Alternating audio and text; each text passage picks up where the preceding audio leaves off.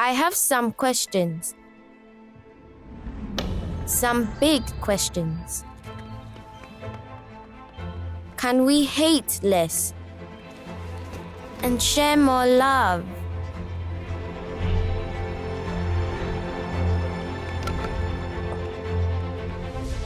Can we cure every disease? Can we make sure nobody's left behind? Can we go faster than 9.58? Can we change our ways before it's too late? Can we all stay safer? Can we go even further than we've gone already? Technology and humanity, together we can. Happy birthday! Thank you so much, guys. I miss you. Oh, how are you celebrating your birthday? Nothing much. Having a home spa day, treating myself as usual. Hey, your money has come. I know, right? So I guess bye. Okay, love you. Bye.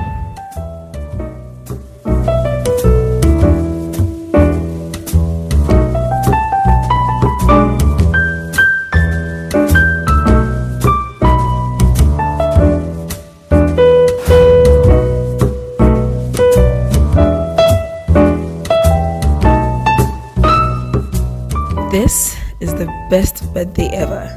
Me, myself, and my doorman.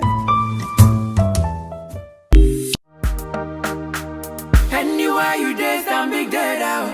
Akosia, I'm awful. I have to go deposit some money at the bank and buy some things at the mall. Okay, but deposit money at this time. Which bank is still open? Oh, Akosia. With a Stanbic ATM, even without your debit card, you can deposit money at the ATM. And you know the ATM doesn't close. It is 24/7. Oh, wow.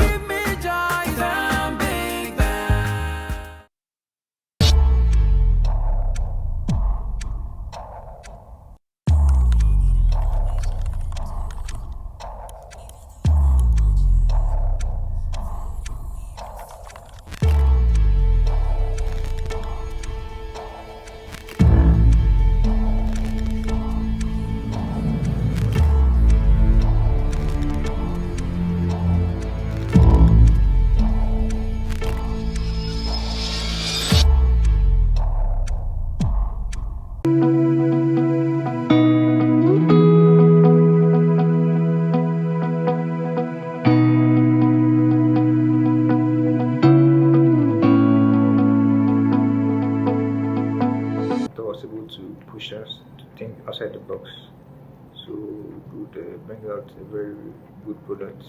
So I will encourage everyone, as this year's hackathon is coming on, to participate, as it's a great stage to showcase your skills and also be able to grab these opportunities that are available. Hi, my name is Joanne. From HTU, I participated in Hacklab in 2018 in an all-female team called FemCode. We were privileged to win the Most Promising Developers Award Female, and it was a great experience. We were working on a project to check environmental protection issues, and we were using EPA as a case study. At Hacklab 2018, I felt very challenged, meeting new people, hearing new ideas, mind-blowing ideas, of course, and also all the sessions really were inspiring, educative. The session that really stood out for me was the design thinking session. It really pushed me to think wide about building projects, especially putting the user in perspective. And one other session that really, I believe, positively influenced my team's pitch was the coaching session, because our coach really inspired us. He pushed us to think, and for that I'm very grateful. In addition to all that experience, the food was great. For the first time we had to sleep in tents, and it was a great experience. I will endeavor to contribute in any way to push this foundation and its vision forward, and I implore all young Ghanaians and Africans to take part, to get hold of this opportunity and be a part of this big community. As Hacklab 2021 comes on, I don't know, wherever you are, participants, volunteer, virtual or in person, I just want you to give your best and believe that you can make it big. Thank you.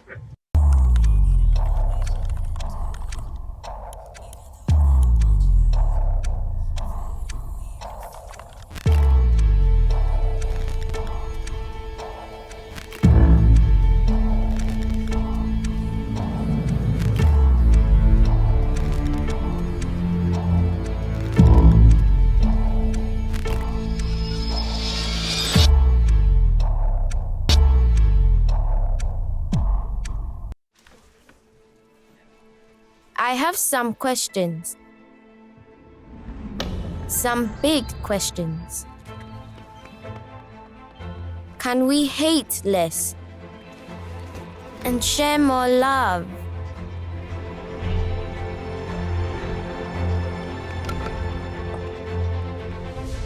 Can we cure every disease? Can we make sure nobody's left behind? Can we go faster than 9.58? Can we change our ways before it's too late? Can we all stay safer? Can we go even further than we've gone already? Technology and humanity, together we can. Anywhere you dare, stand big dead out. Akosia, I'm awful. I have to go deposit some money at the bank and buy some things at the mall. Okay, but deposit money at this time. Which bank is still open? Oh, Akosia. With a Stanbic ATM, even without your debit card, you can deposit money at the ATM. And you know the ATM doesn't close. It is 24/7. Oh, wow.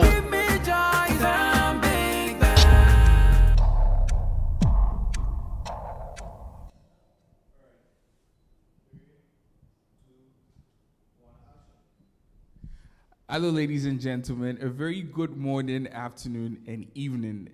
Bonjour, bonsoir. I've actually forgotten the last one. Anyway, you're welcome to this year's Hacklab competition. I hope all of you can see me, right? Good. Are we set, guys? We're all set. Okay. So, ladies and gentlemen, we started off this competition on the 9th of April, 2021. That was just Friday. And all too soon, we're coming to the end of it. I'm super, super happy because I've been through some of the ideas and it's actually very, very, very insightful and intuitive.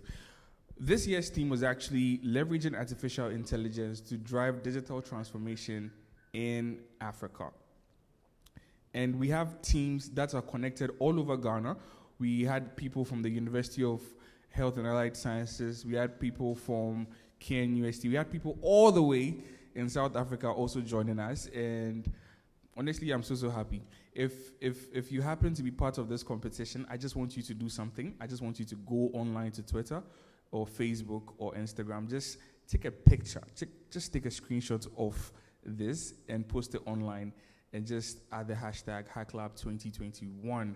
So before we get into the main thing, we are now entering into the main stage where we actually have to pitch our ideas to our judges, and then we give out the awards. But then before we do that, we'll go for a short commercial break from our sponsors, and then when we come back, we'll kickstart the entire competition. Stay tuned.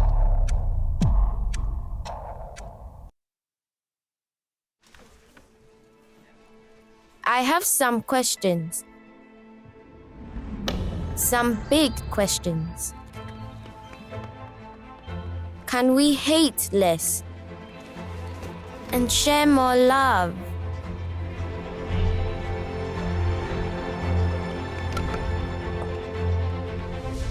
Can we cure every disease? Can we make sure nobody's left behind? Can we go faster than 9.58?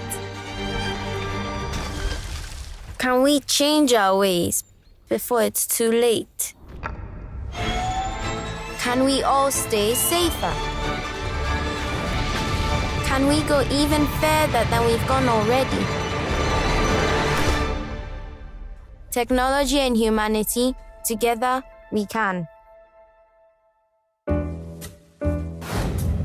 Happy birthday! Thank you so much, guys. I miss you. Oh, I celebrate your birthday. Nothing much. Having a home spa day, treating myself as usual. Hey, your money has come. I know, right? So I guess bye. Okay, love you. Bye.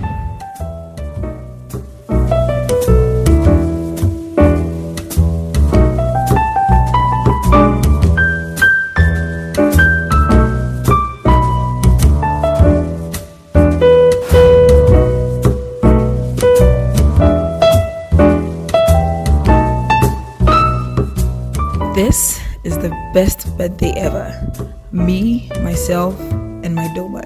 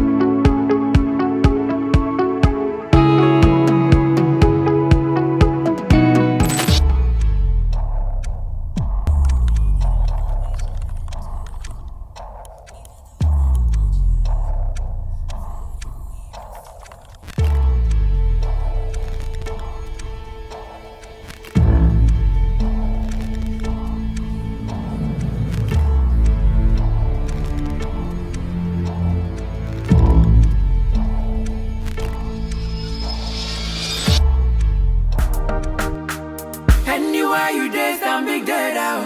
Akosia, I'm awful. I have to go deposit some money at the bank and buy some things at the mall. Okay, but deposit money at this time. Which bank is still open? Oh, Akosia.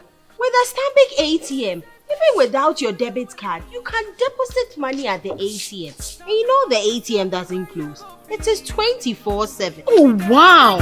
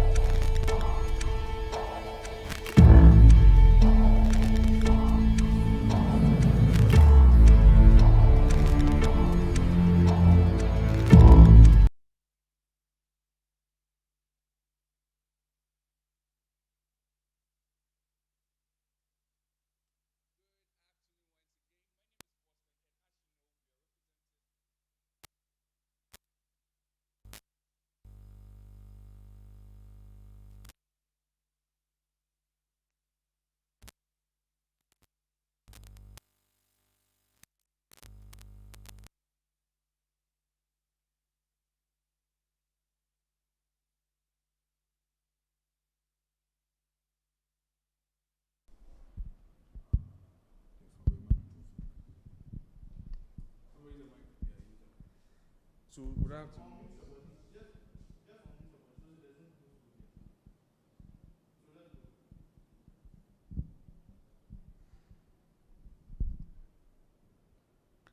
Hello, once again. Good afternoon. We're representing live here in the Airport City Stanbic Bank Incubator. My name is MC Bossman, and you're welcome to this year's Hackathon Virtual Edition.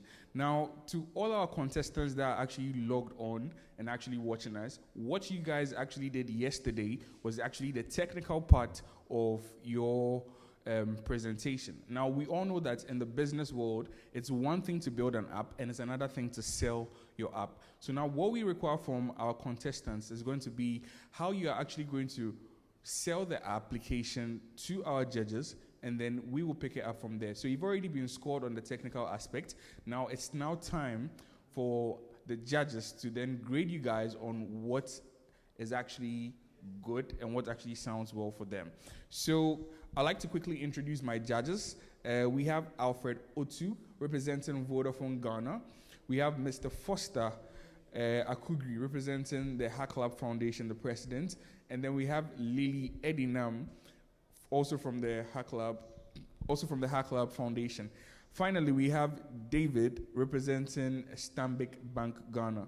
So this is how it's going to be. We're going to have 5 minutes of your presentation. So all contestants are going to have 5 minutes to present their ideas or pitch their application that they came up with.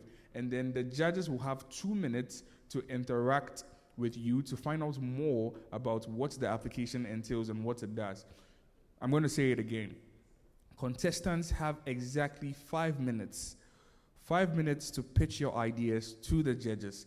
And then the judges also have 2 minutes to ask you questions.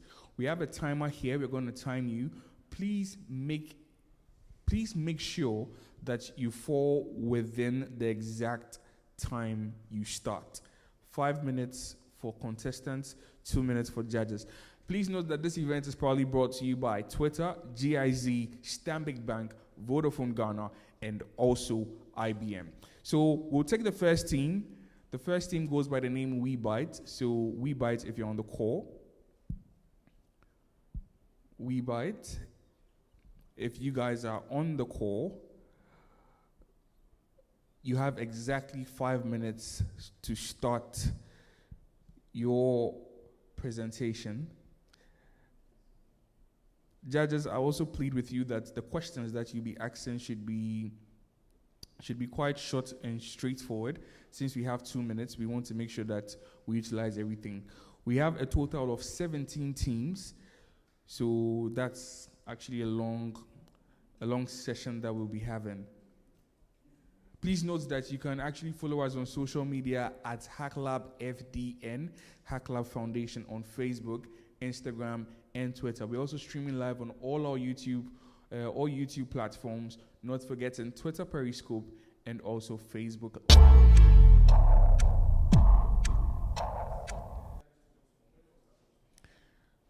I think it's only fair that we have a quick remarks from our judges. So, hi Foster, I don't know if you can hear me.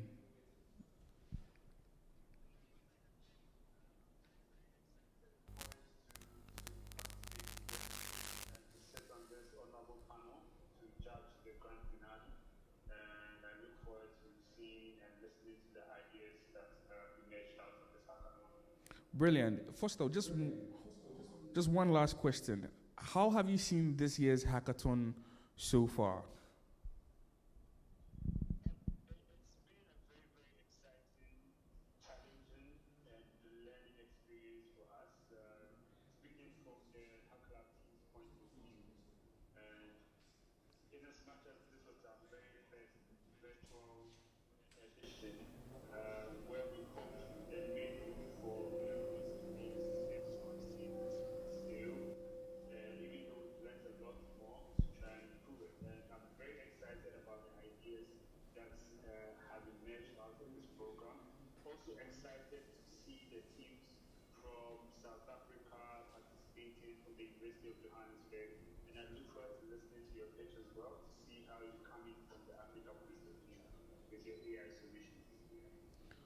Brilliant. Let's take from Stanbic Bank.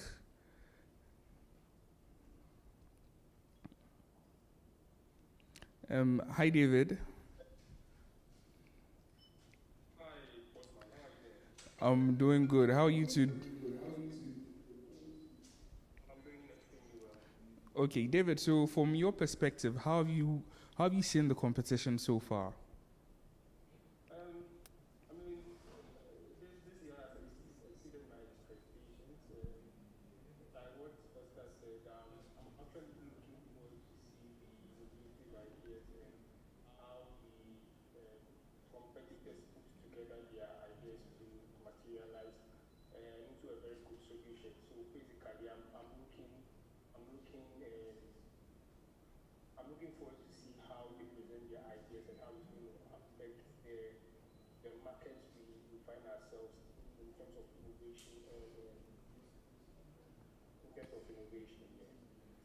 That's brilliant. That's brilliant.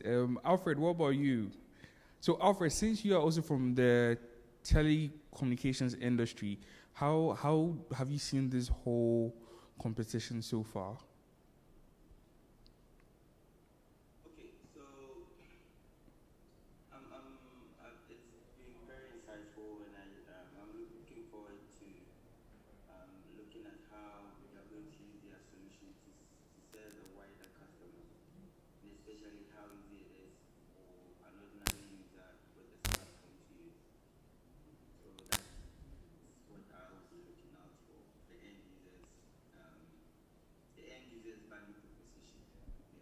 Yeah, I think that's also something that I'm really looking forward to. I was actually amazed when I actually saw that we had people coming in all the way from South Africa to join. I was really, really touched. That actually shows that technology is actually sending us places.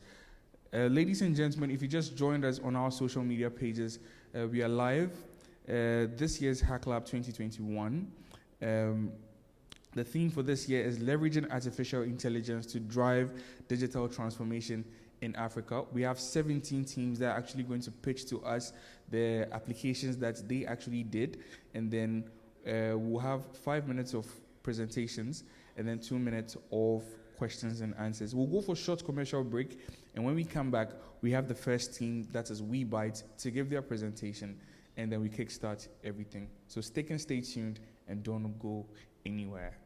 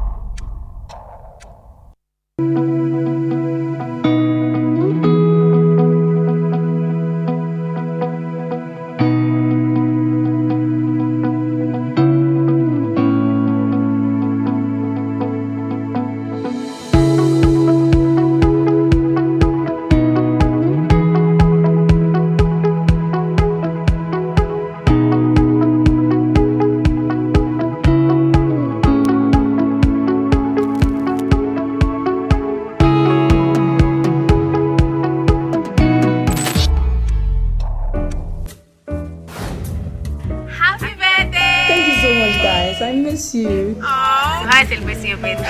Nothing much. Having a home spa day, treating myself as usual.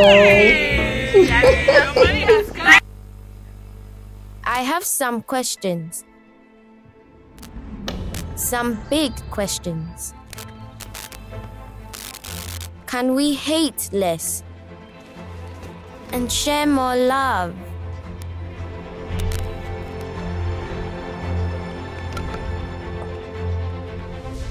Can we cure every disease? Can we make sure nobody's left behind? Can we go faster than 9.58? Can we change our ways before it's too late? Can we all stay safer?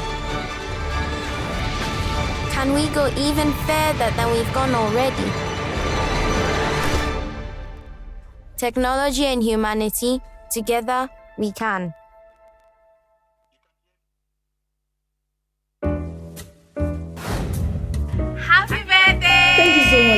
I miss you. Oh, how celebrating your birthday? Nothing much. Having a home spa day, treating myself as usual. Your money has come. I know, right? So I guess bye. Okay, love you. Bye.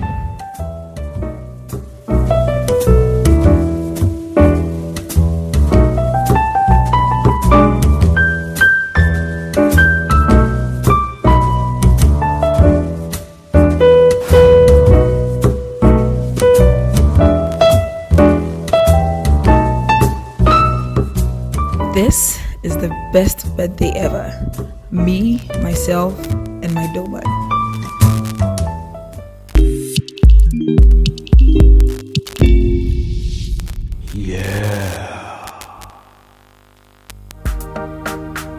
Anywhere you dance, I'm big dead out.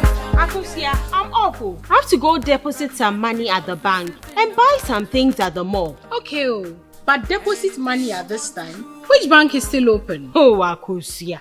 With a Stanbic ATM, even without your debit card, you can deposit money at the ATM. And you know the ATM doesn't close. It is 24/7. Oh, wow.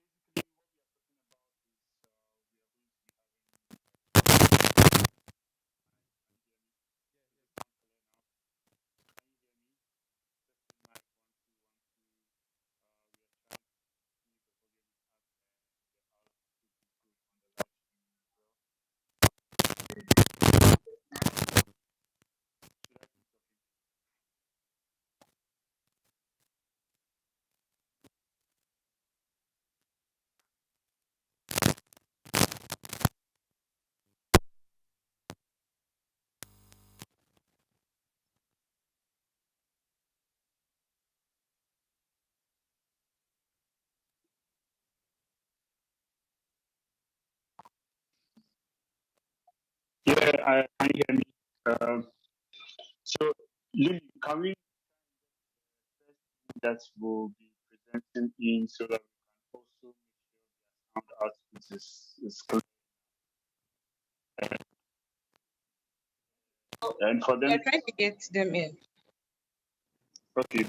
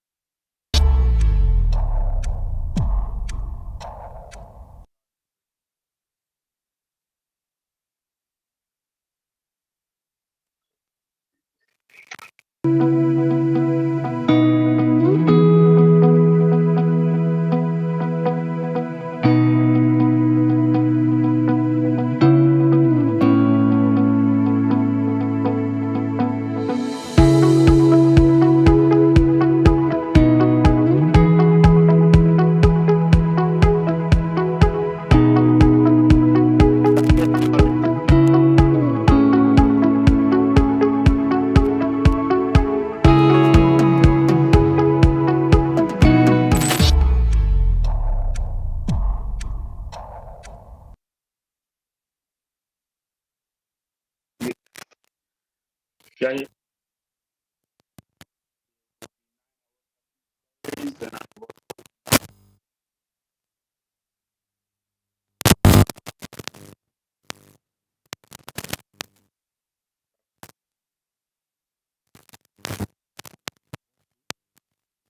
a chapter.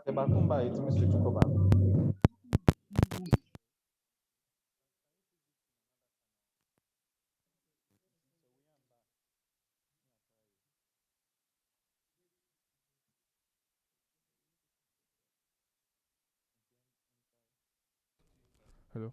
Hello? Okay, good. We're good. So that I can move my hands free.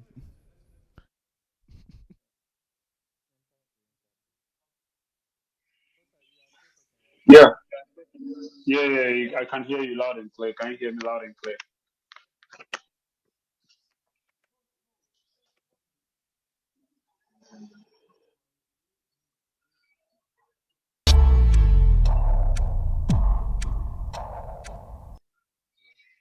Okay. All right. Thank you. Because they are trying to let the team in. When we kick them out, they're not able to join again. We're host. Zoom assuming they were in Nissan. So hold on one moment. Okay.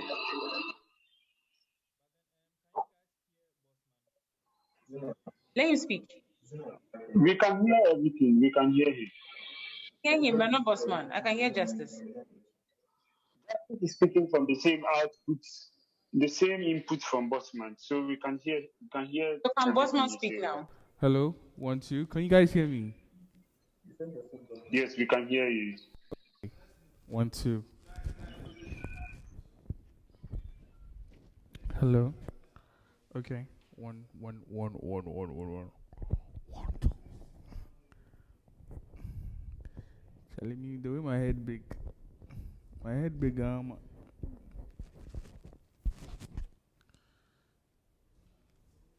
see.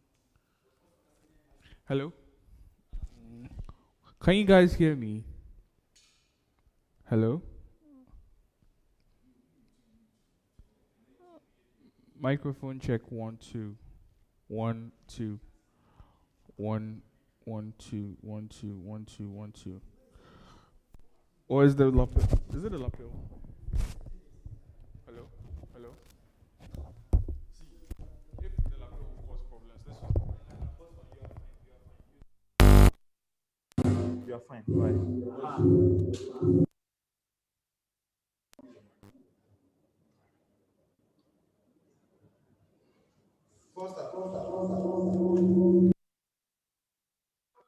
I can hear you. We can hear you.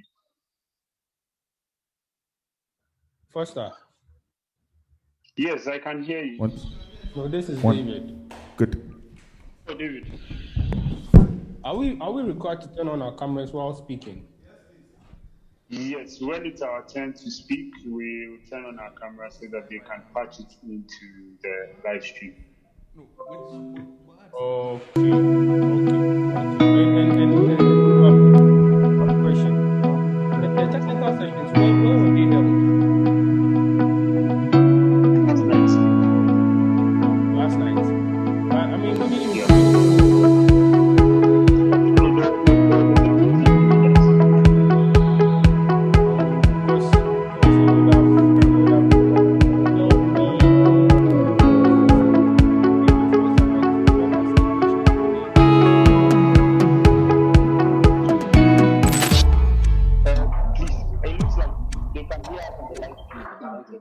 We'll be with you in a minute.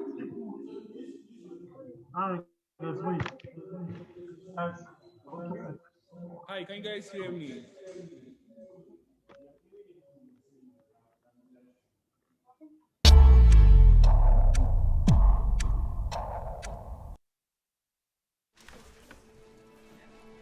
I have some questions. Some big questions. Can we hate less?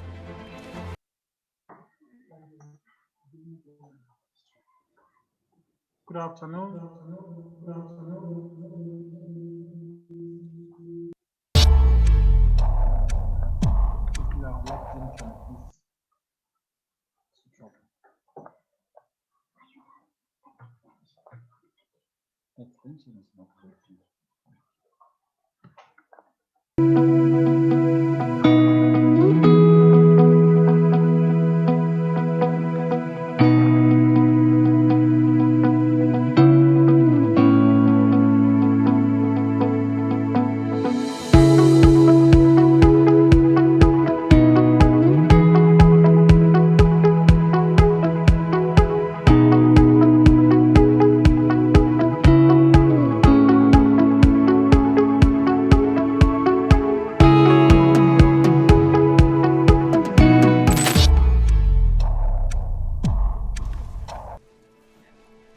I have some questions. Some big questions. Can we hate less and share more love?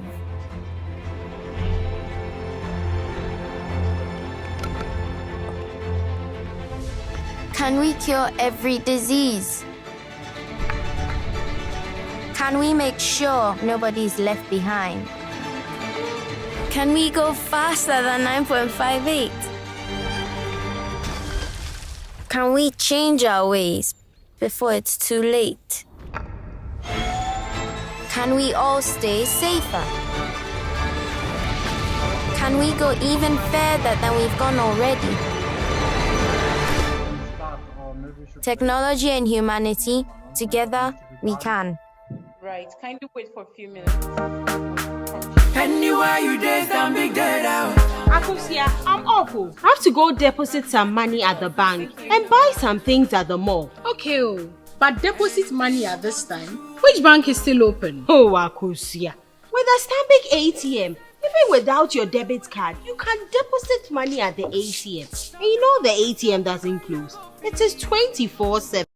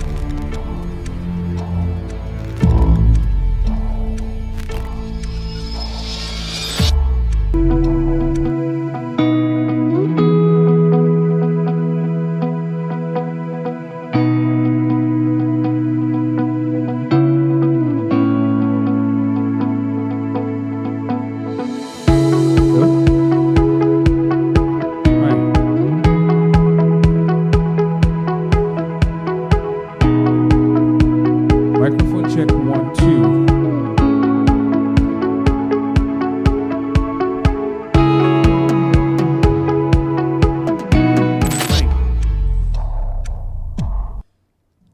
Okay.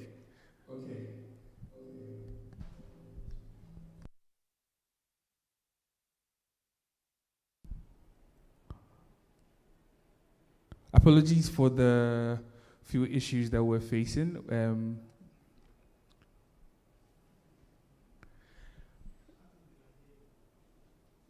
Can you please confirm if you can hear me, to my judges and panelists on the call?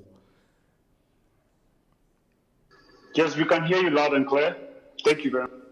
Okay, then I think we're good to go now. Ladies and gentlemen, you see, this is the reason why we actually need more knowledge in the field of technology, so that we can prevent circumstances like this from happening. If it's an automated thing, we don't have to worry ourselves. Anyway, welcome back once again. This is where we decide who is going to be crowned the official winner for this year's competition. We'll take our first team. I'll go over.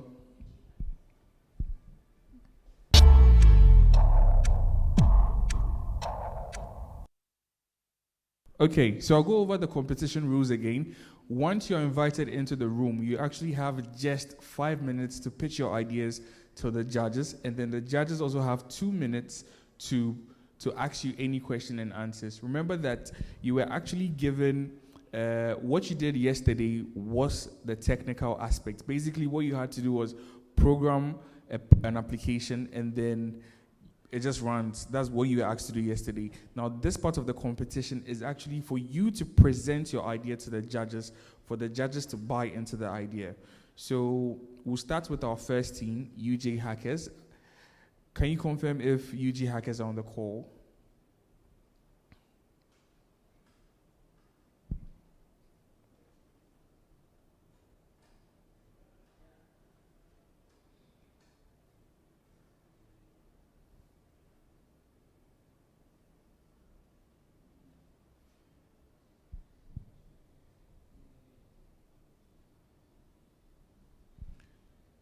UJ Hackers, if you're on the call, you can go ahead and let us know so that we begin your timer.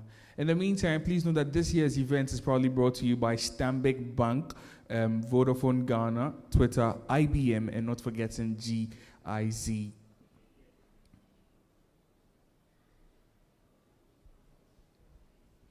And also, we are streaming live on all social media networks, YouTube, Facebook, and Twitter Periscope at Hacklab FDN. If you want more information about this particular competition, you can log on to our website.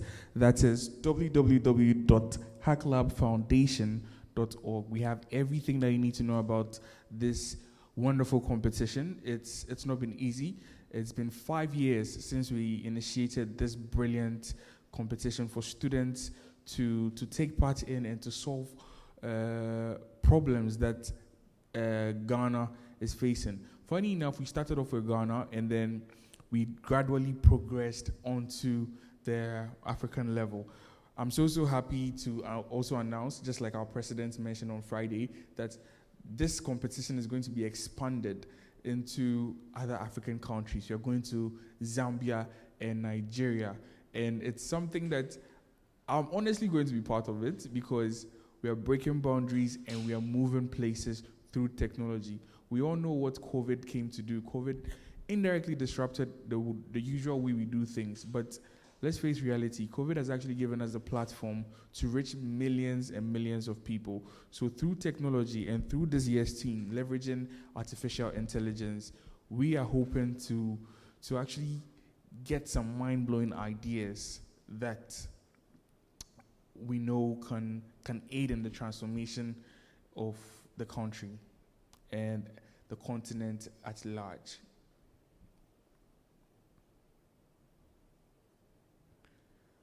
Please remember that the official hashtag is Hacklab2021. Okay, so I have confirmation that UG hackers are on the call now. If you guys are ready, kindly just give us an introduction. Once you come in, you are required to actually put on your video so that we can actually see you and interact with you one-on-one.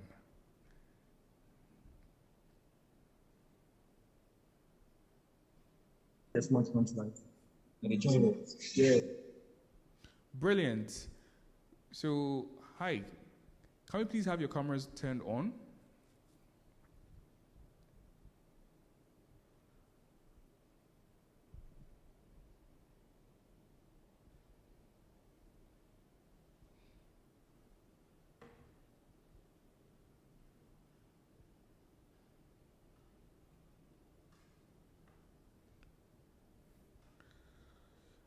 So just to announce what the overall winner is going to get, the overall winner of this competition is going to get a GIZ full scholarship for the AI Accelerator. The team is also going to get a grant to cover startup incorporation legal advisory services.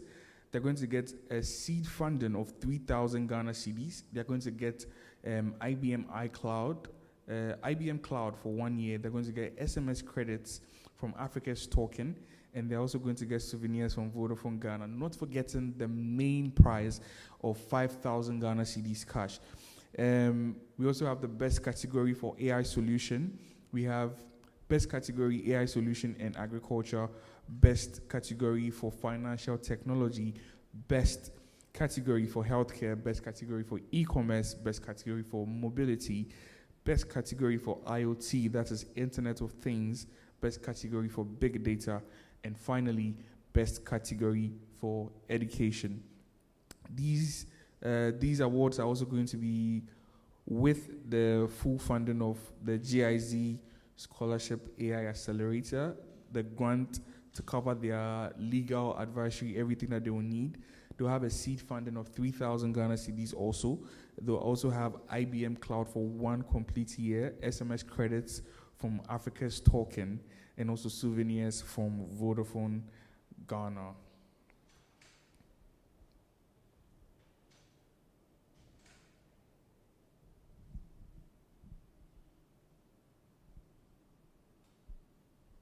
Okay, so Team UJ Hackers, I see some new joiners on the call. I presume that's where you guys are from. So what you guys have to do is just turn on your videos and give us a quick introduction of your team, and then we just kickstart.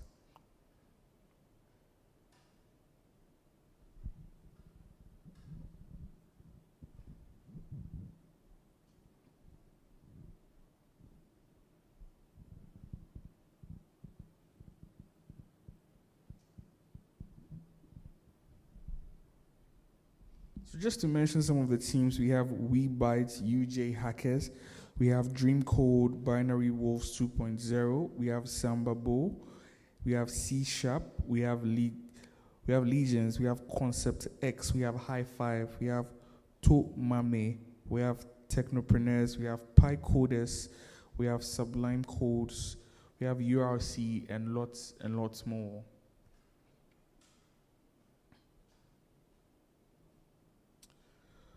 It's only right that we acknowledge our media sponsors. Shouts going out to Darte Media for ensuring that this particular competition is doing well across all social media networks. Shouts going out to iMuller for the music and entertainment that has been coming through. Our wonderful camera setup here is probably brought to us by the 93 studios. We have Hyperactive. They are actually in charge of our social media.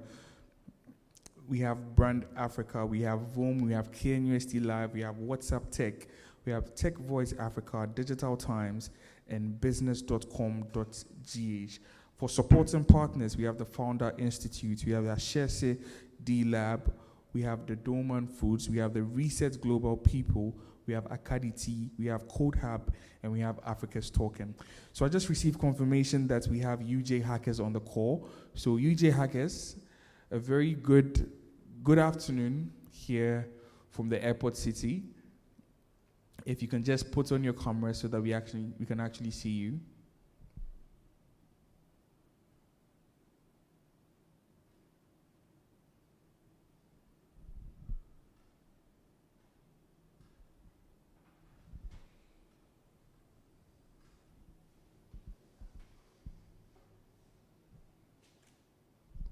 We'll go for a short commercial break. Happy birthday! Thank you so much, guys. I miss you. Oh, how are you celebrating your birthday? Nothing much. Having a home spa day, treating myself as usual. Hey, your money has come, right? So I guess bye. Okay, love you. Bye.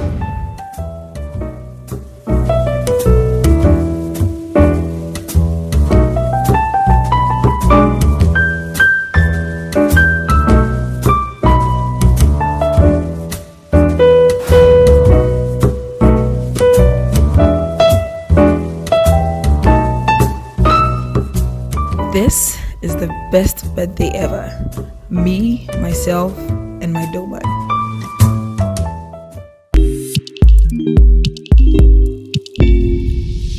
Yeah.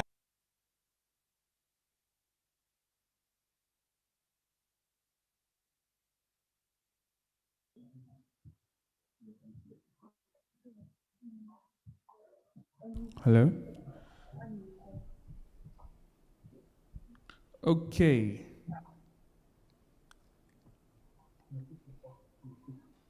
So just to confirm, we have UJ Hackers on the call. UJ Hackers, can you confirm to me who is going to be your presentation lead?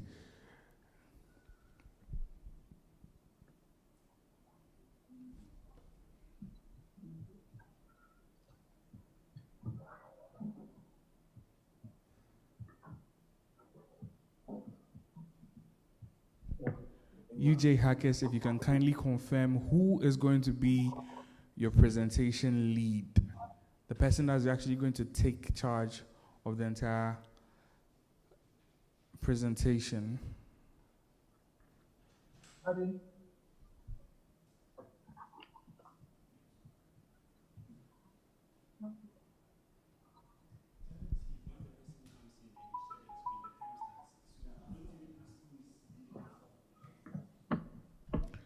Okay. Hi, we can see your screen, UJ Hackers. Can you start your pitch? Okay. Thank you very much. Greetings, everyone. I'm Hetty Mongwe. I'm standing in for the UJ Hackers team. Okay. And we'll be looking at the problem statement, the concept with regards to the benefits of our solution and the revenue generation strategy, and our solution, which is the EMA app, the emergency medical application. According to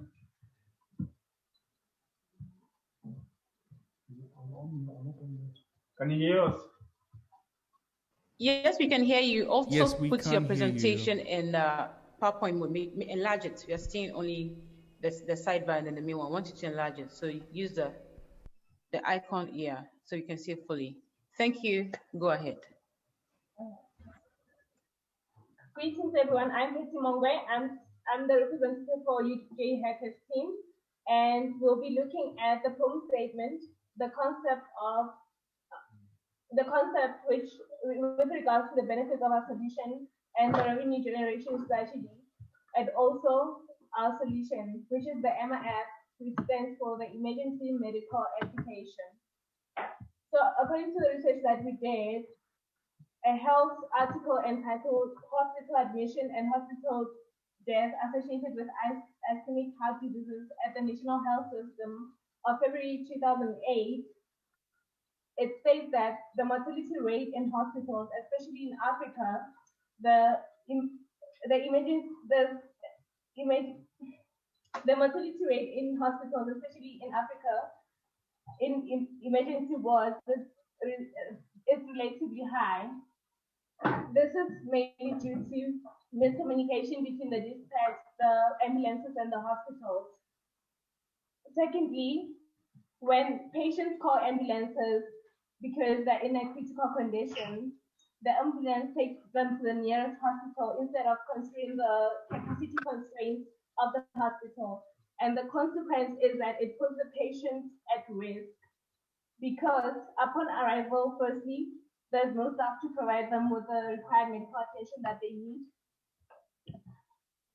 And secondly, the nearest hospitals may not have enough space, for example, beds that can accommodate the patient.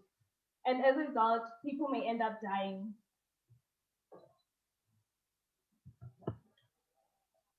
So here's our concept. The benefits of our system is that EMA solves the problem of service delivery with provided to patients. It reduces the mortality rate, meaning that the time that could have been used by the patient waiting in line is now used for a quick allocation and delivery of the patient to the hospital. And it also improves the efficiency of doctors. So doctors can analyze the patient's condition before they get to the hospital, and by the time the patient arrives at the hospital, then they're prepared to help them according to their specialty. So the revenue generation strategy is that our system facilitates the referrals of patients from government hospitals to private hospitals, and it also works on subscription service, whereby when a patient subscribes, revenue is also generated. And the solution is that when the patient logs into the app and they state their medical condition, the system filters through a number of databases of various hospitals that haven't reached capacity limits, have enough space, and have enough available doctors to assist, and then it allocates the patient to the correct hospital. And then the doctors will know in advance the condition of the patient. Thank you.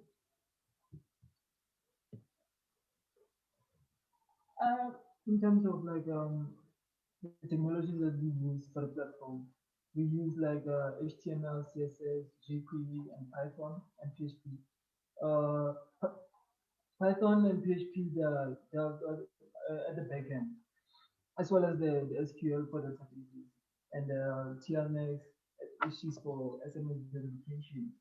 And we make use of medium mode communication technology. Thank you so much. Those are the names of ourselves.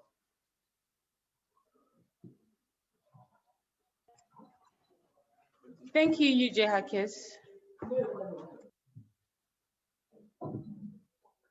Okay, so here you have a view of the app actually.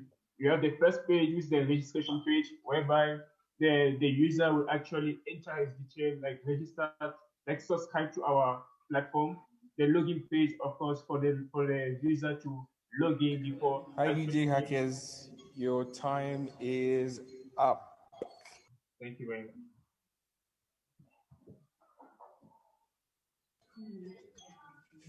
Judges? Bossman, we can hear you. Thank you, UJ Hackers. Thank you for your presentation. And would have loved to see a bit of your demo, but that's fine. We can see you scroll through the pictures. Maybe you can do so. We have an impression about it. I'd love to have the others go in first. So Alfred or Foster or David go in first. Then I have a question also.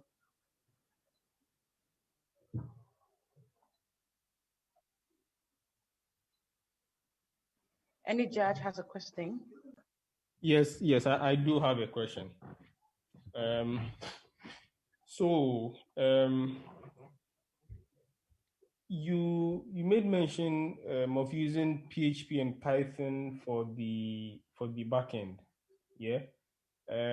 Why didn't you stick to either PHP or Python and you decided to fuse the two? Is there a particular problem or function each of these languages are solving for in your solution? In our solution, we are using PHP to be able to access the database, modify data from the database. We receive data from the user interface from the user, and then we need to process the data and send it to the emergency response for them to allocate the proper service to the client.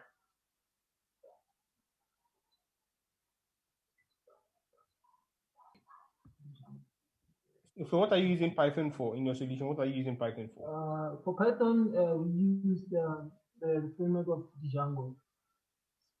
So like there we just wanna like it's for the capability, like not the capability, and then more information that is coming out, like maybe like there's too many clients who are entering, so it can store too much information, too much data. That's why we choose for Python. Can you? I didn't quite get you. Can you come again? Let's come closer. Come closer. Come closer. I'm saying like we use Python for with the framework of Django. Django. That one was basically for like the storage of data from users. Maybe like there will be more patients who wanna enter to the platform. So like we thought like the framework was more accurate. Okay. I still don't get what you're using Python in there for, but for the PHP, I think you're using the PHP to connect to the database and make crude requests. We also like advance in that like because we made use of machine learning using Python. Okay, so you're using the Python for the For machine learning aspect, algorithm. yeah? Okay. For me, my advice to you is that I mean you can still use Django to connect to your database and perform some queries and etc. Right? So instead of you using two different languages, I would advise you to stick to one language, which would be Python. You can leverage on the ML capabilities Python has, and you can also use what's it called? um, the Python to connect to your database, whichever client it is, and then perform your queries in there. I would have loved to. I mean, if I had seen your application, the demo from end to end, I mean, I would have asked a lot of questions, but based on what you showed me now, or you demoed, I'm able to ask these particular questions. Basically, I'm done. Thank you. Thank you, David. Foster, you are muted. Do you have a question? Yes, so what exactly is the application of artificial intelligence in this? Can you come again, please, sir? What exactly is the application of AI in the solution you have developed?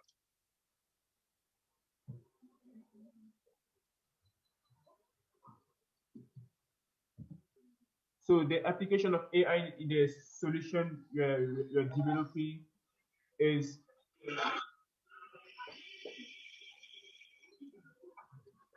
Like for what are you trying to say is like we're having connection problems here. Like the application of like AI was literally for collection of data, like in a fastest way, as far as like we use data models of machine learning.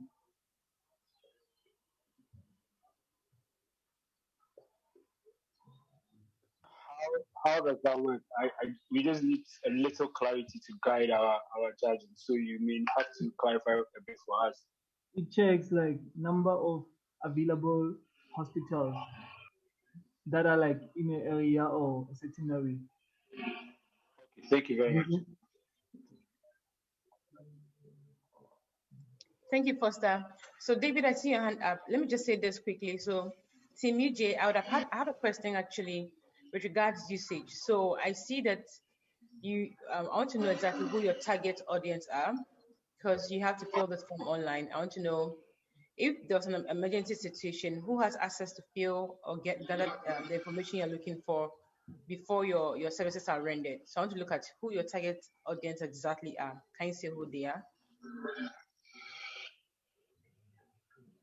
I think for us, it was like literally like for people who were critically ill, like because like what you're trying to solve here, like as far as like we live in Africa, like Africa is like an emerging country. We have problems with our health, like the health system is kind of like poor somewhere somehow. So people who are literally like critical, like are the one are the target audience for us. And perhaps those who have emergencies and maybe old people that go on checkup monthly. Yeah, definitely. Okay, thank you. I have an advice. So for people in emergency, you want to look at how you limit the steps they would have to take to access an emergency service. Because I see this sign in and submitting, maybe that's the first sign up, but beyond it, how easy is it to access your service? You want to make it as easy as possible for people who have health emergencies. So you can think that through. And we thank you for your presentation. We are far behind time. During our judging procedure, we'll have a look at your pitch deck again. Thank you and thanks for presenting to us. We appreciate your time.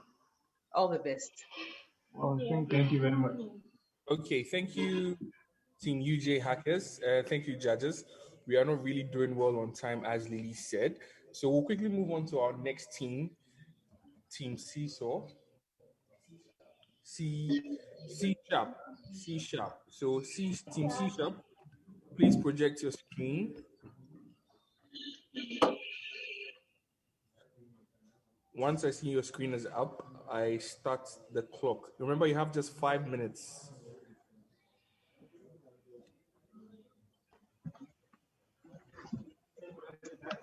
Good day. Can you hear? Okay, Team C sharp, your time starts now. Okay, my name is Patience and this is Group C Sharp. So the name of the system is Walk With Me. In our current situation, we have realized that almost two-thirds of women feel unsafe walking alone in urban areas. One of the major problems women face when commuting in the new environment is the constant stress of them feeling unsafe, being catfished, cold, and overall uncomfortable, especially with our country, South Africa, having the highest percentage of rape and gender based violence. It is a constant reminder that just taking a walk as a woman outside may be a very wealthy your last. So that's our problem statement.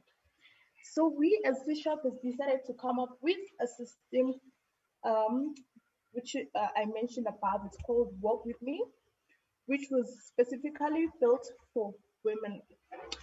One of the major problems that people face when going to a new workplace or a job interview, particularly when women, is the lack of knowledge of that area. So that Work With Me does. So what the Work With Me does is it allows verified workers in areas to be requested in an Uber-like fashion and be paid an amount as low as 10 rand to walk someone to their destination. So, as the problems most people face in cities like Johannesburg are vetted by the help of local areas. So, So what Work With Me essentially is, it's an API on demand service that allows even third-party companies to integrate with our solutions. So how we do that is we allow companies, even like Uber, for instance, whereby if a woman has a job interview in a city that they've never been to before. So now how we do that is we allow companies that are recruiting to actually request a worker for each woman, and then from where they get off the official public transport, they can be walked by someone who has been chosen by the SAPS and the Community Patrol Forum. So now, how are we going to make money really? So now we charge businesses a subscription fee at a per user rate. So we have a per user rate whereby for each user you enroll on the platform, you have to pay a monthly amount. But we have a pay per use service also. Pay per use service involves a user actually paying 6.50 per 600 meters to actually now to actually whenever they pass that threshold and they pay. So Work With Me also allows third-party companies to integrate with its back-end API to integrate optimized safety solutions for all their workplaces. So here in South Africa, it's actually enforced policy that companies must actually act on GBV. So we do have a version of Work With Me working. So since we mentioned that it's all API based, most of it doesn't have a user interface. Instead, we're just going to be running an optimized version of it. So I'm just going to do this, prototype, CD, walk.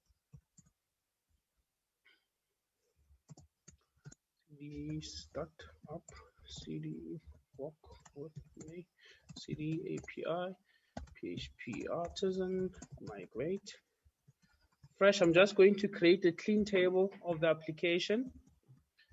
Then I'm just going to serve it like that, and then it should be open to people now. The next thing I'm going to do is I'm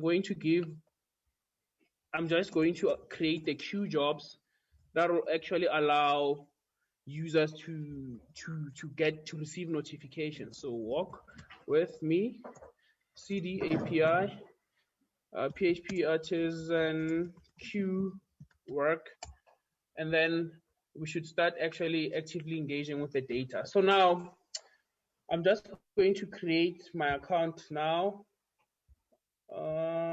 Let's see.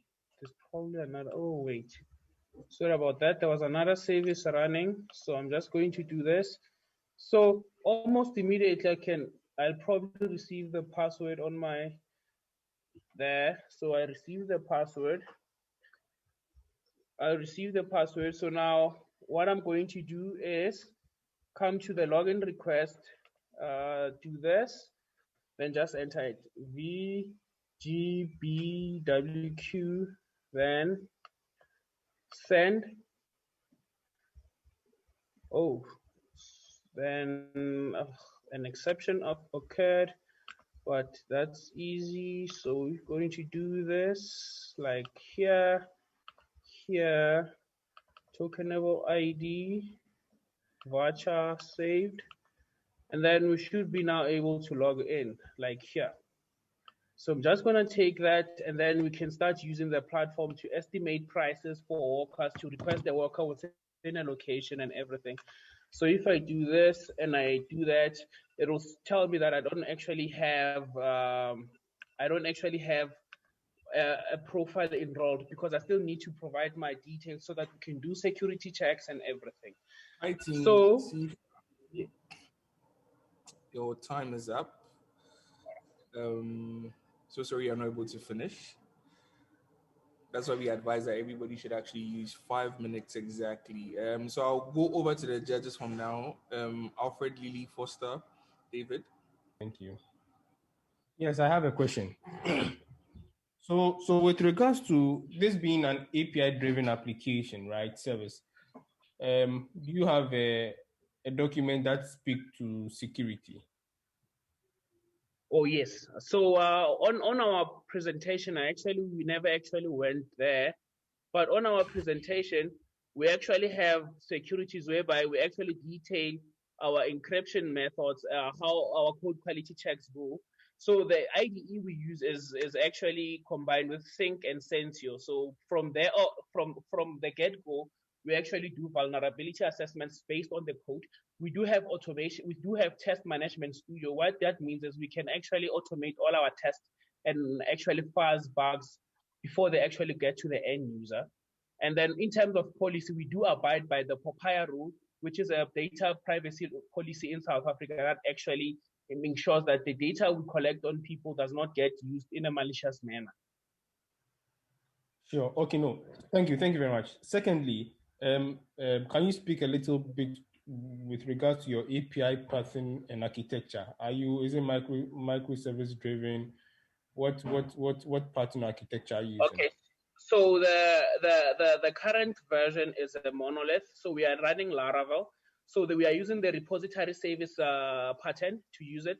So now we have repositories for accessing our model data. We have services for ensuring that any request coming from the controllers is actually reserved. So if I can show you here, our controllers actually have Don't show code. Don't show code. Don't show code. Right. So our controllers don't handle any logic. We have actions and services and repositories doing that for us. We are using Sanctum, which is an OAuth 2 compliant package for us to actually execute our tokens. Okay, sure. And I saw that there was in your presentation, you were not handling exceptions very, very well. Yeah. Yeah, we didn't add a try catch on some of the repositories.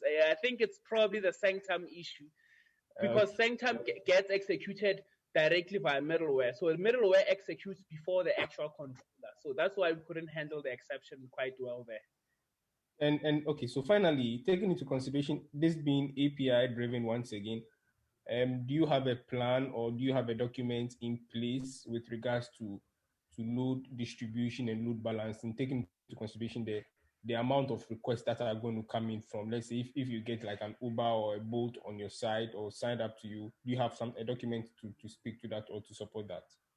Okay, so we do have a use case diagram, but I can quite accurately detail how we plan on doing that. So this application can run behind hub proxy load balancers. So we can have multiple Nginx instances running on IBM Cloud, and that hub proxy load balancer will actually take over from there.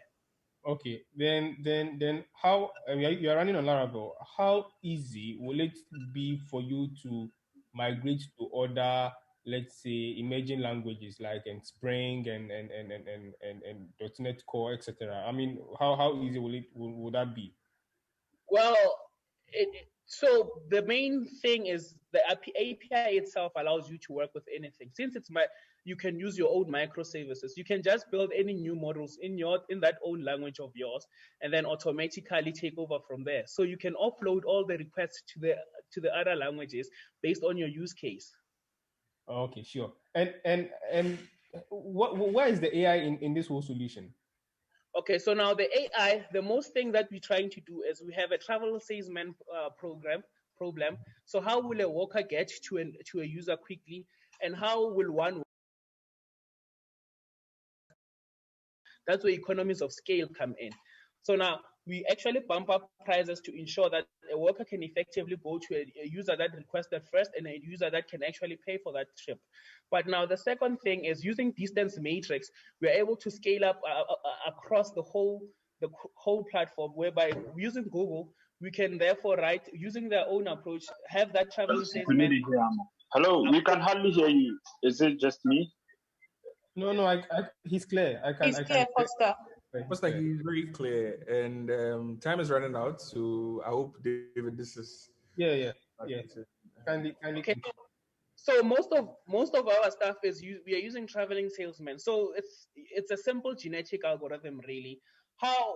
So using a brute force method, using the A-star algorithm, we can actually depict if we have 5 walkers in an area being visited by 100 people, how quick will we be able to end those trips? So that's the type of approach we have. Okay. And do you have this module already written? We're using a vendor file for that. It's in the source code that directly contributed to the GitHub. Okay, sure. Thank you very much. Taking into consideration we're running out of time, I'll leave it here. Thank you so much, David.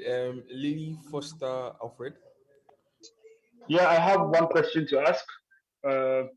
So I just need to understand clearly what your business model exactly is, right? You've talked about charging per user rate fee. Who is your worker? Do you have a persona defined for who your worker is? Who qualifies to be a worker? Because if I'm a serial killer, I can pose as a worker and stuff like that. So walk me through your due diligence process. How it works in South Africa, we have community patrol forums. So now what those community patrol forums do is they expand on the role of the South African Police Service by actually being engaged with people around the community. So most of the time, every single community you go to has a CPF member. So the workers are actually recruited from those CPF members because they already have links with almost everyone within that same community.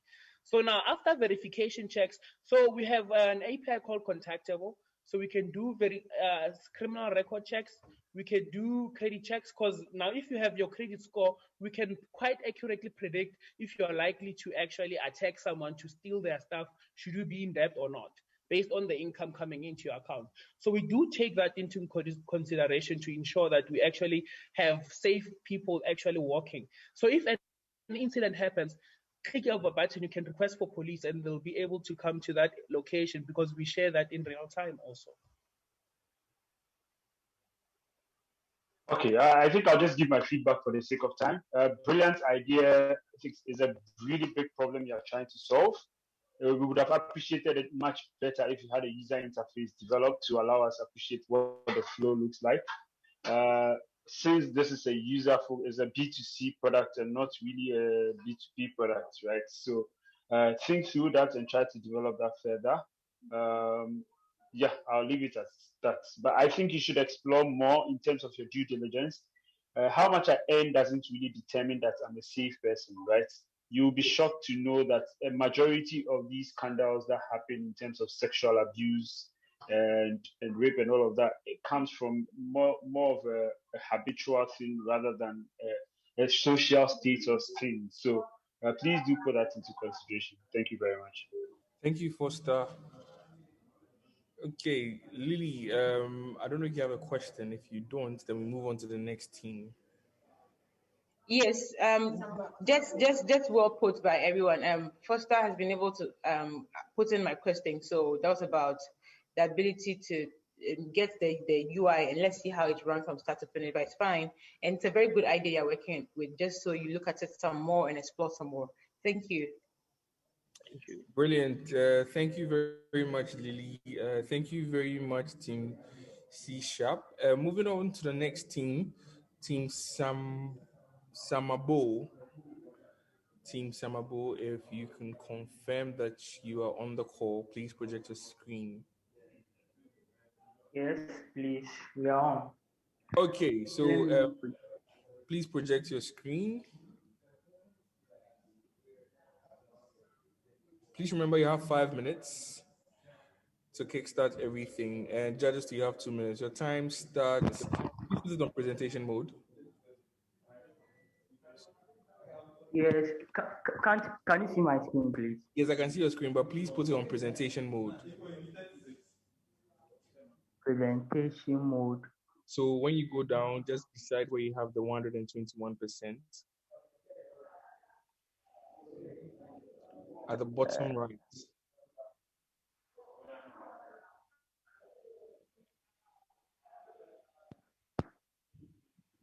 Please come again. So look At the below your screen, right? Look for where you see notes, comments. There are some icons. Okay. Good. So come down. Come down again. No. Go back to your presentation.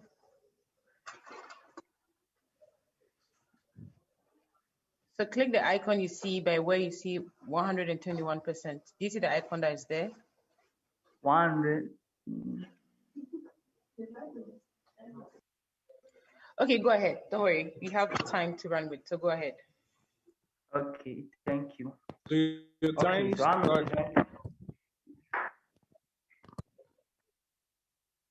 so I'm representing Team Samabo. And before that, I'll start with a short story. One Saturday evening, I wanted to call customer service to assist me to bundle. I forgot the code, so I wanted them to assist me to bundle. And I reached out to them. It was around 11 p.m. and they didn't answer me. My dad also has similar problem. He sent money to a wrong client and wanted to retrieve it back. So he called customer service and they didn't attend to him. That's a problem, right? The problem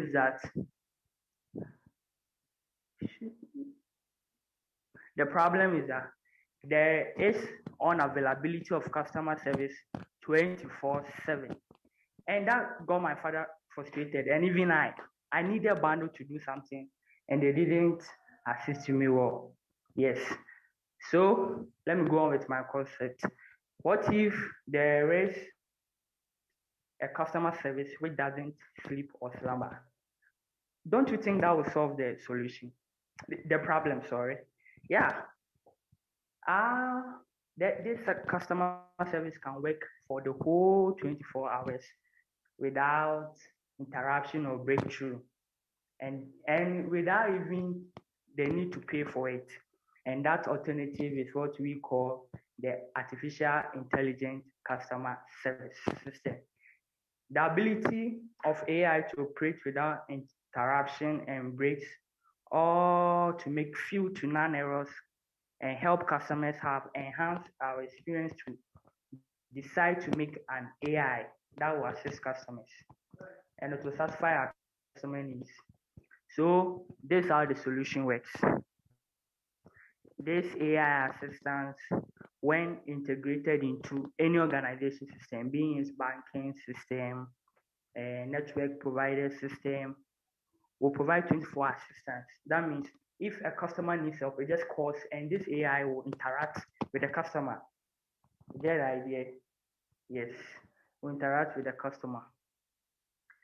It's available for the whole day, and the service too is free, and it will increase productivity also, in the sense that the humans who are working on the customer service wouldn't need to, wouldn't need to, well, can do other jobs, sorry. So these are the technologies we applied. We use AI libraries like Pandas and NumPy, machine learning library, GitHub, Jupyter Notebook, and IBM Watson API.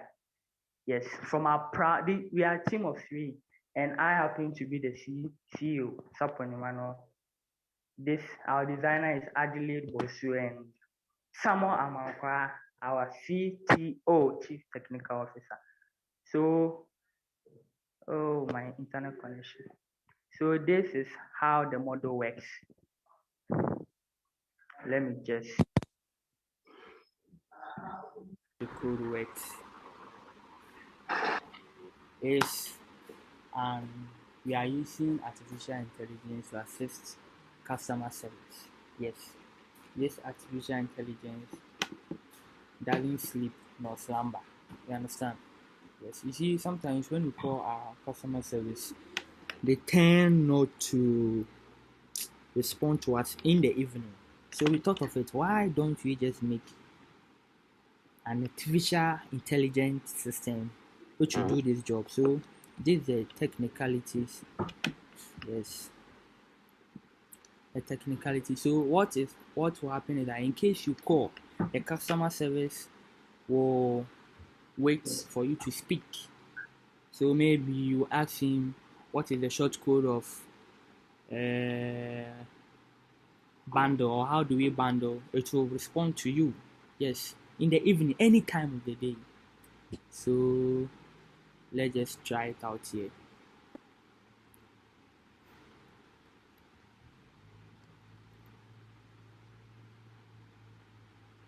How do we bundle? How do we bundle? Please hope you can see it. Let me widen it. Okay, they didn't get me, so let me try again. How do we bundle? Thank you, team. Sorry, but your time is up. Moving on to the judges. So let's start from you, Lily. Right, thank You see, it has brought the output *344#. You see how amazing it is. So thank you, Summerbull. Thank you for trying to trying to find. Thank you for finding what you found out, and thank you for trying to make it work better for us. Now I have a question. Okay. So I always come back to your target audience, and I come back to the research you did into getting the statistics you have about the 24/7 customer service. So can you share who your ideal target audience is and the amount of work you put in to get the the percentage of customer service people who normally don't respond, something of the sort, so you can know how you can market it. Because you mentioned something that was interesting also. You said there's free use of service, and I'm wondering beyond that, what your business model would be. Okay, thank you very much for your question. So my target audience is our parents. You see, I mentioned earlier on that my father couldn't try calling that customer service for assistance, but I didn't have his way. So our parents who don't know how to use the internet, they can just use the customer service. So they just call the customer service and it will assist them. Yes, that's my target audience. Parents and people who don't know how to use internet properly. Yes, please. Thank you very much. Okay, thank you. What's the name of the solution? What's the name of the solution? AI What's customer service. AI customer service. Thank you. Do you have Artificial anything? Okay. Do you have anything in mind by way of business model? How you want to look at this and scale it beyond this? Okay, I want to later on bring in other languages. For now, this only supports English, and you see, our parents will be asking for maybe Chi or any other language so that it will assist everybody equally. You understand? Thank you. Right. Thank you. Alfred, your hand is up. Yeah, Alfred. Yes, so can you hear me? Yes, please. Yes, Alfred, we can hear you, but your voice is a little bit faint, so I don't know if you can speak up. Okay.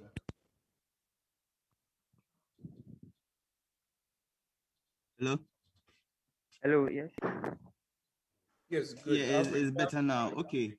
So yeah, so my question is it audio based or text based? How do you take the input from the customer? I wasn't clear on that. Is it by Audio voice or it's audio based? Okay.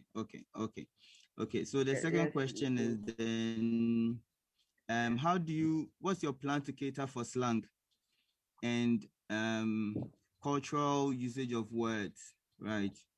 Because I saw in your model you had cosine similarities. How would your cosine similarity computation resolve the difference between pants in America and trousers. So, Okay. so that you can cater for a wider variety of customers based on their local dialect or their local usage of the English word. Okay. Okay. Please, are you done? Okay. So this Yes, cosine similarity compares the words of the customers with the frequently asked question with the facts, and which will get the output. So you are talking about slangs, and that one Google's how do you call it, IBM's API will sort that out. Yes. So you see, as time goes on, the artificial intelligence improves. It is how to capture other languages. Yes, that's why you have many APIs to assist in that. Thank you very much. All right. Thank you. Foster.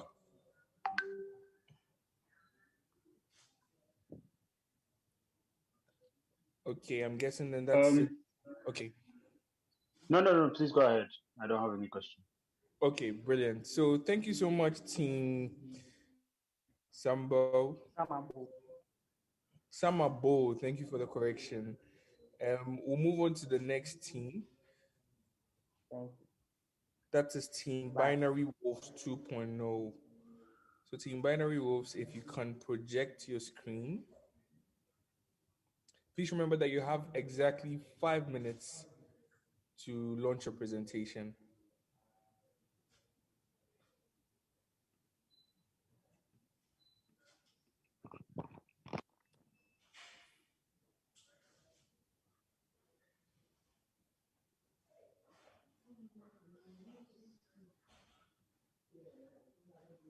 Okay.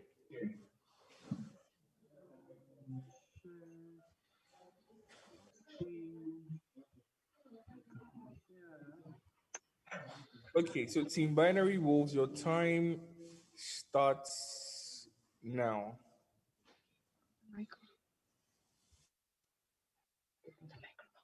Okay. Good day, judges. I am Janice Sunzu presenting on behalf of my team. We are the Binary Wolves. We are addressing health logistics. So recent statistics show that between 1993 and 2015, 38.45% of all deaths were a result of time-critical conditions. So we've identified a problem. The problem is that local government is unable to dispatch local emergency services on time. So this means that emergency service response teams are not optimized to meet the growing demand of emergency for a growing population. And a recent Bekisisa survey revealed that South Africa only has 1,971 state-run ambulances on the road, and this is not enough ambulances to cover the whole population. It can only cover a third of the population.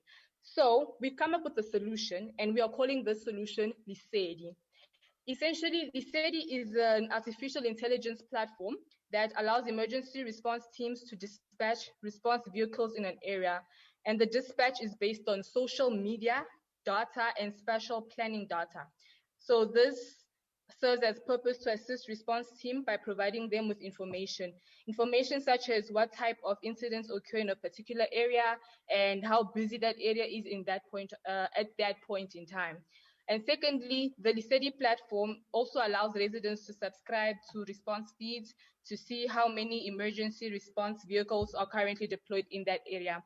So this allows administrators of the system to use on-hand data to procure the necessary amount of vehicle types and equipment to assist in an event that an incident happens in that area. And thirdly, with Lisedi, private ambulances private ambulances providers can enroll as third parties to help offload the capacity constraints in emergencies. So our solution targets certain policies, namely the Disaster Management Act, meaning that we can use data on hand to predict outcome of unprecedented events or accidents in this case.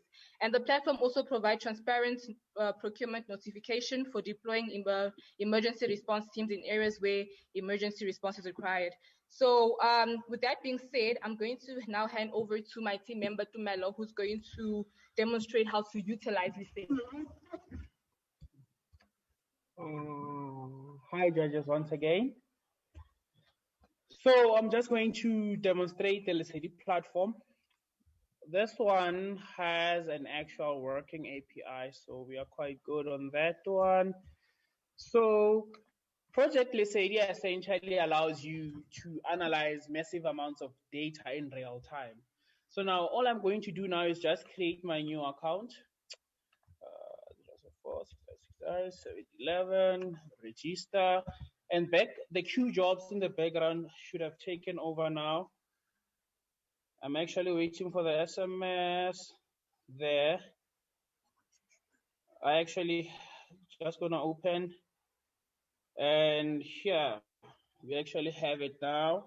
So we can actually log in. So I'm just gonna log in using the generated SMS 0746969 password is pos space critic space total space seat.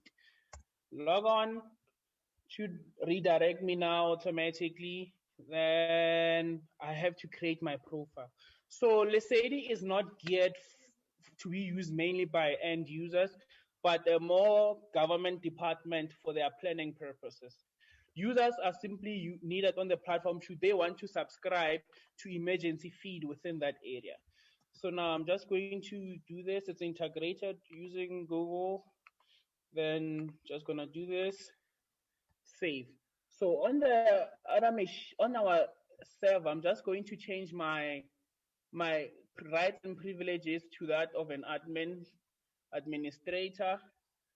Then I'm going to reload here, and it should start giving me a view where something is familiar. So now what I'm going to do is import a large amounts of data to actually showcase. So we're using, so you can import directly from the interface. You just paste the link, but we did create a command for it, so it's going to be faster if we do it that way. So I'm just going to do this on the side. Then you should see the data almost changing immediately, automatically there on the facilities tab. So it's done actually. So now all I'm going to do is reload. Hi, Team Binary Wolves. You have 20 seconds more. Oh, okay. And what's happening here? Okay. I guess the the machine learning stuff actually broke it, but it should load up. Oh, it's done actually. It's done. So we have a real-time database. You can play around with your data like that. You can view the top 5 best performing, the worst performing, and why those are the worst performing. This is all based on actual Twitter data, by the way, because our data is also fragmented, so we couldn't get a lock on the quality survey of hospitals. So, Brilliant. Yes. Thank you, Team Binary Wolves 2.0. Over to my judges. Thank you, Team Binary Wolves. Thank you for your presentation. It's important what you're working on, and I just have a question. I already asked about. I've already mentioned a lot of target audience, but I want to see here your business model also, and so I want to know what your target is. So, are you able to tell me the target first, because I've been mentioning it, then also tell me what your business model is. Okay, so our main target really is city planners. We have noticed a trend. It's not only South Africa, almost all of Africa, whereby the government procures vehicles, but not for the appropriate number, but not the appropriate number required for that particular response type.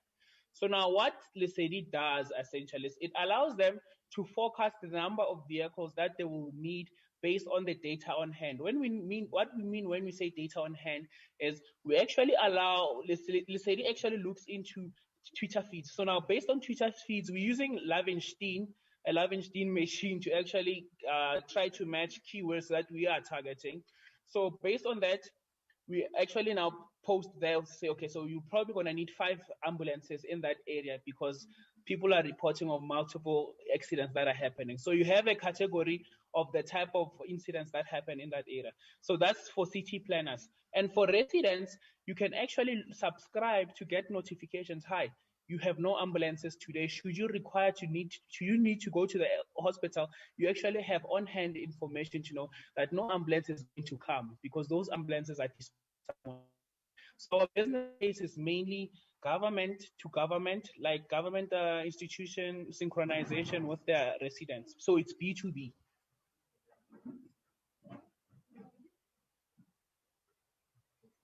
Hello.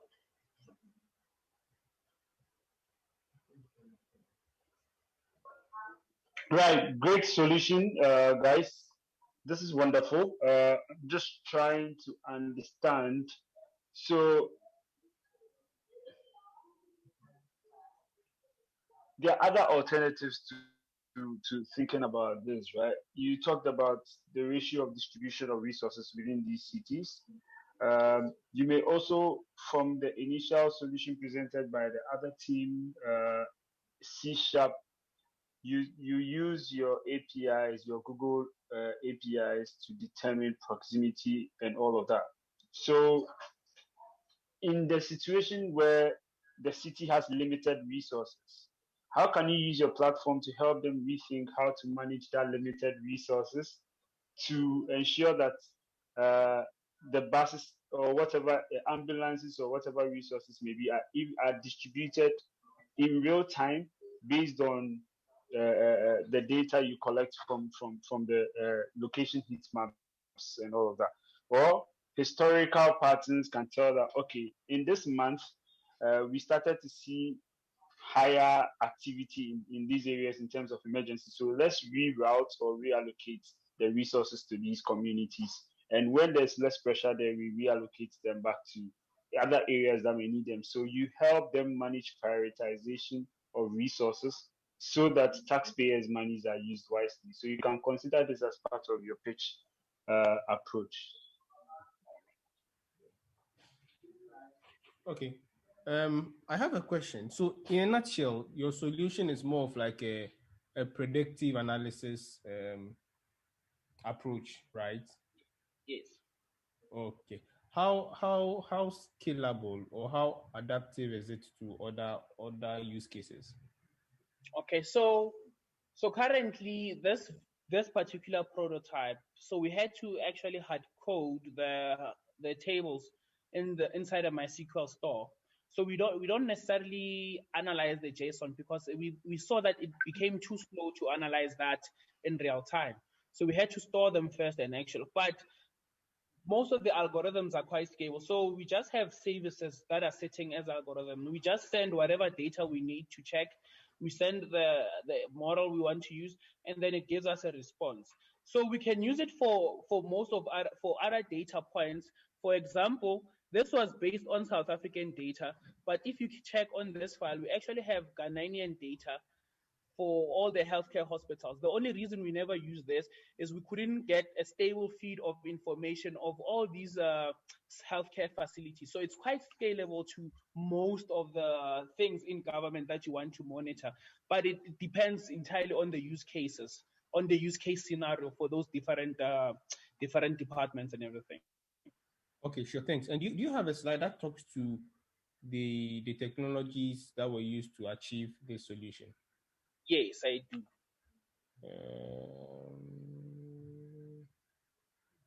There. Okay, sure. Yeah, thank you very much. No problem. Thank you very much, Team Binary Wolves. If you just joined us, we are streaming live on all our social media pages. at Hacklab FDN. This is the top 17 teams. We are actually going through their presentations. 5 minutes for 5 minutes for their pitch, and then 2 minutes for questions from the judges. David, you still have your hand up, or it's previously? It's an old hand. It's an old hand. Okay, Sorry. okay, sure. Thank you. We'd like to invite Team Dream Code. Team Dream Code, if you are on, kindly project your screen.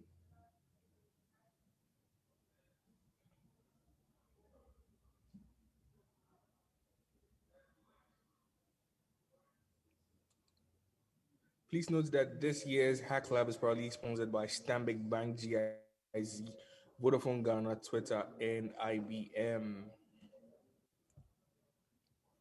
Team Dream Code.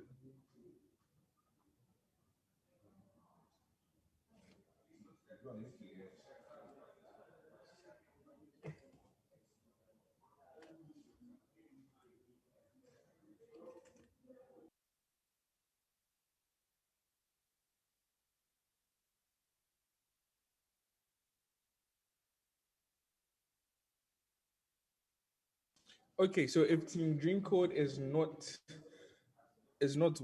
online, we'll go to Team Pepper Dem. Team Pepper Dem.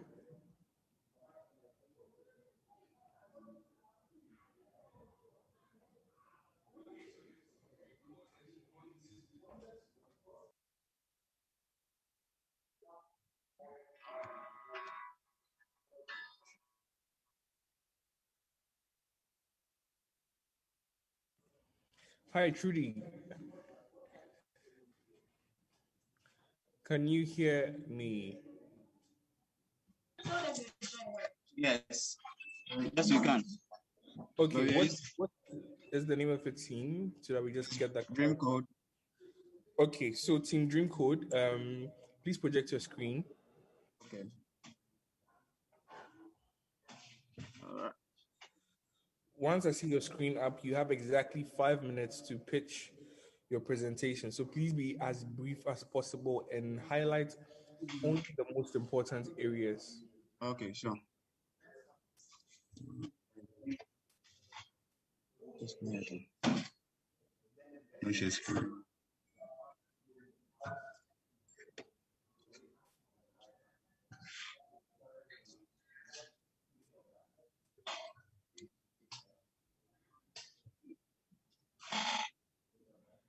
Yes, you have access.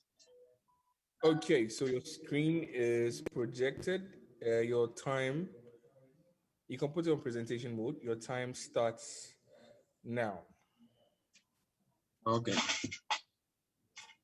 Hello. Good afternoon. We are Team Dream Code and we are presenting on Aaron.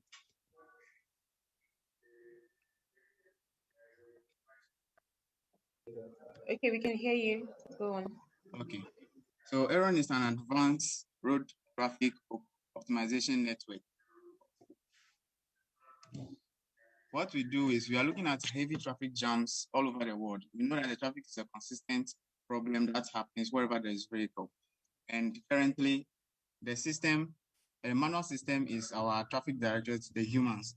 And we know they try their best to do their work well, but they tire out, they get hungry, and then are not very much accurate on point.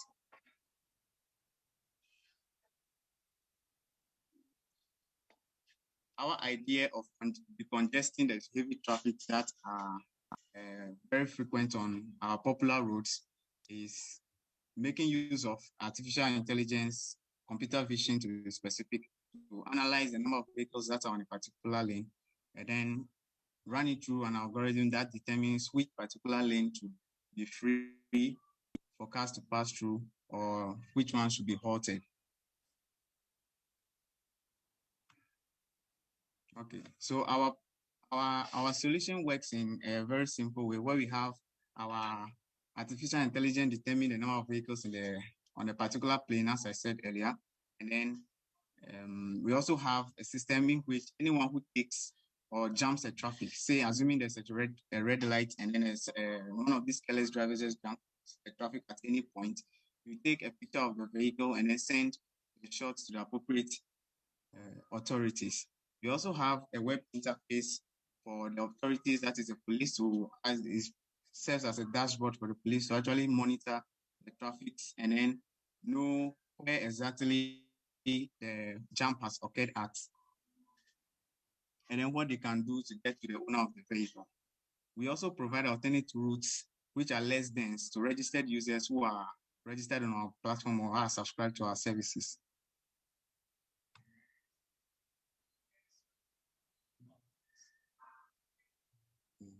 In our technologies, we are making use of Python, Raspberry Pi, the breadboard serves as our traffic light simulator, and then OpenCV for our object detection, and then camera for our videos and live feed.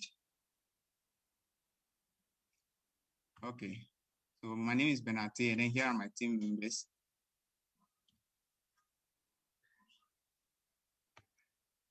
And then we are looking at, in the future, we're also looking at reducing the traffic that occurs at a major toll booths that are in Ghana or per se.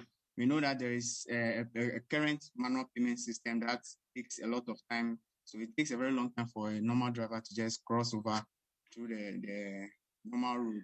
So we intend on creating a system that allows the drivers to pay, and then the toll booth operators to also monitor and then manage it without having the driver stop every 5 minutes or every 5 seconds for a vehicle to pay. So they just have to pass through, and then the system records their vehicles and then gives them the pass. We have a demo of how our system is to work, or how our system operates. So here's a shot of our video analysis where we detect the number of cars on the road. This is the dashboard for our police to actually monitor the number of cases. This is the login screen. And then this is where we have a provision for users to search the route in which they are traveling and then give them a live feed or live data on. And this is the existing system, how it works by analog timing, predetermined analog timing, yes. And it's not very much effective because there are situations where there are green lights on empty roads.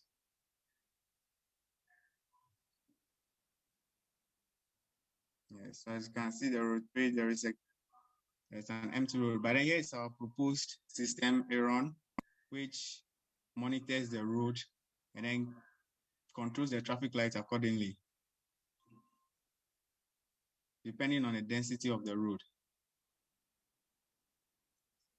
And then if there should be any violation, our system picks it up and then sends a notification to the authorities, which is the police.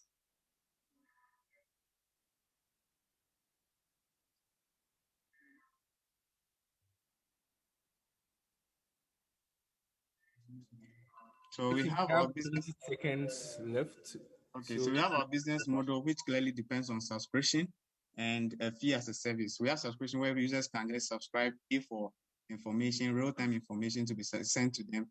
And then we have the fee as a service where you can pay per the information or per the time you want to use the information.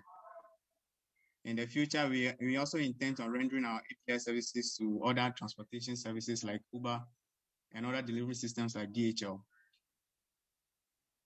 Thank you very much. Thank you, team. Foster, any questions from you? Yeah, first of all, I want to say that this is a very brilliant solution. It's actually addressing a really, really big problem. I want to understand clearly what your business model is. Okay. So our business model, we have the subscription model where our users pay for the information, as in the commercial drivers. They are the ones who normally use the road a lot. So they pay for just as the way you normally subscribe to any tips or points, you pay for any tips, traffic tips. If there's to be a traffic on a particular road, you pay for that for a number of, maybe if you want it in real time, maybe concurrent information to be told when there will be traffic, when there won't be traffic. Since our system is also doing a prediction analysis to determine when or how whether a road will be more prone to traffic or not. So by paying us, we give them that information at a fee. And then we also have the private or the corporate, where they actually pay for their as they are using the system. If they are not using the system over or every time.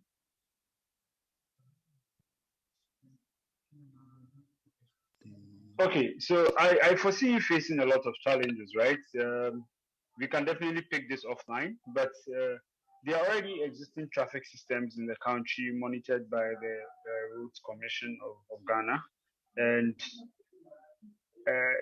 I think you should really rethink who your primary target customer is, or you can consider two models, a B2C and B2B. B2C subscribers get SMS notifications or whatever it may be. I use Google Maps or Google Traffic to determine if there's a traffic ahead. That means your competitor is going to be Google Traffic or Google Maps. That's able to give me a free version of this. So you may also want to scope out clearly what your competitive advantage is against the other platforms that already exist for free to these people, right? One key thing you can consider is pitching yourself as a big data company that focuses on the mobility industry, where you're able to generate a lot of insights to inform specific organizations that have interest in these data. Right? So yeah, thank you very much. Thank you too. So there's David and there's Alfred. Yes. So can you go back to the slide that had the various components making up the solution? Okay.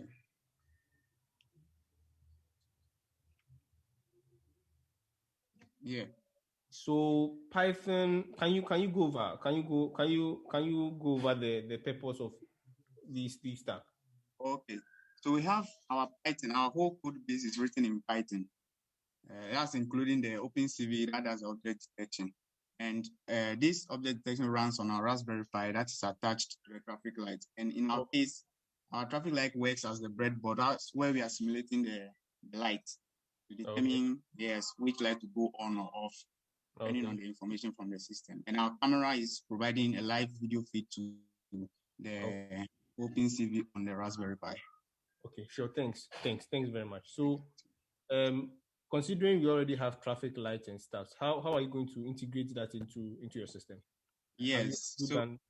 Yes, we actually thought of that, being that the current system uses the analog type of timing to actually operate. We intend on just sending analog. It's going to be a sort of a direct electrical signal sent to the traffic light. So we're just going to intercept the analog programming and then provide it with data from our AI.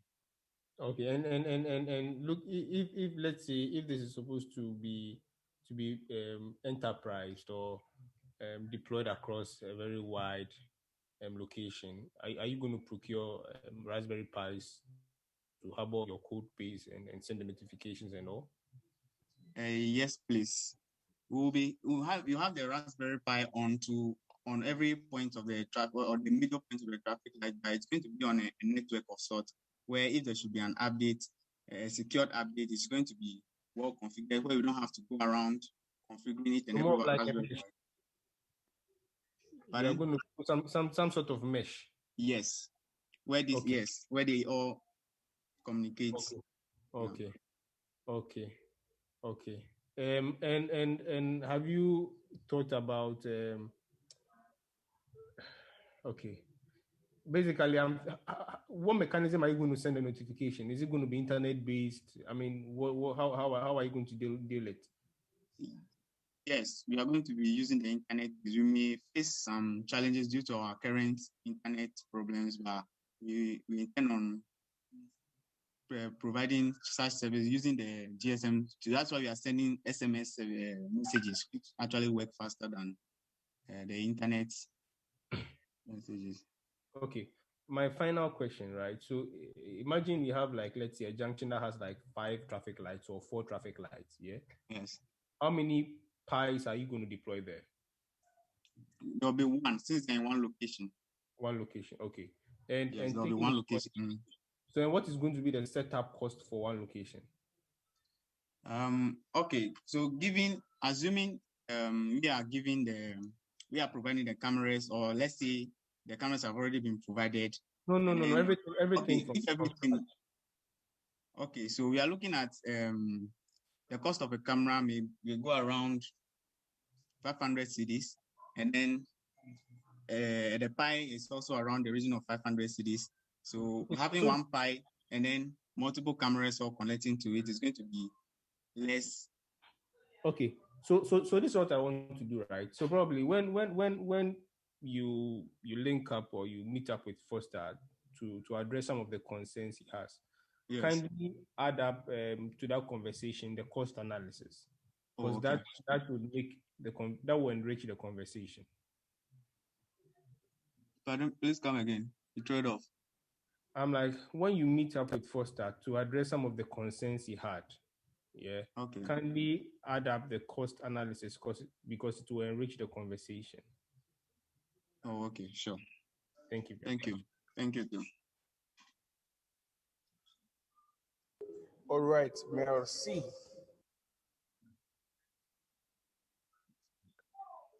Yeah, I think Alfred's hand is up. Alfred, do you have any questions?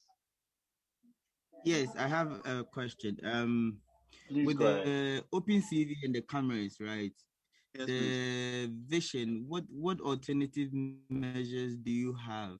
Because the cameras will be limited by sight or their focal length, right? Yes. So if a junction if there's, for instance, the airport city intersection, right, where traffic can back up to onto the 37 side, have you thought about another way of getting the volume of estimating the volume?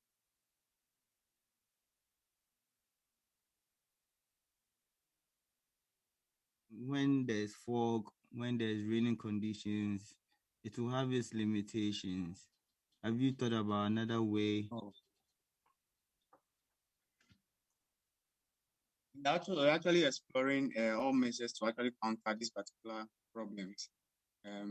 Especially when it comes to the night vision per se, we should have a night mode that allows us to look at the night images of these vehicles like they give off, and then the PRSS, the sensors. We can use sensors to actually determine the vehicles that approach the camera. So if they enter into the vision or the sensor region of the camera, then we actually pick it as an object being detected.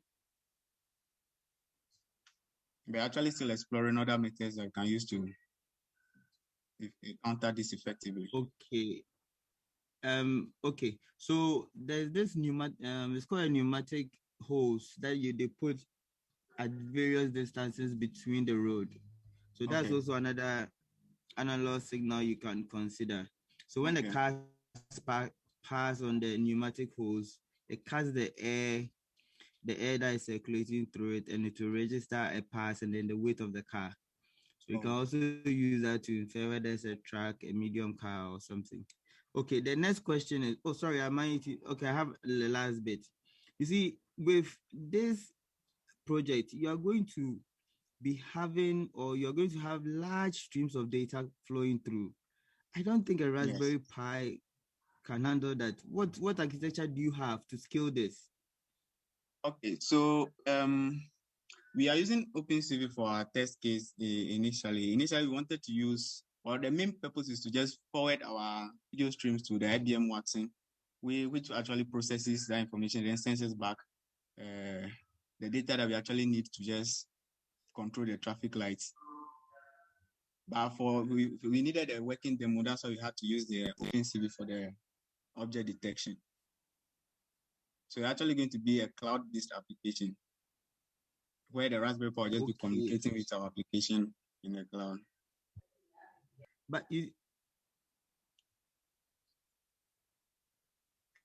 I don't have network issues. Have a look at something they call media edge computing or edge computing. It's something you can look at. Sure. Okay. Thank you.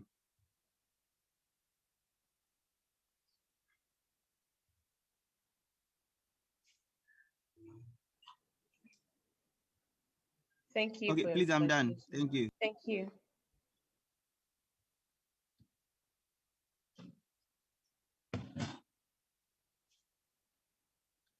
All right, thank you guys. We'll move on to our next team. Our next team is Team Pepe Dem.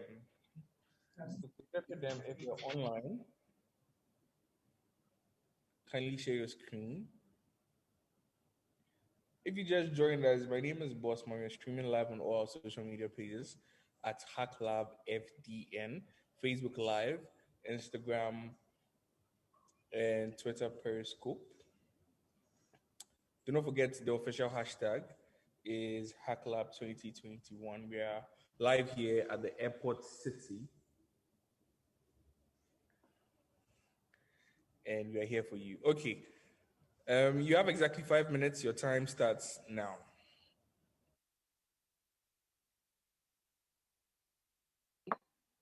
Hi, good afternoon.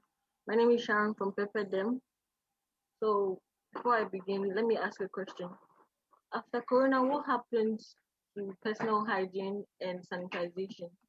Looking at all the pandemic-worthy disease outbursts, bad hygiene has been a major cause to our sorry. Bad hygiene has been a major cause of the rapid spread of these diseases. Take, for example, the effect of COVID-19 and Ebola on the world. It literally put a halt on all socio-economic sectors of the world. So, in an attempt to curb the spread of these diseases, we realized a rise in unnecessary contacts resulting in a quicker spread of the disease. That is from human to human contact and human to animal contact.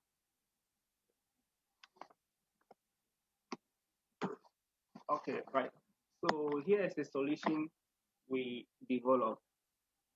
That's an AI automated sanitizer dispenser with temperature sensors that has a mobile app to track its data using visual matrix. Basically, what this does is that it removes the human interface aspect out of it. Like institutions, they have to employ someone to be taking temperature and recording data and other stuff. This AI, we've trained our AI model to work in such a way that it automatically senses your palm. It sends a command to the sanitizer to dispense the sanitizer into your palm. When that's done, it automatically measures your temperature for you, then sends it to our mobile app. From there, from the mobile app, we are going to know the number of users that have sanitized their hands and the average temperatures we recorded. Yeah, so our solution is to take human interaction out of these things so as to limit the spread of diseases. You see, Okay, so like this is a rapidly growing market because right now people, because of coronavirus and all the diseases and pandemics that have come, people are getting more and more aware that there's a need to improve personal hygiene. So there are lots of people that are trying to embrace these technologies, but very few people are actually trying to incorporate all in one. So either you find someone having automated sanitizers or having a temperature sensor that you can hold with a security guard and so on. But we found some like Rakinda that they have an automated dispenser that also takes temperature. But when we look at all these people, they don't keep and manage the data of users. So even though they take away the human resource needed to measure the temperature, they are still finding it difficult to manage the data of who comes and which temperature has been used and so on and so forth. So we have confidence that this product will actually sell because we are managing the data using our mobile app. We are taking temperatures and we are helping you do aggregation of your data through different distance. So the model we want to use to sell this product is the hook and bait premium model.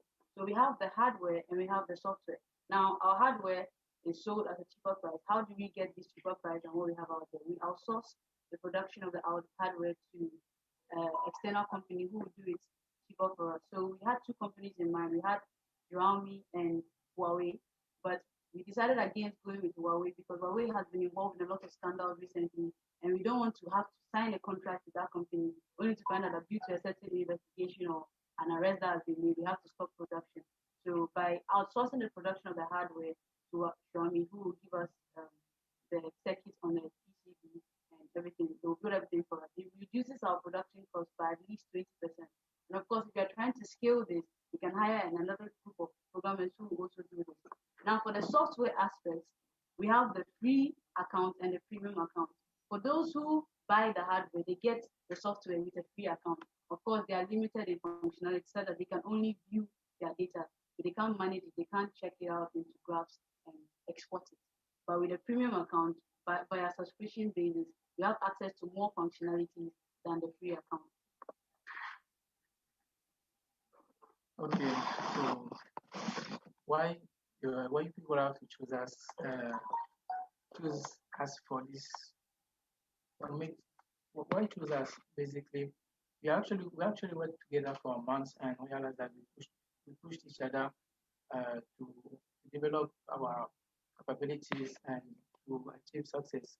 And we can confidently say that we are committed to make work and succeed in each ways, even if even if it's necessary to make sacrifices, we are willing to do that.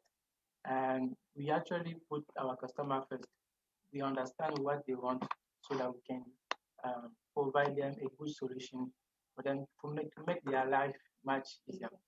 And it's also our product is also a long-term business that assures investors to a trusted source of profit. Because people are always going to be thinking about hygiene now. No one wants to wait for another corona to hit us so that the whole system of businesses lost a lot. They had to immediately think of ways to shift their schedules, shift their models to be able to fit and adjust. But at the same time, it also brought benefits because now more and more startups like ourselves are starting up to bring solutions for people to, fix up and Make life easy. make life easier for everybody. Thank you. And so this is how the model works. So the AI system scans We have whether 20 seconds more. So the AI system scans for whether there is a hand that is being there and triggers the DC pump to dispense sanitizer. At the same time, it sends a signal to the temperature section to take temperature of the customer or the user. Now, this data is stored in our online database. We use Firebase for this, and it's stored there. It counts the number of people and the temperature per each counts. So if someone counts the person who came and what temperature did he record, and this is stored in the database. And using Power BI, we are able to convert this data into visual metrics like graphs, pie charts, all those kind of things, which we can now track using our mobile app, the Pepperdem official mobile app. So it shows graphs, it can show by day, by month, or by week. We've not yet incorporated year, but we can also incorporate by year as well. Thank you very much. This Right. is us. Thank you. Thank you, Jane, Love, John, and Sharon. Over to you, our judges. Thank you so much, team. Thank you for speaking on something that's really important in the times we are in and beyond. So I have a question because you are trying to more or less replace or it's an intervention to the human beings doing the things that a machine. How effective is it to employ your machines or your system than having a human being there? And then to really tell me beyond just collecting or the machine doing it, what is the other benefit that's added on? Because normally we see humans doing this now. So beyond your solution, how is it cost effective for people who want to acquire them? Who are they? And also, what is the added benefit for using your solution? Okay, so first of all, what they currently have now is either they overuse their workers. So you see security guards who are supposed to be doing their job of guarding the environment. They are rather now more focused on taking temperatures of people. or they have to hire new staff. Now, for overusing their staff, we are helping the staff members not to be overworked without extra pay. It's like giving me more responsibility than we agreed previously. Then also for hiring new staff, the company doesn't need to go through that expense of hiring staff. So we can say more like our target market in the beginning stage, obviously, because we want it to be welcomed by the whole community. We're going to be big establishments and little establishments like the malls, companies, and so on and so forth. And with time, we can introduce it to smaller and smaller establishments. I hope that answers your question. It does. Thank you. Brilliant. Alfred or Foster? Hello. So I just need to understand who is your primary user, who pays for your platform. Okay, so the primary user is the establishment that bought the hardware or whoever buys the hardware. So if a homeowner buys the hardware, that he's our primary user. But then we were considering whether we should add a functionality where government bodies can access the data. So of course, when someone signs up, we'll ask them that, okay, government bodies, third parties might need to access this data for study. Do you agree? If you agree, you create your account, and then we can now offer that service to government. But without that, generally, the primary user is whoever buys the hardware is the user of the application. I hope that answers the question. Okay, so just a quick input, then for the sake of time, we can move on to the next guy. So I want you guys to really think about this from the point of national data collection post the pandemic spikes, right? Post the pandemic spikes, we want to be able to help in real time assess what the heat maps in various countries look like. So if you take the United States, for example, uh, when the pandemic got to its peak, they had to use cellular data to be able to determine where there were less social distancing. And so the chances of a spike in those areas in terms of the infection was higher. Now, what you do is you from all these places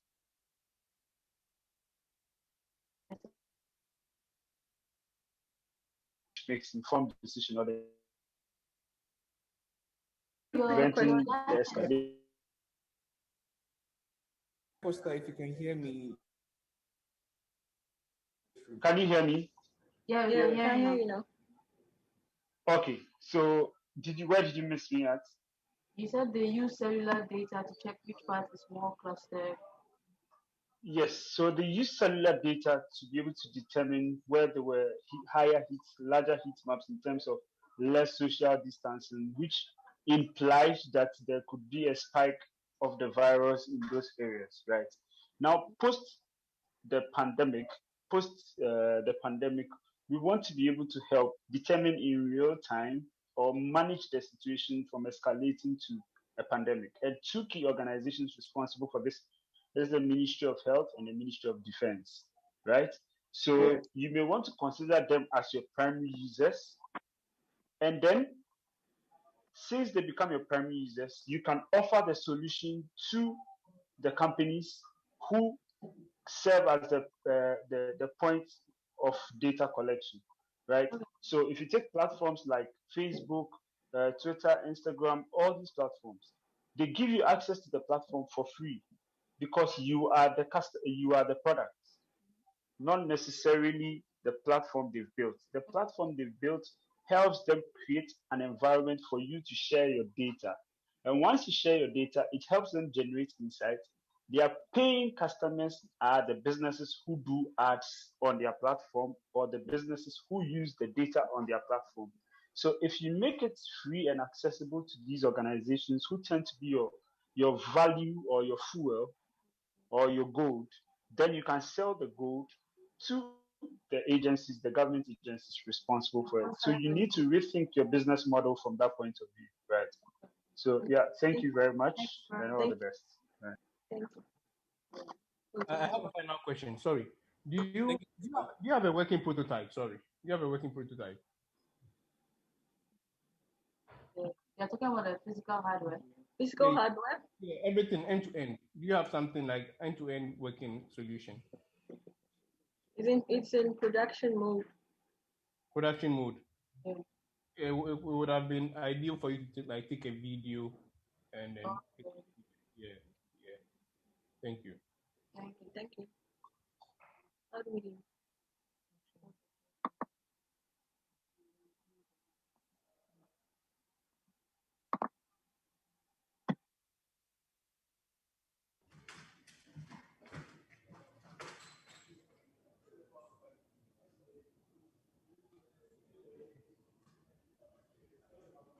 All right, so thank you guys so much. We've done 7 teams now. We still have a tall list of people to go through with, but we'll be reading some tweets online for you. So you can just follow us on social media at Hacklab FBN. Basically, some of the tweets that are coming up are saying, "Good morning from Johannesburg, South Africa. We want to win." We also have people saying, "Man down." So there's actually Team Ninja. Team Ninja is actually enjoying themselves, having some aerobic sessions. NIIT too, doing likewise, staying up all late. It's actually so fun and engaging. Anyway, it's this year's hackathon is actually virtual. Thank you for streaming us live. We'll just go on a short commercial break. We'd like to acknowledge our sponsors. This event is probably brought to you Bank, GIZ, Vodafone Ghana, Twitter, and IBM. We are so happy to have all of you on board. Before we take our next team, that is Team Concept _X, we'll go for a quick commercial break from our sponsors. We'll be back soon. I have some questions. Some big questions.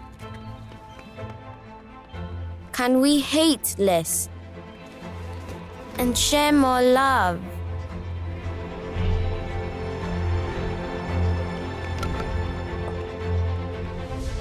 Can we cure every disease? Can we make sure nobody's left behind? Can we go faster than 9.58? Can we change our ways before it's too late? Can we all stay safer? Can we go even further than we've gone already? Technology and humanity, together we can.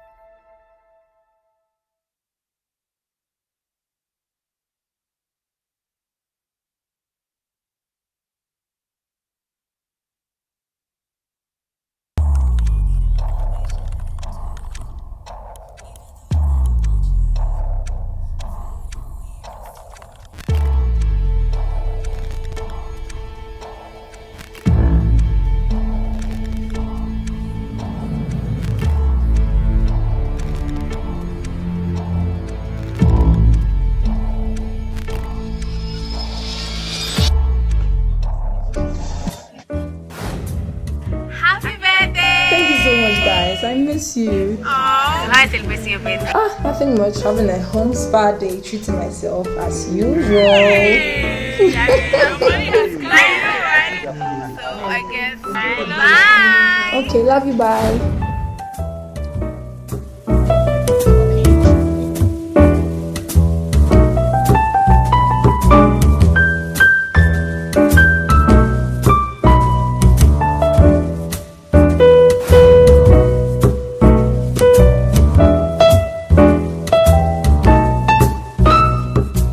This is the best birthday ever. Me, myself, and my doughnut.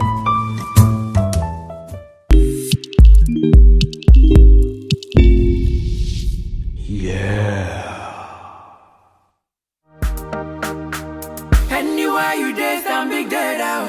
Akusia, I'm awful. I have to go deposit some money. Hi, Concept X.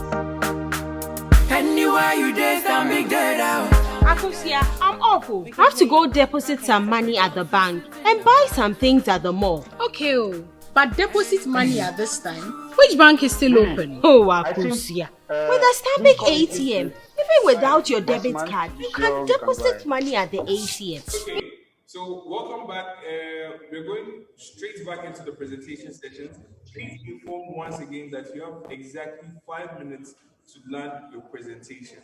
And after 5 minutes, judges, please, you have 2 minutes. We are now on Team Concept X. So, Team Concept X, your presentation starts now.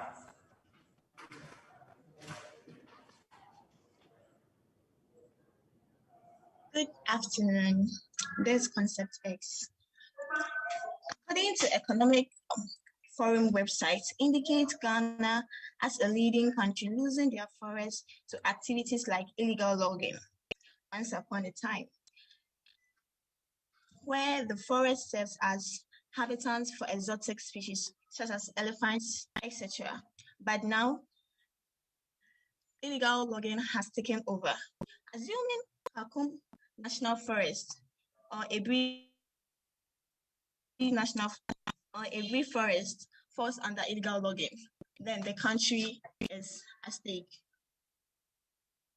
So this brought about the dams concept, and someone may ask, what's the dams project? It's simply deforestation alert and monitoring system.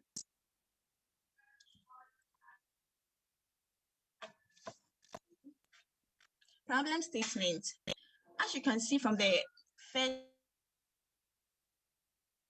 to the third diagram, this is the tunnel of Faint Forest Reserve. We can see in the first diagram how greenish our forest look, and with a short possible time, you can see how illegal logging has made our forest almost becoming like a desert place. So this our concept. Our project is designed. Our system is designed to reduce illegal logging. How the solution works. Our system features a real-time alert system, a sound detection system, as well as connectivity over edge network. Technologies applied: sound classification and HTML, SS, and GS, Android Studio, and Java. Our business model: contract agreements with stakeholders, selling and installing of individual interests in system, and our target market: Ministry of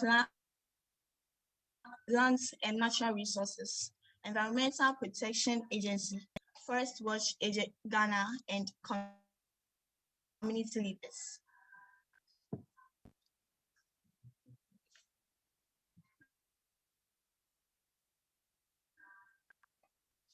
Thank you.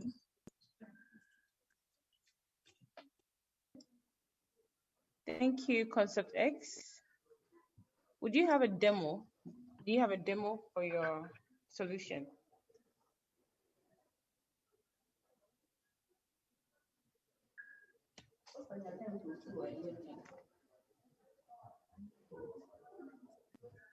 Concept X, can you hear me clearly?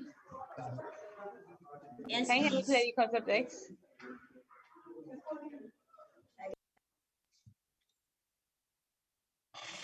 Hi, Team Concept X. It looks like we are struggling to hear you. So can you please?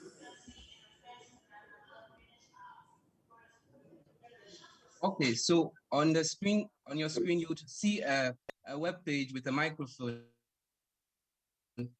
and that is an emulation. That is our emulation system for our system, which is going to be placed outside in the forest or in the regions in which would like to control the activities of illegal logging.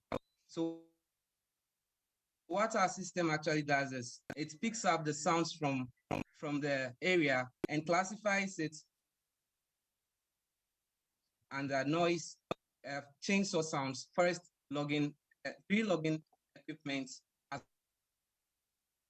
well as background noise. So when our threshold is when it reaches, when it detects that the sound coming is that of a chainsaw or a tree felling machine, it sends a notification to our Android app which will be installed on the involved stakeholders' phones or yes.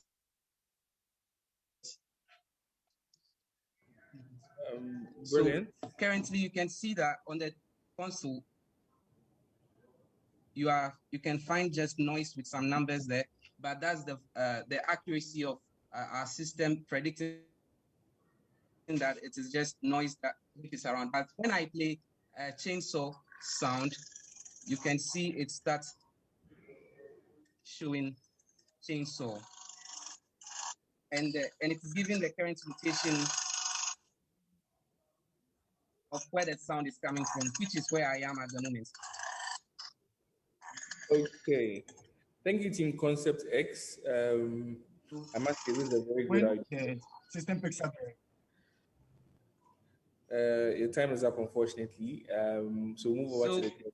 Our system sends a notification to our Android app here, and you can see.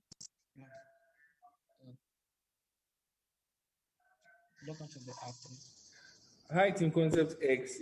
Sorry, but your time is up. So move straight into our judges. Foster, we can start from you. If you don't have, you can go to Alfred or David. I think this is a very, very, very, very important solution you developed. I love the idea, and there are a few flaws that can be fixed, and we'll pick that conversation up offline. So, This we can't hear you well. hello, can you hear me? Can you hear me? Yes. You seem to have a little bit of a lag in your connection, but so what I'm saying is this is a very brilliant solution, very feasible, very realistic, very scalable.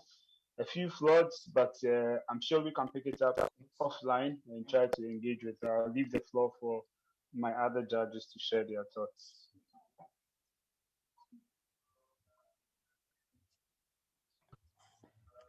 Yeah, like what Foster said, it's a very very good solution. But my question, what device is going to house this web interface in the forest or anywhere you want to deploy it? What application is going to house it? So, please repeat the question again. What device is going to house or host this application in the forest?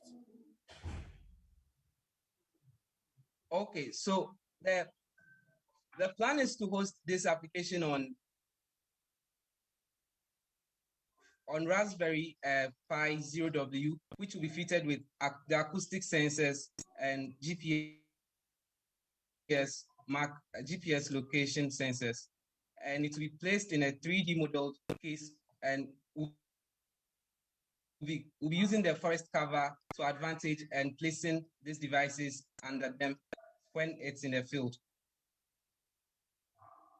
And have you done the analysis as to the power supply that will be required to keep the device and the application running within a specific period? Have you done all those analysis? Please, I didn't get that question well. You know, so I'm asking, have you done the analysis as to how long a power bank can power the Raspberry Pi or whatever device that will be hosting the application? So for that, we plan to use solar power driven equipment to power our system. Okay, thank you.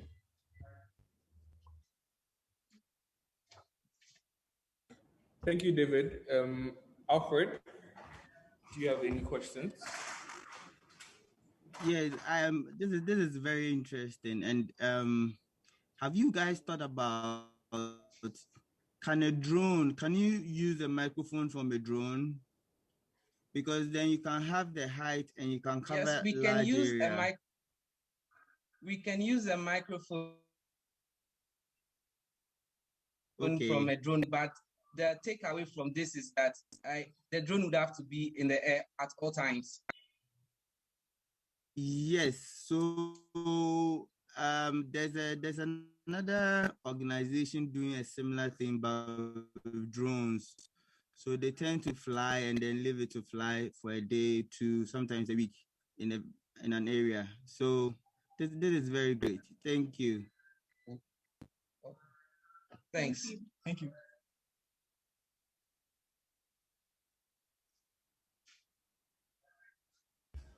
Okay, so thank you very much, Team Concept X. We wish you the best. Up next, we have Legions. So, Team Legion, if you're on the call, kindly project your screen, and then we kickstart from there.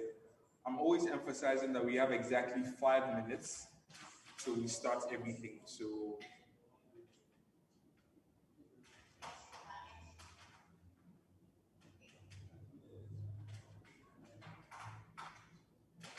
Team Legion, if you're on the call, please project your screen. We have exactly 5 minutes for you.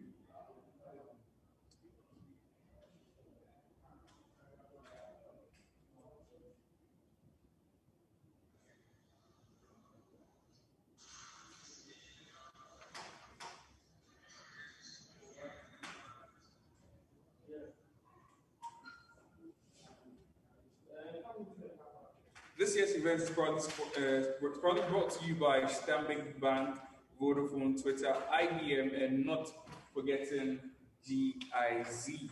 And we are streaming live across all social media networks, YouTube at Hacklab FDN.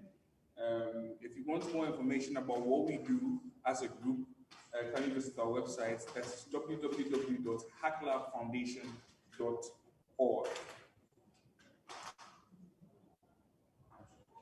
Okay, if Team Legion is not on the call, can we have Team High Five?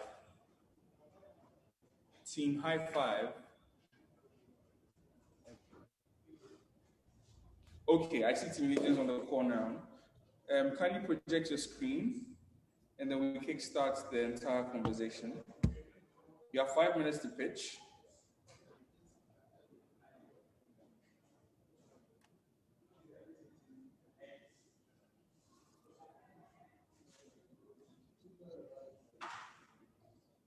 Okay. So your time starts in 5, 4, 3, 2, 1. The time starts now. We are Team Legions and we are presenting on road accident reporting system. Okay. Can you please speak up? We can hardly hear you. Okay, we are Team Legions and we are presenting on road accident reporting system. Okay. Over the years, there have been a lot of accidents over the countries, not only in Ghana, but all over the world. And this happens as a result of, and these accidents happen, and even people can be saved during these accidents. But due to late reply or late arrival of help to the scene, people die as a result of this. So as we observe this, casualties increase, not because the accident was made to kill the people, but because there was no help that came in early to save these people. Okay, with that, we came up with a system. What if there's a system or there's there's a detector in a car that Quick sends one, Team Legion. Can you kindly turn on your video so that we can see you? So I'm actually pausing the time for you to actually turn on your video so that we can be quick about it. Okay, good. Let me resume. Please go ahead. Okay.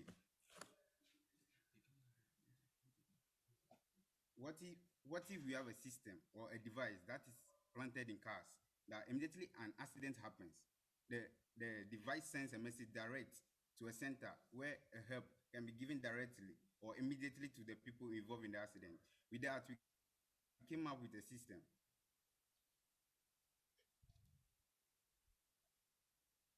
We came up with a solution to provide a system which will be using our main this thing that we'll be using is Raspberry Pi. Raspberry Pi with a shock sensor and a GPS tracker, with a GPS tracker in the system, which will send data. Immediately an accident happens, the victims are having 10 seconds intervals to respond, whether the accident is fatal to them or not. If the victims are not able to reach this device, it means the device will automatically send a signal to the control center where help will be delivered immediately. Okay, the way this thing works is that at the control center, it's not only one place, but the Raspberry Pi will be trained in a way that the AI will receive, the AI will be used to train the system in a way that immediately the data is received, it will be distributed in the location or in the nearby locations where help can be gained from. The help we think of obtaining, where we think of obtaining the help is the place we think of obtaining the help is the ambulance services, the police station, and also the fire service. Okay. Okay. The technologies we use in the building our this thing is the shock sensor, the accelerometer, the GSM, the GPS, the Raspberry Pi, the Python OpenCV, the socket IO, React.js with Redux, and Django. Okay, the business model, business model is in a way that we go into contract with the government. Okay, then the government will give us an allowance or will pay us based on monthly basis, and this contract can be renewed anytime in the year. So maybe let's take it for example, the first year we are able to provide services for them, and as time goes on, they like the service. Okay, we improve by accepting more money and in advancing the system for the government. Okay. And this is an example of how a demo of how the system will work. So when the car crashes, immediately a signal within the 10 seconds interval, if there is no button press, the signal will be sent to the control center. The control is sent to the cloud. The cloud will send immediately the signal to the ambulance. The ambulance report to the place. Okay. The next is how this is an example or a picture of how the registration page is. The registration is mainly for the dashboard where data will be saved. And actually, we build our website with React and Redux. Since this site needs to be protected, especially the dashboard, we use Redux and Redux tank for the tank for middleware. Redux tank for the middleware, and at the back end we use Django and the Nox for token authentication. Yeah, and after that we also build Django came with a system, an extended system.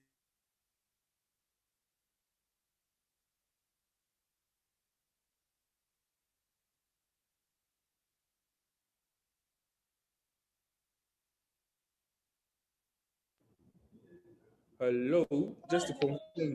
Your mic is muted. Yeah. Okay. Yes, but unfortunately, their time is also up. So thank you, Team Legion. Any questions from the judges? Yes. Please. Do you have a working prototype? Actually, we were supposed to use a Raspberry Pi, but we didn't get the shock sensors early. We ordered for it, but the shock sensors didn't arrive. So we used a model to train the system. So actually, we coded the system that we used to demonstrate the data. Actually, the video was uploaded to the GitHub account with the other stuff. Okay.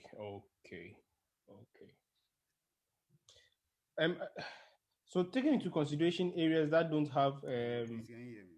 yeah, I can hear you. Taking into consideration areas that don't have good or stable internet connection to send a request. What is your work around that?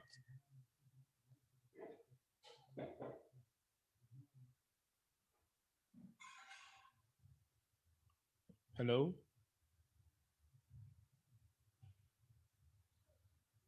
Hi, Hello? David. We heard you. I don't know if the contestants actually did hear you too. Timidian, just to confirm, did you hear David's question?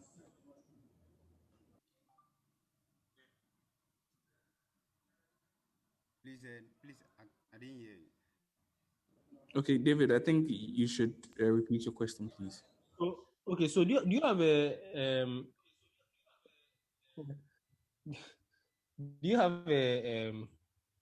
a fallback process for situations where the internet connection is not available or is not stable?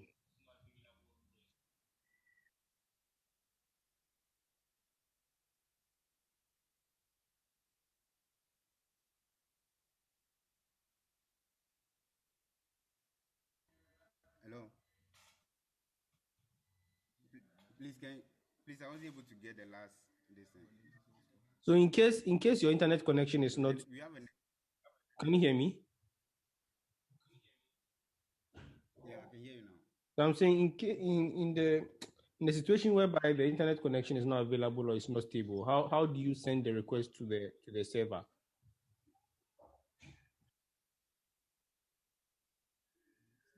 Yeah, that's why we use the GMS. So SMS will be sent directly to the nearest location for the assistance.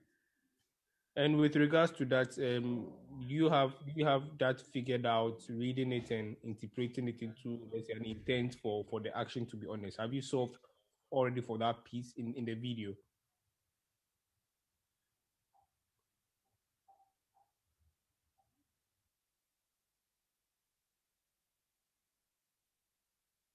Please, I didn't get your last question. There is a network problem here, so it cuts in starts. That's why. Hello. Yeah, can you hear me? Yeah, I can hear you now. So I'm saying you are saying you're going to send text message over GSM, yeah? I'm asking, do you have the system already built in to read the message and also map it to a particular intent for alert for some people to pick it up and address the situation immediately? Do you have that system built already? And was it part of the video that was uploaded? Yeah. Oh no, we built the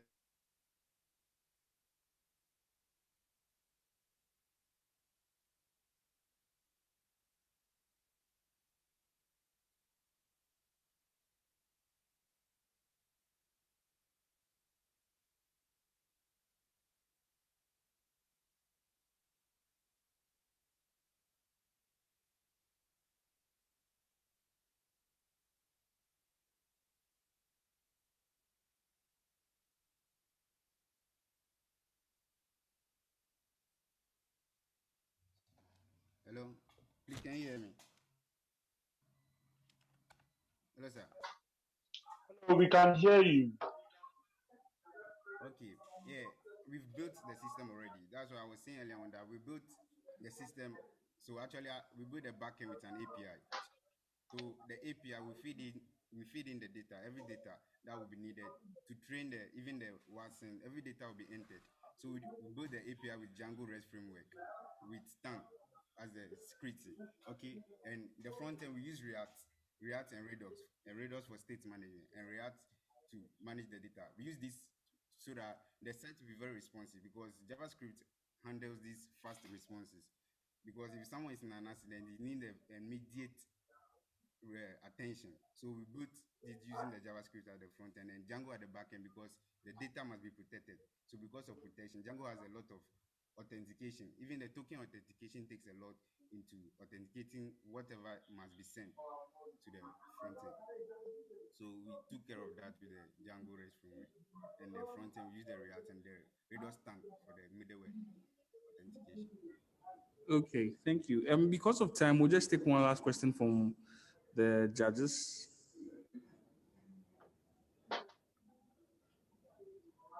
Yes. So can I pick the last question? Okay. What is the fallback duration from an API call over internet to an SMS?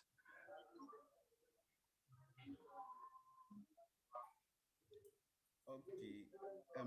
Actually, for the SMS, we are using the node to handle the SMS.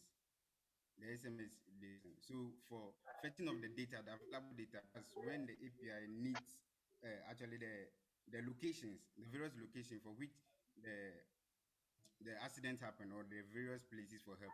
That's when this comes in, because the state management, all data is being loaded to the front end. So immediately the app is on, the first time you enter your details into the app and the first running of the app, every data from the So hold on, backend you're is not getting my recorded. So we question. use state management, which I'm saying that if you are sending, if let's say there's a crash and you are making an API call and it realizes that the internet is not available or is not stable, how many minutes or what is the logic implemented to default it to send an SMS?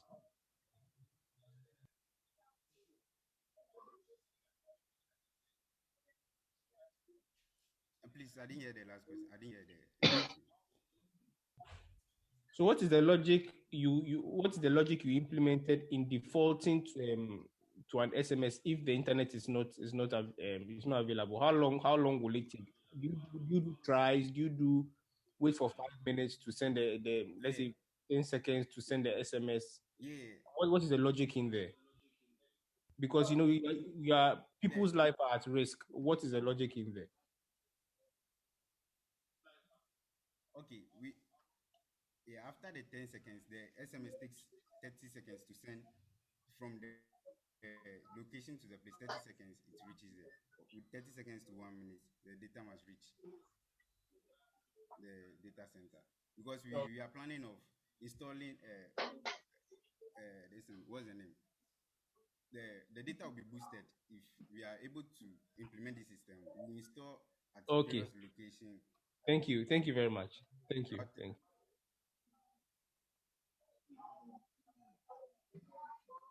All right. Thank you, team. Thank you, team. For our next team, we actually have Team High Five. So, Team High Five, if you're on the call, kindly project your screen.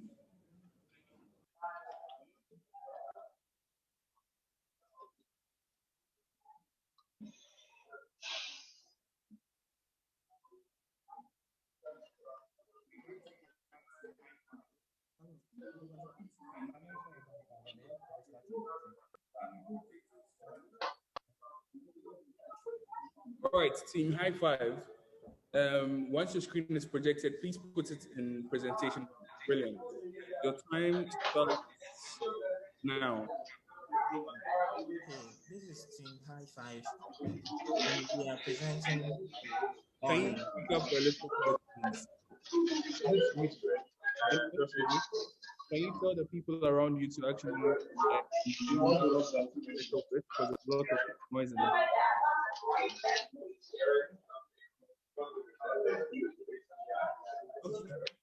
This is it better. Yes, it's better now. You can. Okay, so we are Team High Five, and we've noticed a problem that we have noticed that Ghana is a developing country. And as a developing country, we know that energy is one of the most important things we need.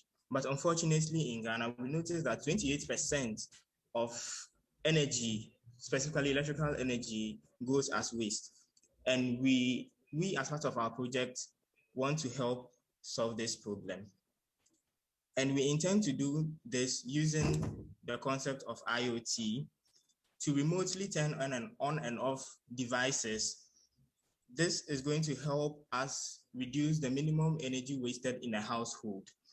So this application is going to work using voice commands remotely to be able to turn on and off electrical appliances at home or any other location. So the solution is going to work using a Raspberry Pi as the microcontroller, and it's going to run as a web server and MTTQ client for voice command. So using this, we have a working prototype which we'll be demonstrating in a minute. Our technology is going to be applied using IoT, Python, Google Assistant, IFTTT, AdFruits, MQT client for voice, Flask, a socket.io, and then HTML and CSS for a web app to help communicate with our clients. So these are our team members. So we are going to demonstrate a live. We're going to have a live demo.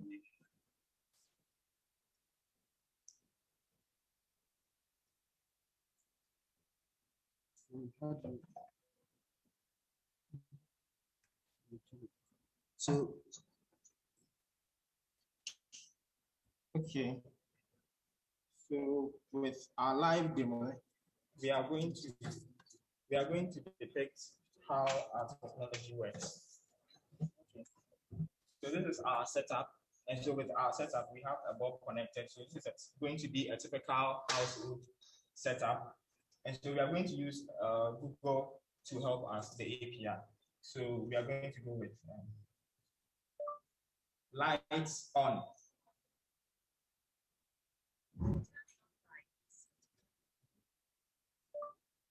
Lights off.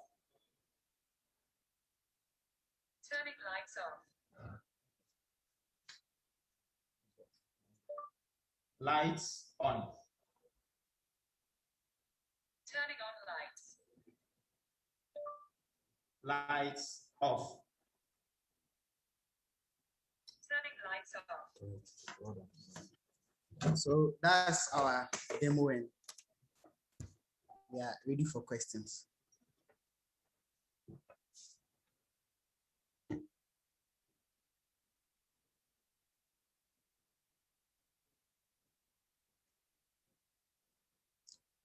Hello, please, can you hear us? No, but this one is on. Hello. Yes, we can hear Hello. you. We can hear you. Yeah, we are done with the demo. So if you have any questions, please ask. Okay, Foster. Okay, Foster, do you have a question? Please go ahead. I'll come after. Okay. So you know, what you've done is very brilliant, right?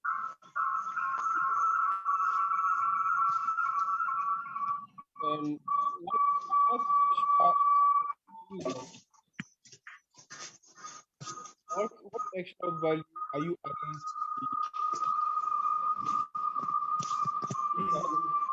to the? There's some background. Yes, I'm saying what you've done is brilliant, right? But what other value are you adding to the already existing systems built by Google and We can hardly hear you. There's background noise.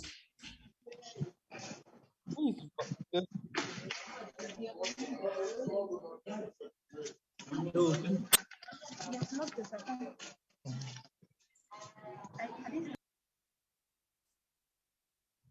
Okay, can you hear me? Yeah, we can hear you now. So what you've done is perfect, right? It works.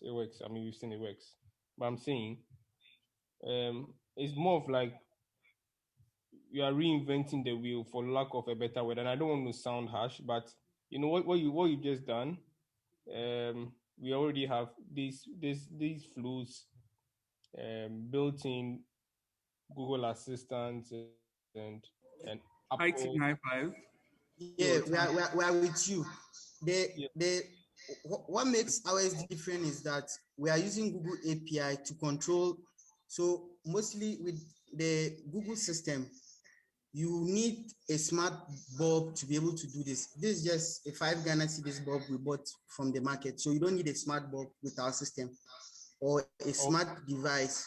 So you make that clear, you understand? Yes, please. Now, so how scalable is it if you want to extend this to like the various equipment or electronics being sold on the market, like air conditions and TVs and stuff? It's very.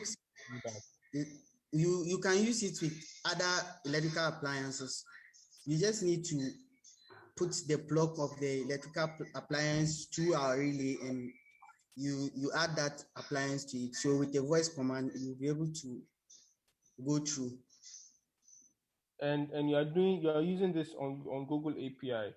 How easy will it be for you to map this onto Alexa and Siri and Cortana? Yeah, we can use it for all of them, but the only access we had right now was the Google Assistant. We are using Adafruit, and Adafruit has links to all of them. So with the API, we just need to add your Gmail, your email you are using for those ones, and you are good to go. Okay, and I believe you are leaving all the voice recognition, etc., onto those platforms, eh? Yes, please. Okay. Thank you. You're welcome.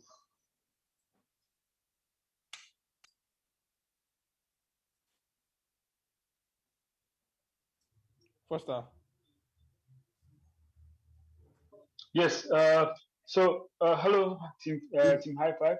Hello. Brilliant solution trying to tackle energy power management or energy consumption, which has always been a major issue in terms of sustainability of our ecosystem. What I'm trying to understand, which David has already asked, is what makes you unique amongst the other competitors, and if you had to sell your solution, or you had to tell a story about your solution to convince all of us or winners, what would that unique selling proposition be? So our unique selling proposition is that we are a cheap one, and with our system, you don't need to buy a smart device that can be connected. Whether the device is smart or not, you can automate it with our system. So that's our major unique selling point. So if I buy a smart system, what's the price difference between you and the other products in the market if you had to do a comparison? Since you say you are cheap. Yes, so to buy a smart bulb, checking on Amazon, it will be like $25 or more, and you need their API for that smart bulb. So, but with this bulb we were using, it was just 5 Ghana cedis. We bought it on the market. So you don't need to change your electrical wiring to be able to accommodate making your home smart. You can use the same system with our system.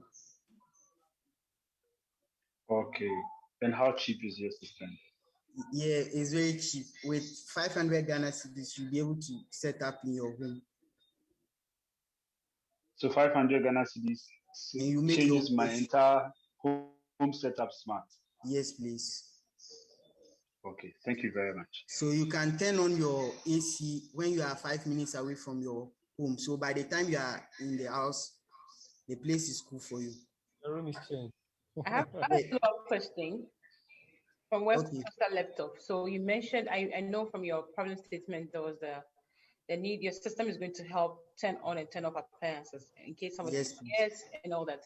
So I want to know exactly, if you're saying that the solution is cheap for individuals, that means they should be able to procure it. How about, businesses?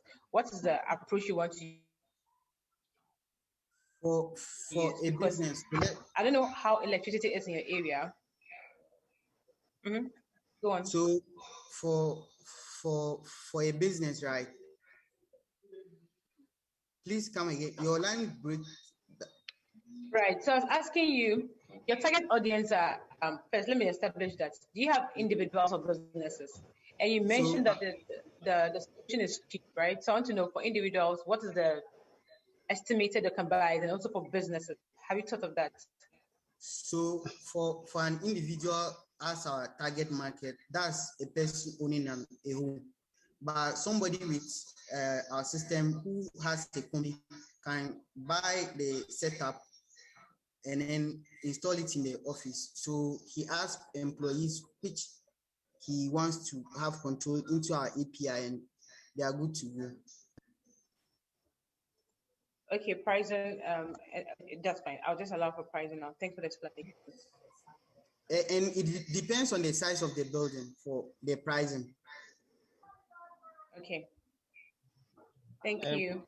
My final question. Okay. Because I'm talking about pricing. Have you considered the price of the Google APIs? You know they don't come free. There's a free tier, but at some point in time, there's going to be cost attached, right? And if let's say you get half of the population in Ghana, I think you would have exceeded your what's it called? Your our free tier. Yeah, you know what I'm saying is true. So I mean, with this system, with this system, we are using Adafruit MTTQ client for connecting to the APIs. So with the Adafruit MTTQ client, it comes free. So it's like you using your phone to do. So Google doesn't charge you for using Hey Google on your phone. That's how the system works. So the upfront cost is you installing the system in your home or your office or any institution you are installing it. Okay, no props, right? So because you are way behind time, let's take this conversation offline, and then probably we can dissect the matter further. Okay, thanks very much. Okay, thank you. Thank you, Team High Five. We move on to the next team, Team Tumame. Team Tumame. So if Team Tumame is on the call, kindly project your screen.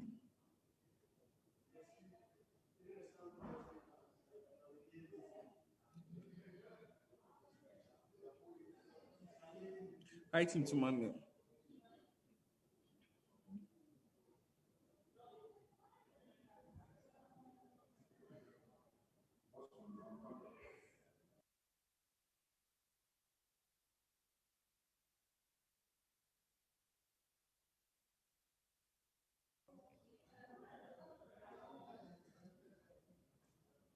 Hi, Team Tumame. Are you live? I see Obme on the call.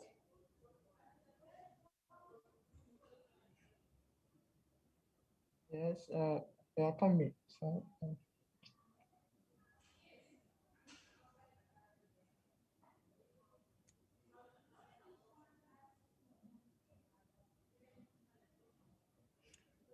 Okay, Obeng, do you have the presentation on your team Tumame, so that you just project so that we can kickstart?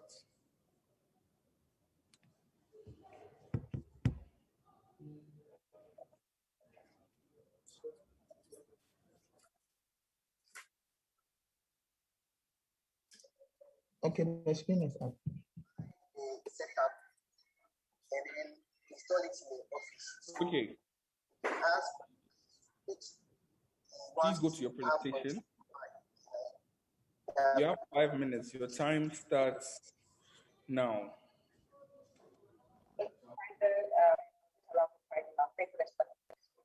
Okay. And it depends on the size of the building for the pricing.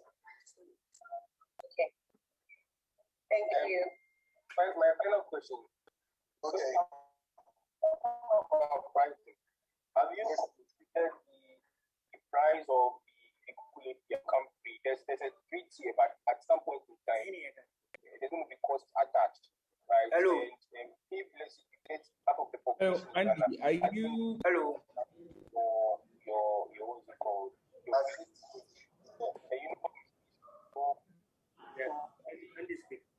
Hello. Hello. With this system, we are using Adafruit MTTQ client for. Hi, Team Tumame. Who is presenting so that I can mute whoever that is talking, just to be clear. Hello, please. Hello. Yes, there's someone talking in the background. Can you please move to a place where it's quite where there are no noises there?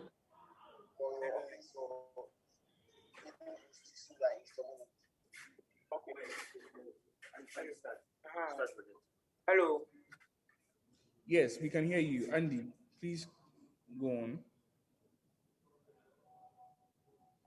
Okay, so I'm restarting your Good time. afternoon. Good. Please start. Okay.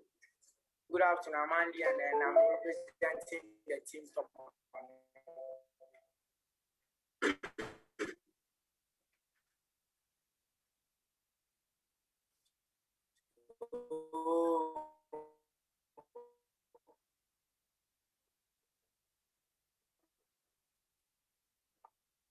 And then the get vouchers to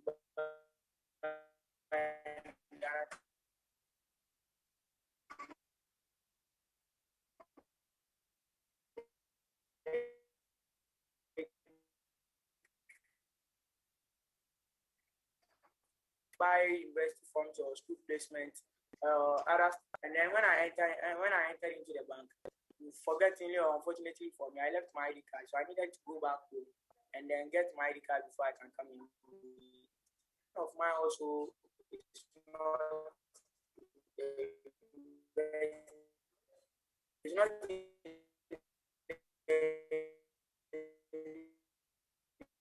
best now because buying of funds, and then when you got and buy the funds, and then when you went there, unfortunately for him also, they said they had no light or there was lack of electricity, so he couldn't get time to buy the forms and then go to the invest. And then he went to another post office, and when he went there, they were closed. And then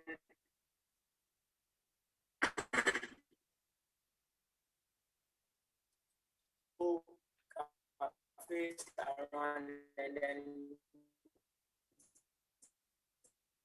from one village to the other in order to get. When my team sat down and then decided just to check your WASI results also. So through your mobile phone on a WhatsApp platform, Messenger or Telegram, and then our sectors also cut across education, e-commerce, but our main project is based on the educational sector. And then our partners for this project are students, GE College. And then our project is also online 24. So with here, I would like to leave the presentation to my co-colleague to take over from Me too. Okay, please. I need a permission to share my screen. Hello. Okay. Let's see. Can you try in a moment? Okay, so I'm sharing my screen now.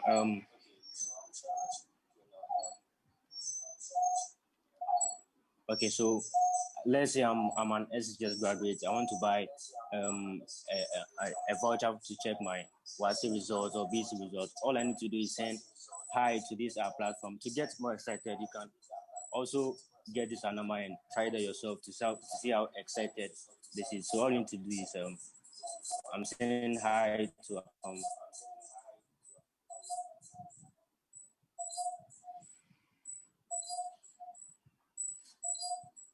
okay, so it's asking me the type of voucher I need. So I need, please,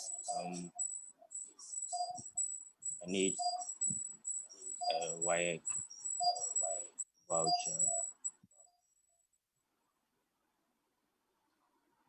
Okay, so it's asking me whether I need BC results for whether the voucher is for BC results or WASI results.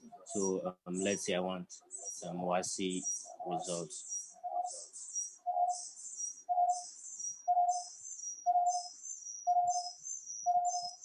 Okay, so it's showing me the amount I need to pay, and then I need to provide my Momo number to receive a prompt so that I can get the voucher purchased.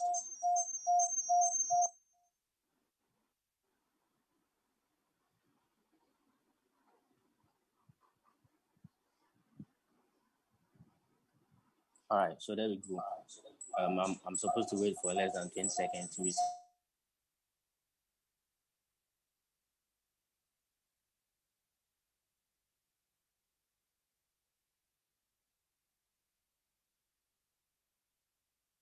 the prompt.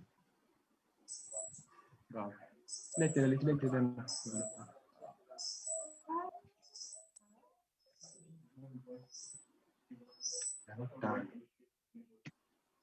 Right, so payment has been successful, and that with you can also do the same thing on um, Telegram. Telegram.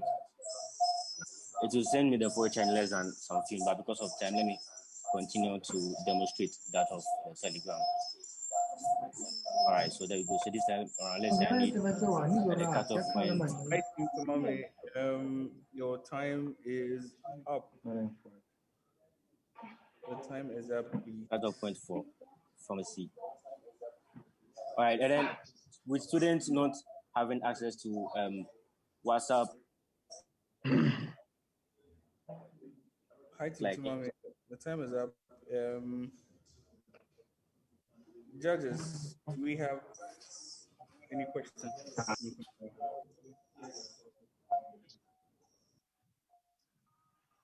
Hey, hello, can you hear me? Yeah, yeah. Just for some. Uh, Fantastic. This is a very, very brilliant solution that addresses a very big problem. Every year, almost 100,000 people, I think, go through this WASI examination, including BC, nurses training, you name them. And they have to go through the hassle of checking their results and all of that. And we are quickly moving from building independent platforms and rather integrating with existing social networks or social channels where most of us inhabit now. And so you have a very, very large addressable market to solve. What I really want to understand is how much do you make off the fees you charge for the vouchers? Do you get, what's your business model? Is it commission based? Is there revenue sharing and stuff like that? Yeah.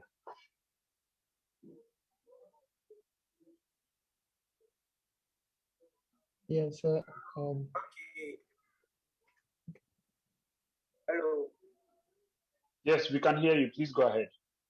Okay, thank you very much for this question. And then I would like to say, for now, we don't really have access to either the GS or the university form, the university itself, so that we can get their vouchers at a very low price or at a normal price that we can sell and then at the normal cost and get a percentage from it. But if right now what we need is maybe a sponsorship from the GES or WAEC or the universities themselves, so that when we're able to buy the forms or other stuff from them, we would sell it at a normal price and then also get our profit as we get our normal profit as the normal market does. So it's using that app, and then help it will also help others in order not to get or stress themselves on how to get budgets. So Okay, so your primary business is actually selling vouchers and not checking the results, right? we sell the vouchers for you to check the result, but when you want to buy, let's say, the university funds, all those stuff, we also sell the university and other stuff. And then we also do enquiries. If let's say you want to know the ending date for or the date for which debt registration will start or it will end or the cutoff point for university, we also do those services over there. Fantastic, fantastic. I think you're doing something very, very original. Let's pick this conversation up after this pitch, and we'll see how best we can support. So I have a question, right? You guys are doing over the internet. Have you considered, say, USSD for people in places that are probably remote without internet access? Have you thought of that?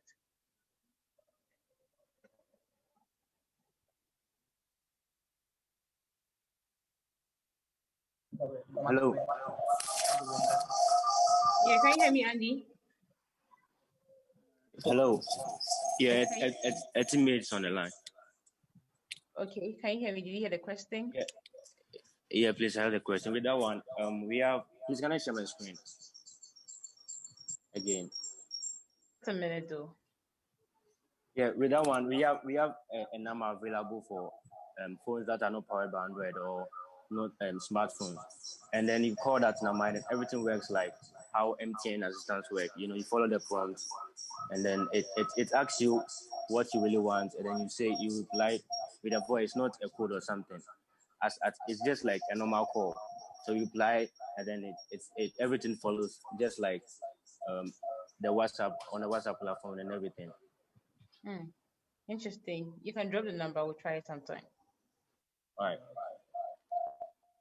Plus, number is plus 614 379 4974. 614 Plus one plus six one. one four. Yeah, 614 Mm-hmm. 379 4974. Okay. Thank you. We'll try it out. Thank you for your presentation also. Yeah, And and also, also I have a also final question. I would like to throw more light on it because wait, Right, Mommy, it looks like Yeah.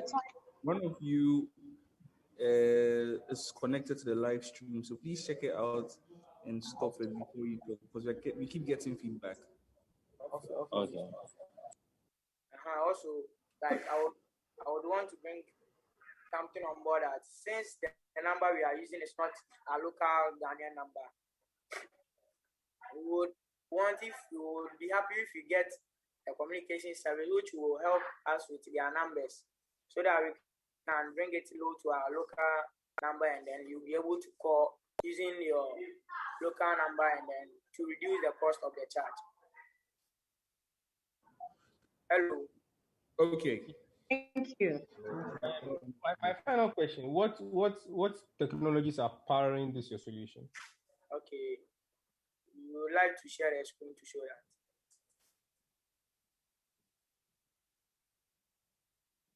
The technology is dialect flow.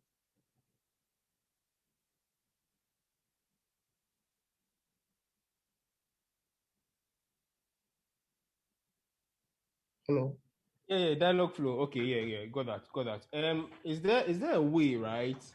The basically you've built a voice bot, right? And you'll be seeing this, like it's going to basically follow the same conversation flow like that of WhatsApp. Have you thought of, let's say, when it comes to authenticating users and the like, right? How are you going to capture the pins and sensitive information from customers? Let's say the phone number. You wouldn't want to see when the bot responds, provide your phone number. You didn't want to say 054. You understand? Once there's noise behind it, it can distort the recognition. How are you looking at like making it more of like a smart IVR sort of? Have you thought of that to enhance the conversation flow of the bot? Okay, so I think you're talking about the number one, the one that you call. Yep. Okay. So I think with that, what the lady stated that we have to look into USSD so that we can have the two. But going forward, then with the call itself, the voice, what we can do is to train the model so that it can recognize our dialect, the our tonation. So or even if you can even go further for something like the local language, I think that would be great.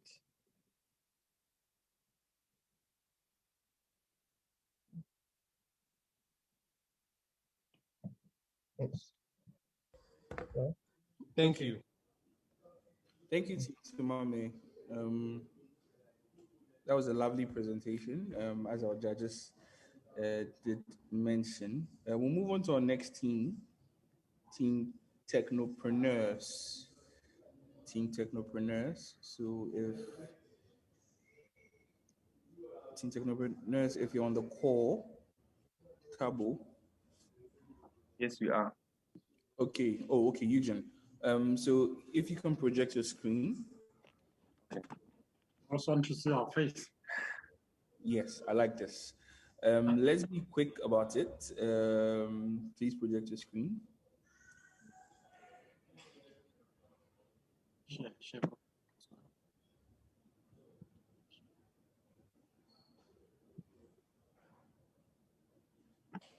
Okay. You have exactly 5 minutes starting now. Okay, so good day. My name is Eugene, and today I'm the lead presenter for the Technopreneurs team. So we begin with our problem statement. So agriculture plays a very significant role in African economies. In 1960, Ghana claimed its first title as the world's largest cocoa producer. But that didn't last long, as in 1978, Ivory Coast claimed that post up until today. Now, here's the interesting things. These countries are neighboring countries, which means they're in the same geographical area, affected by the same climatic conditions, yet Ivory Coast produces almost 2.5 times the amount that Ghana produces. So for example, between 2019 and 2020, Ivory Coast produced 2.1 thousand tons of cocoa, while Ghana produced 800,000 tons of cocoa. So also we discovered that in the 1960s, agriculture constituted 40% of Ghana's GDP and 30% in export earnings. And those values have dropped significantly, as today, agriculture constitutes 17.3% of Ghana's GDP and only 23% of its export revenues. So there's an anomaly there, because for a country that is 0.4 times bigger than Ghana, why is it producing 2.5 times the amount of cocoa that Ghana also produces? And we discovered that this was because of low yields per hectare, mainly because of pests and diseases that affect the quality and the quantity of yield.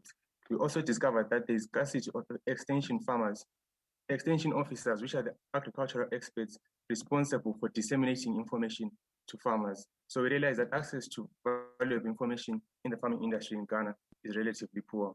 So we came up with an IoT smart farming solution, highly based on artificial intelligence. And so our main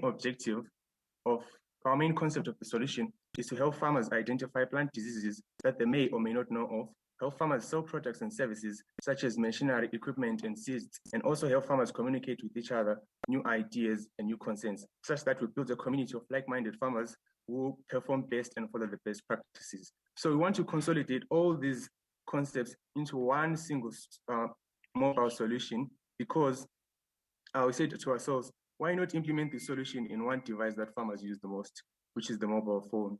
And because Ghana has the highest mobile device penetration in sub-Saharan Africa, we decided that Ghana is the perfect market to start on. So in terms of the technology that were applied on this solution, so we have what we call an OpenCV. An OpenCV is a library that is actually is used to run computer vision on a real-time basis. And then another thing that we are doing is that we downloaded some data from Kaggle, and this data is leaf data, plant data and crops, where we decided to take machine learning algorithm, which is, so in this case, we are using deep learning algorithm to perform classification and predict the crop deficiencies, as in when the farmers are in the process of growing those plants. And then another thing that is very interesting is that we have tested even in the lab is that we have an IoT sensor called Libelium. So this sensor is used, it has an API integration to our app.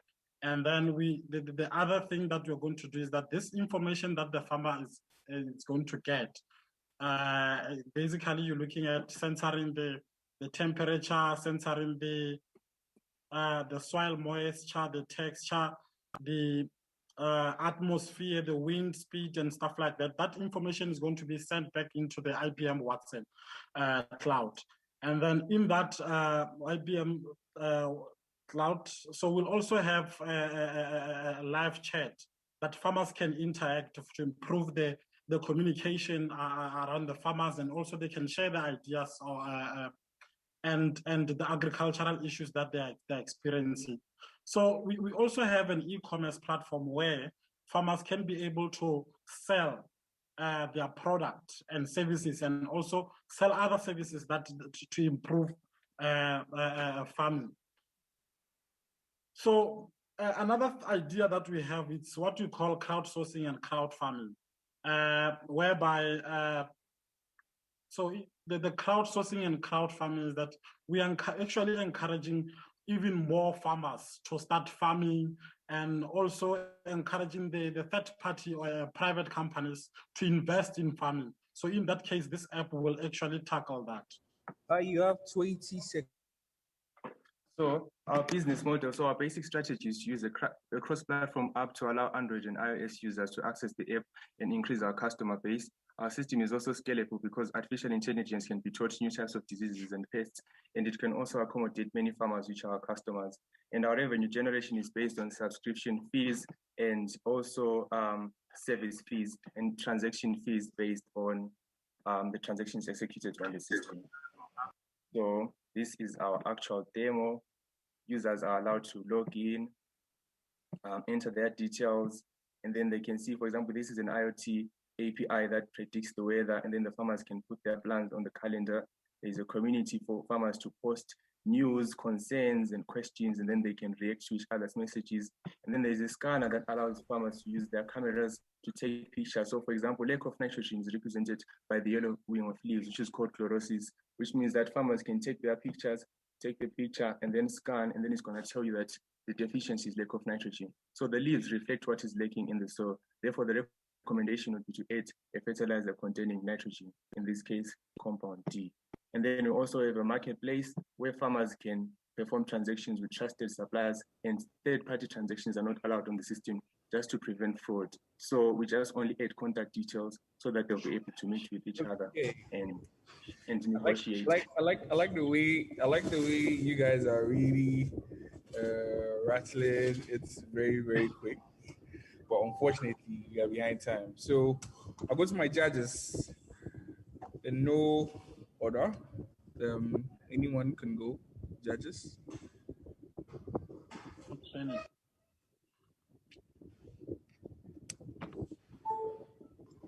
Thank you for your presentation. That was really great, and you're solving a problem that's really prevalent, not only where you are, but across the world. So, like I asked most people, so again, who are you targeting? And you want to look at as Sub-Saharan African and people who have access to smartphones. So, aside having to take pictures, right? What else do you think you can work around so that people without smartphones can actually access your services?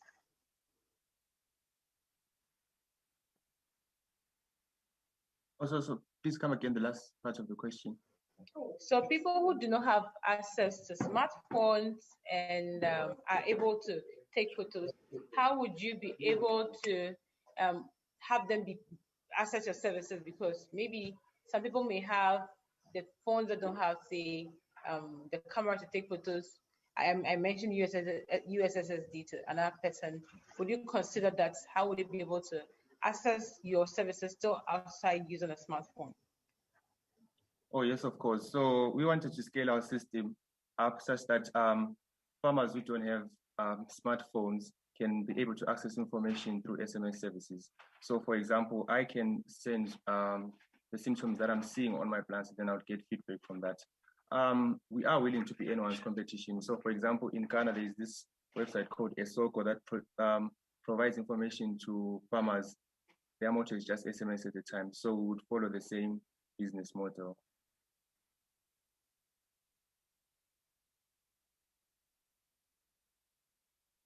Thank you. Hello. Sorry, Lily. Are you done? Yes, please go ahead, Foster.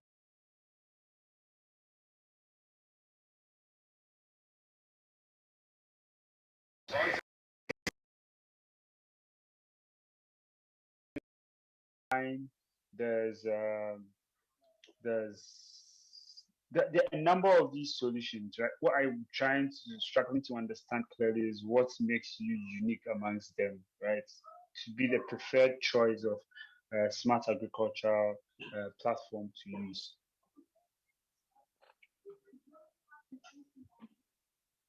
Okay.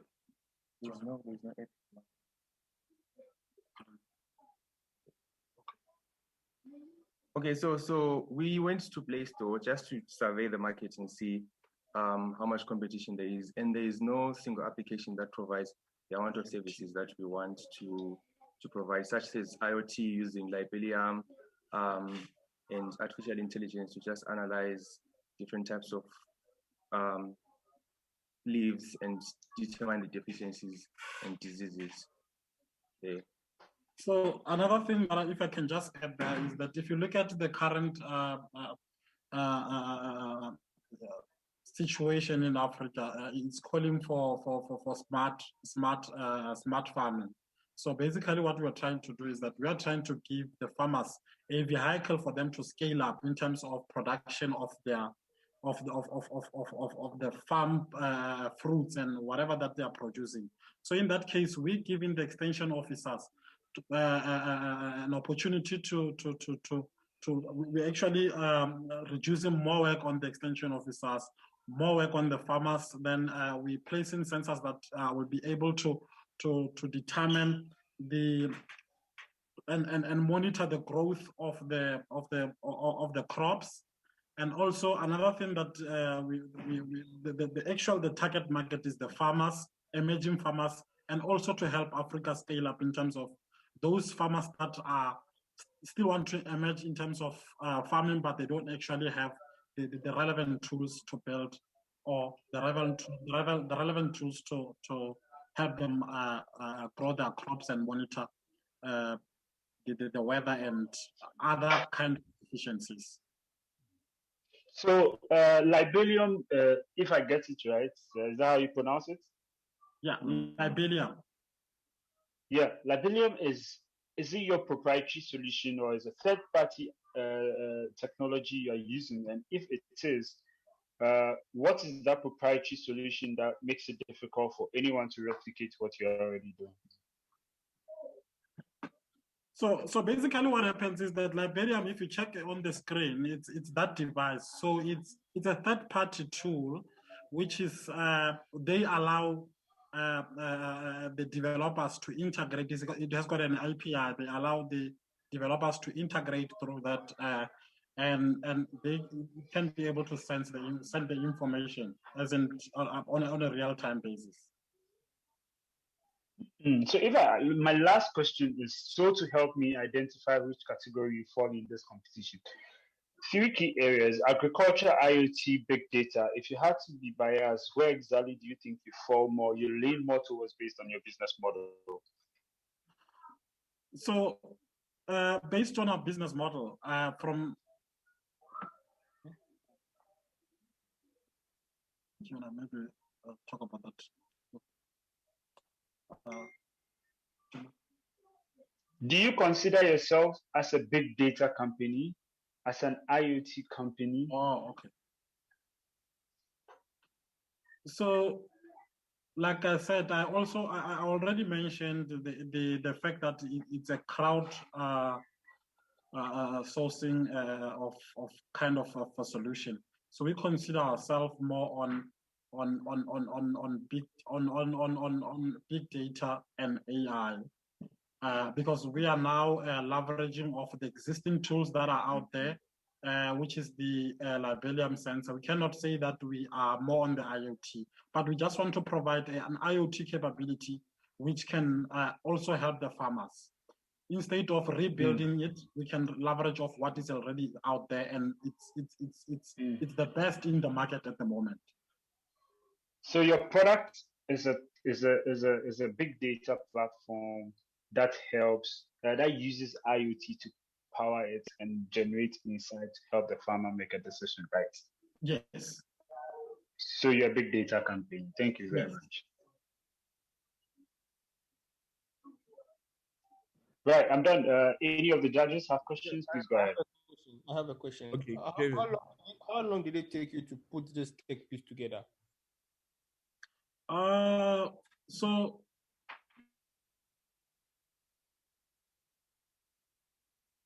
because the libellium we have tested in the lab one was not an issue because we have got an experience on that. So in terms of the machine learning, we decided to take the deep learning on the basis that convolutional neural network currently that the best performing neural network in the market in terms of classifying or image processing. So it took us, the hard part of this was more on the deep learning and also the fact that we wanted to incorporate the some intelligence in our application. And we only started thinking about this, I think it was on just after a few presentations that emphasized on Friday, just after a few presentations that emphasized on AI stack. And then that's, yeah, it actually took us a lot of time. And if now we can look at this, the model now, because now we have matched the two data sets that we have downloaded from Kaggle, it's still training even at the moment. But the first one that we've pushed to GitHub, the performance accuracy, it's close to being perfect, which is 89.6%. Okay. Thank you. David, any more? No, we are way behind time. Probably we'll pick it up in the offline sessions. Yes, okay. Exactly. Okay. Thank you so much. Can we move to the next team? Team PyCoders. Sorry, PyCodes. Team PyCodes, are you on the call? Yeah, we are. Okay, can you please project your screen?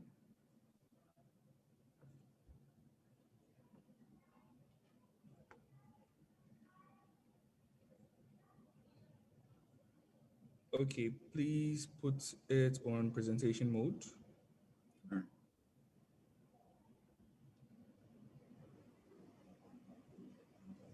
Okay, so you have 5 minutes starting from now. I'll let you 20 seconds when your time is almost up. So you can start. All right. Hello, everyone. My name is Manuel from PyCodes, and we're ready. So building digital products that transform and grow your business is fundamentally different from creating IT systems, especially in this age where smart technology is really important. So in leveraging AI to drive digital transformation, we thought of not just building an entirely new information system, but we thought of augmenting already existing information system. And then Stambic's use case gave us a clearer picture of where we need to position ourselves. We thought of ourselves as not building a new one, but incorporating these already existing systems with voice interfaces that run already in the browser or maybe on the phone or on tablets. So because we know voice is the most natural interface we have as humans. So we are working on an Amazon Alexa integration into the Stambic internet banking platform. If Stambic, you're here, this is for you. So the whole solution is around elevating customer experience journey with conversational AI. Because like I said earlier, voice is the most natural interface we will have as humans. So this is how it works. To interact with the skill, you first invoke Alexa by saying, Alexa, open my Stambic account. Or you can be interactive by saying, Alexa, ask my Stambic account to do something. Some of the things you could do is you could ask about how much you have in your account. You can transfer money to your beneficiaries. Because like we said, we are trying to integrate this into the internet banking platform. So that means whatever works on the internet banking platform should work in Alexa too. We have a demo here. I'm just going to put this up. So in order to get this working, we had to clone some features of the internet banking platform because we need to get it working to be sure of how things are going to work. This is how the dashboard basically is. And we already uploaded video on YouTube because we didn't want the whole thing to be wasting time. I have a short video here I can let you watch. Okay, so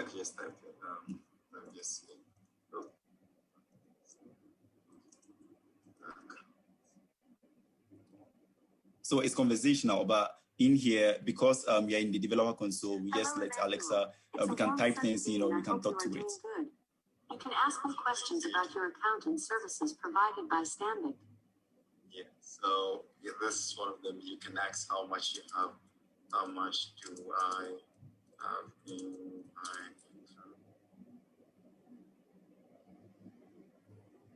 You have balance of 1,200 Ghana cedis. So so already, like you said, this is the dashboard, and then it reflects directly what we have in the account. We can ask Alexa, send money to.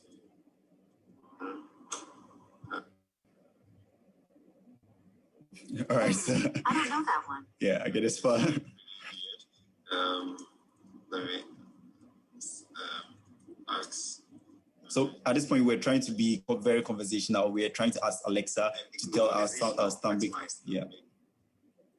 Account is and.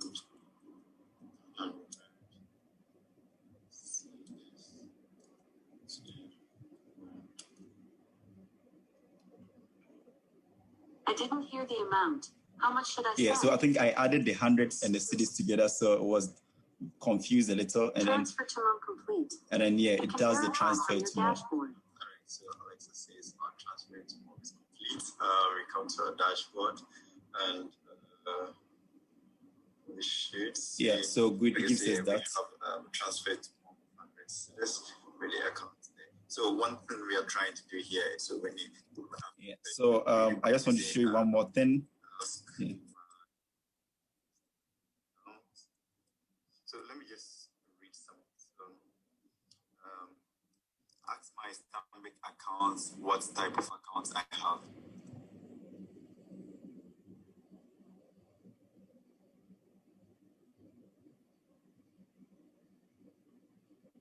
You have a current account.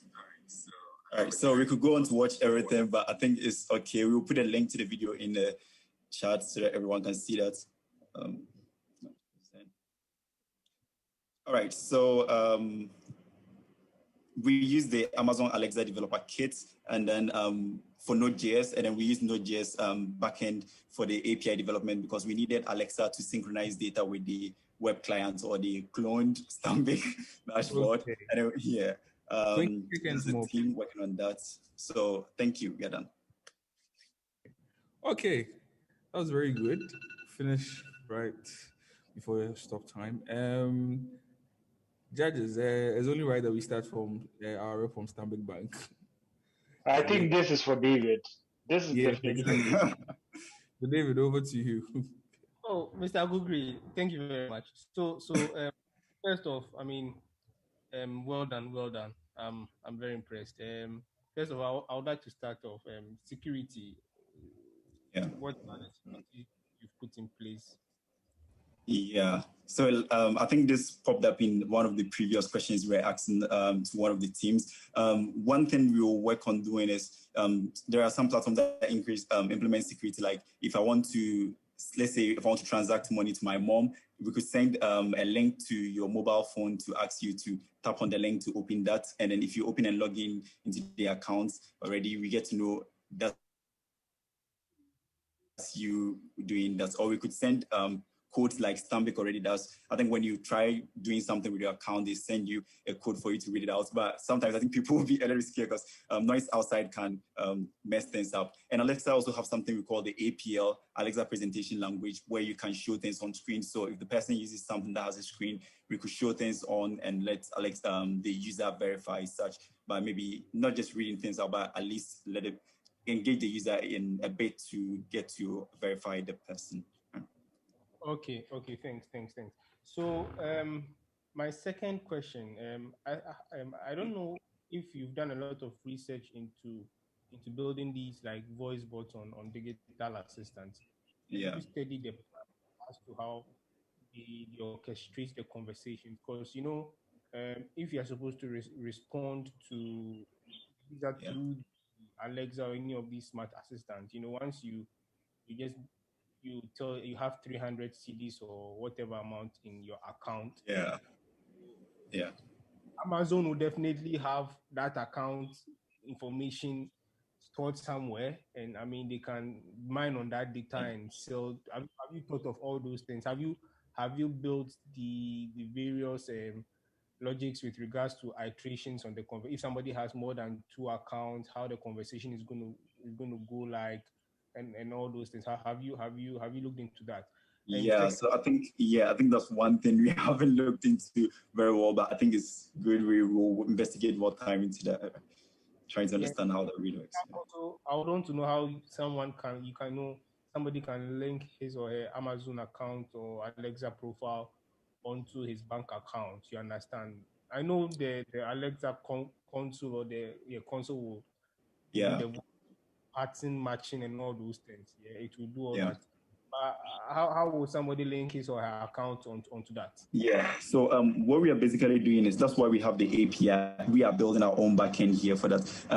If you are trying to integrate that, we wouldn't be using any other service related or used by Amazon. We are linking Alexa directly to our API to do the communication. So we hardly use anything related to Amazon aside the actual platform, the Alexa skill itself that we are working on. But all the API calls goes to our backend, and then we interact with that so that we can sync data to our. Well, once you make API calls to your backend, you definitely need to send an output, and it will go through the Amazon stuff. I mean, but no, we can take that conversation out. And finally, my last question is, the next big thing is said to be voice. People there's been white papers with regards to people shifting from touch phones to voice and all those things. Even with the new cars that we have infotainment systems and all those stuff, right? People don't interact with entities via voice. Yeah. Building this solution primarily for Alexa, I mean, have you thought of extending to other smart assistants and stuff? Yeah, so I think it was because we had to think about things really quick and then get things working within this 2 days. I think actually if we are integrating something like that for Stanbic itself, it shouldn't just be around Alexa, it should span around other assistants too. So, but I think the integration can be really easy because so far as we are synchronizing data between those skills, it wouldn't be very difficult. But yeah, I think that's my. Yeah, I mean, yeah. Don't worry, no worries. I mean, we'll putting this thing up in 3 days. I mean, it's quite impressive. No worries. Well done. I don't know if anybody on the panel has any further. No, I don't have any question. I think you've asked the most important part of these questions. Okay, brilliant. Lily, what about you and Alfred? No, this was David's domain, and he's actually butchered it. I mean, like it. So thank you. All right, thank you. Thank you, team. We'll kindly move on to the next team. That's this team WeBite. So team WeBite, if you're on the call, kindly project your screen.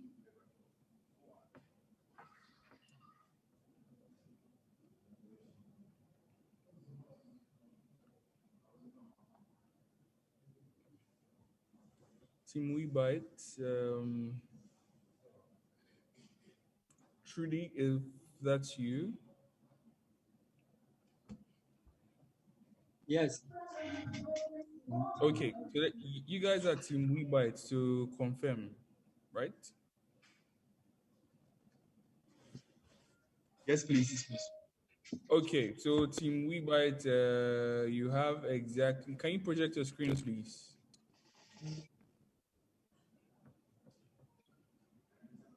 Okay, so you have exactly 5 minutes starting now.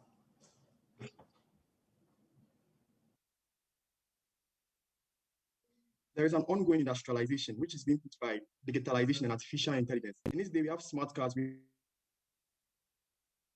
have smartphones. But are we doing enough for our agri sector? We realize that policymakers do not have enough data to make good policies. Farming cooperatives do not have enough data to improve upon their farming practices. Hi, Team Weebite. I'm a student who may like to enter the agri sector. I do not have enough data which will guide me on my journey. Team Weebite, please, you're talking very fast and your network is quite not good. So please slow down a bit, and then you can. So let's kickstart everything again. Okay. Go at a very slow pace, please. Okay, you can go. Okay. So there is an ongoing industrialization which is being pushed by digitalization and artificial intelligence. In this day, we have smart cars, we have smartphones, but are we doing enough for our agri sector? We realize that policymakers do not have enough data to make very good policies. Farming cooperatives do not have enough data to make good decisions. Farmers do not have enough data to improve upon their farming practices. I'm a student who may like to enter the agri sector. I don't have enough data to guide me on this journey. There is one recurring problem in all these scenarios, which is lack of data. Also, realize that there is under and overusage of resources. For instance, a farmer may not know how much water the soil needs at a particular point in time. He may end up overwatering or underwatering the soil. The third thing is that disease detection is very critical to crop yield. Late detection of disease in crops may significantly affect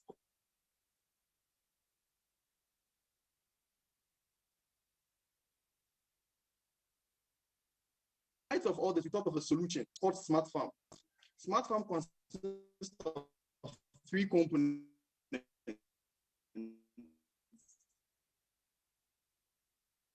The first component is the irrigation component, soil moisture level, and then all along data is collected during and after the process. We also have a disease detection component. With the disease detection component, the farmer or extension officer using the system will be able to use a smartphone to take a picture of the system, and then our system will predict whether or not it is being affected by a disease. If yes, it will display the disease name and then suggest measures to help curb it. Our third component, there is not enough data in the system, so we will keep track of, keep all the data we are processing, all the 2 components. We keep every data that is inserted into the system. We are targeting small-scale farmers and medium-scale farmers, but we hope to get to them through policymakers, farming cooperatives, and extension officers. The system by charging a fee on installations of the system. We plan on making money also by selling the data we accumulate to institutions like banks, international donors, chemical sellers, schools, among others. We also charge subscription fees for special features. Realize that there are systems on the market that offer only a single part of what our system offers, like only an irrigation component or only a disease detection component. Our system comes unique in the form that it allows you to have 3 components in one system. We believe in so doing, leveraging artificial intelligence to advance digital transformation. Thank you. So I'll walk you through a demo of our irrigation components. Okay. This is how the demo is. Data is being gathered by the farmer. From there, when the soil sensor senses that this part of the land needs water, it sends an analog signal to the Raspberry Pi. So from there, we are using GSM model to send data to our cloud.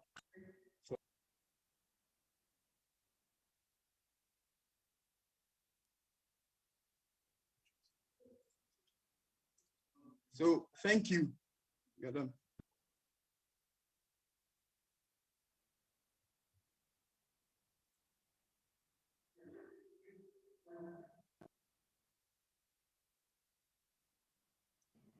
All right, thank you, Team WeBite.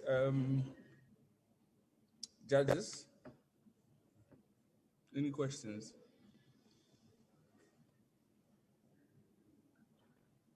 With regards to, okay, do you have a working prototype?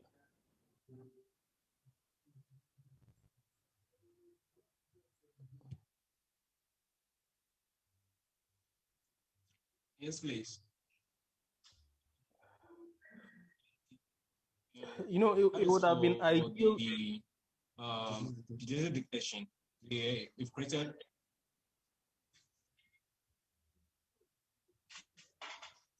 Please, can you come again? I mean, I'm saying, do you have a working prototype in this, in more of like a 360 view? It's working Please, end 360, not like perfect one, and in a working, let's say 100% working phase. Do you have something like that?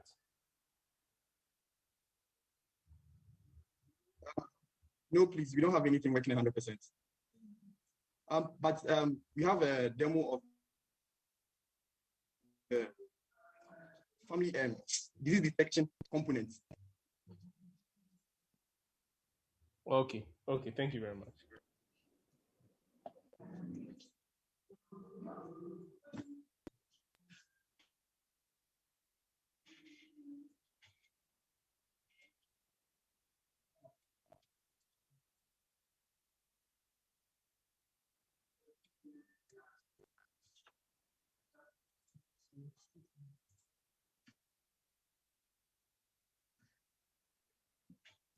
Hello, team. Just to appreciate you for your work. Thank you for highlighting what you just shared. It's important, and we see how our work is not just a topical in Ghana, but across even the South region. So thank you. I lost a bit of your presentation because of the network, but I know we can look at your slides on your pitch deck. So thank you for presenting. Really appreciate you. Okay, thank you, Team WeBite. We'll move on to the next team, Team Sublime Codes.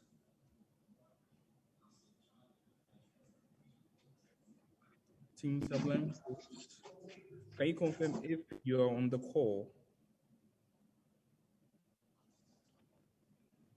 Yes, I'm on the call.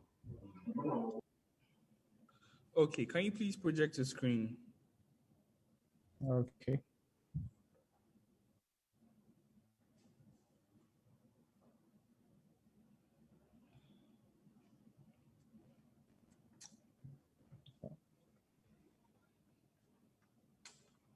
Okay.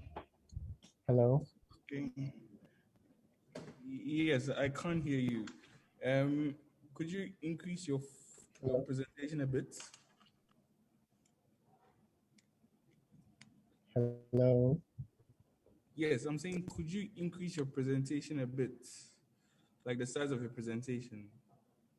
Okay.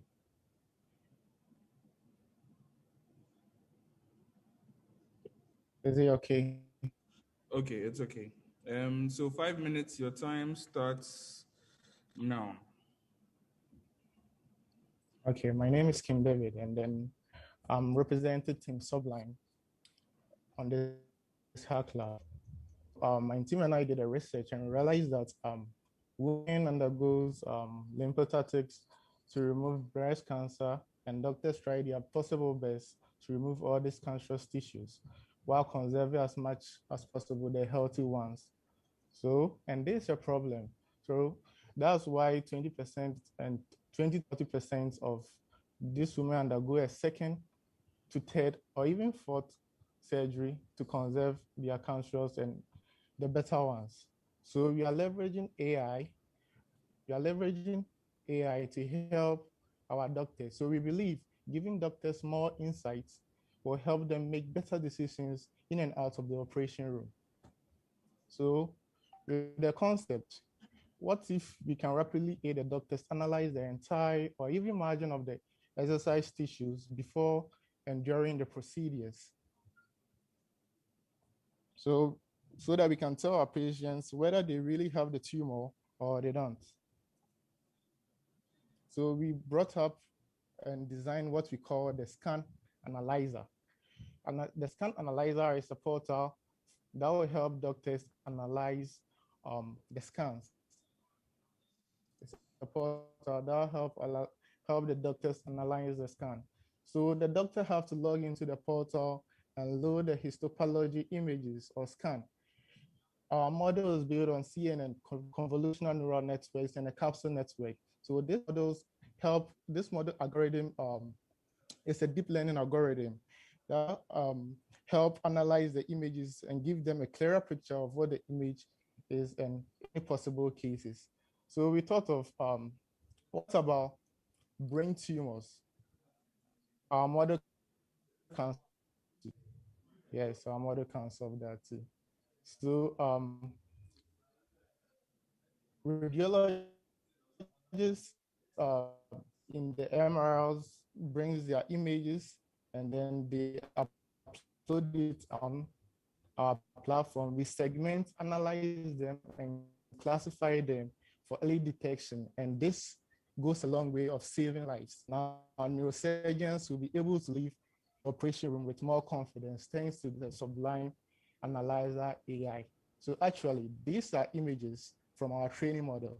So we train the model with this original image, then the algorithm analyzes it, segment them, and brings out and predicts whether this actually works.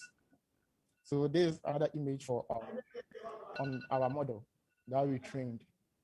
And the tools we use are TensorFlow, Keras, Python, and we are trying to build an Angular web portal, but due to the time, we focus more on building a solid algorithm. So our algorithm works perfectly with accuracy of 97%. Using the confusion metrics, we attain a higher accuracy of 97%. So if I can show you. Hi, you have 20 seconds more, please. Okay. I can show you. So this is an image after training though. These are the images segmented. This is how we segment the image on the platform. So when the neurosurgeon or the lab technician uploads the image, it comes to an algorithm, analyzes and train it and bring an accurate results. Yeah, and with this statistics on this our model and realize that if we're able to target these health facilities and also individuals, and providing it as a service to the health facilities, let's say we provide as a service, let's say we charge $10 from this health facility when they use it as a service. By 2020, we are projecting to be a multi-million-dollar company. Yeah, so this is what we built with the algorithm using CNN and a capsule network. Thank you.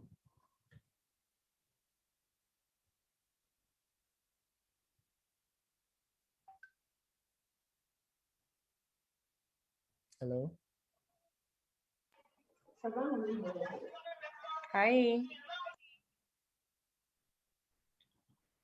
Yeah, hello. Hello. Hello. We can hear you, Sublime. Just to confirm if you're done with your presentation. Hello. Yeah, hello. Yes, just to confirm if you are done with your presentation. Yeah. Thank you so much. It's important the criteria, I mean the area you are working in, which is health. Okay. And we appreciate your time. I want to know if the other panel members would have a question. I just want to appreciate the work you're doing. I'm done. Right.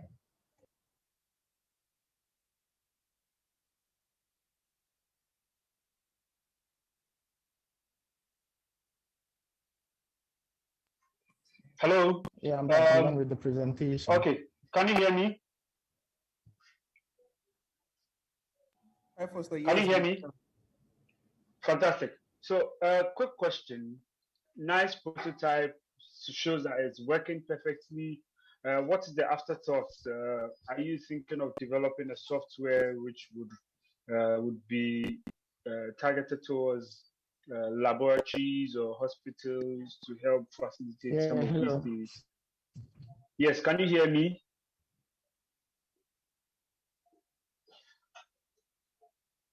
Can you hear me?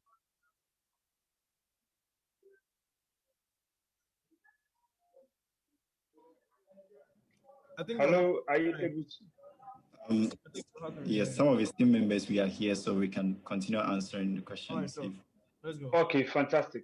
So my question is simple, right? You've shown us Yeah. that the model works. My question is, I'm trying to validate what your business model looks like, or whether you have thought about it already. Are you intending to package this into a software, a desktop or cloud solution that would be sold to laboratories and hospitals? How do you intend to monetize this entire solution? Yeah, so we think it's best Yeah, hello. if you, okay, good, he's on. Yeah, so we think it's best if we build this as either a cloud-based or a desktop app, and then give this out to the doctors or health practitioners, because we realize that would be an easier way for them to interact with the system. Sometimes the internet here is a little bit messy, so desktop could be the best, and then have an offline mode for the model to be analyzed online. And then we could also synchronize with other data online if we get that too. I hope that answers the question.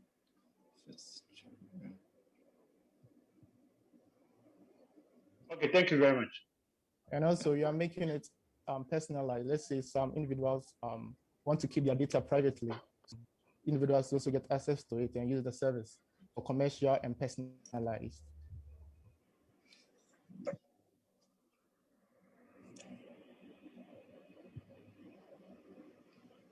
Okay, any more questions? None from me. Lily. Yes, please, I can hear you. No question from my end. Okay, all right. Right, thank you. So we'll move on to the next thing.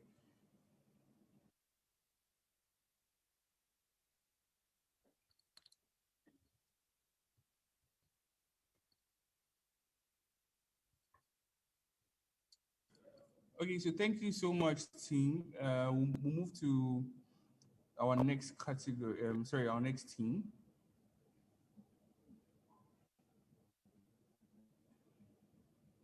Team Bernoulli.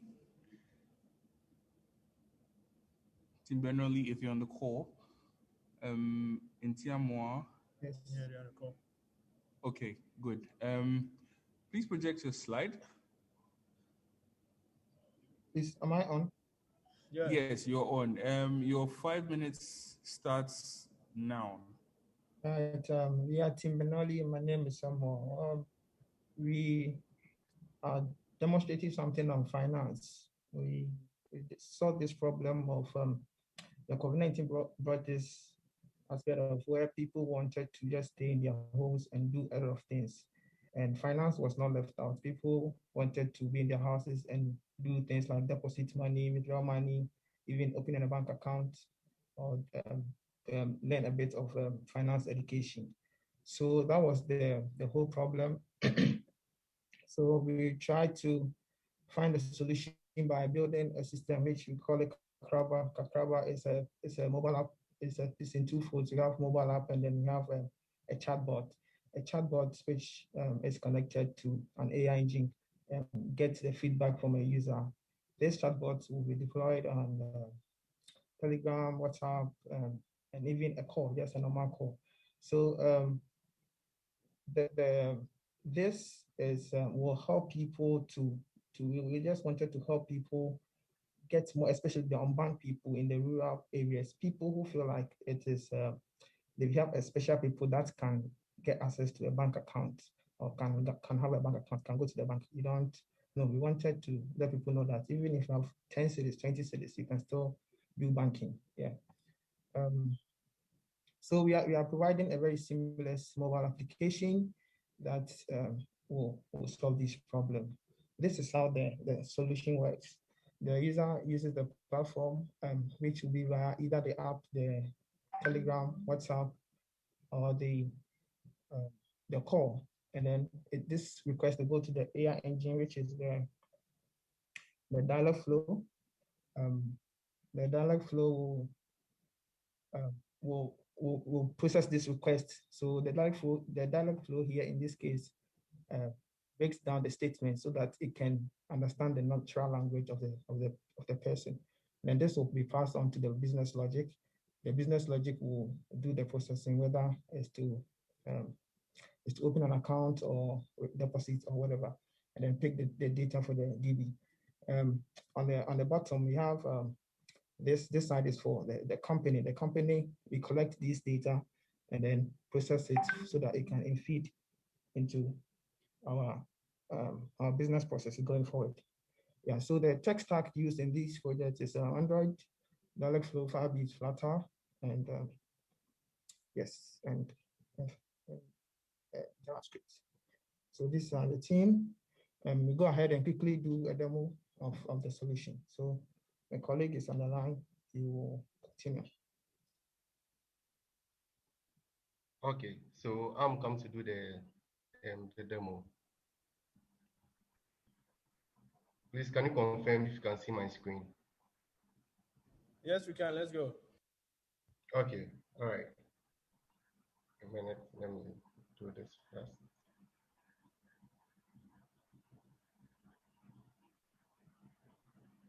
Okay, so this is the app. This is the Kakraba app. We have already logged in because of time saving. We are already logged inside the app. Unless you want to see the verification side, I'll just move along. Okay, so when you log in, this is your home screen, and you can see some of the products, the services we offer: savings, group save, budget. So this app actually helps is driven towards a saving to help people save well. So what we have done is that we've created goals that enables you save well.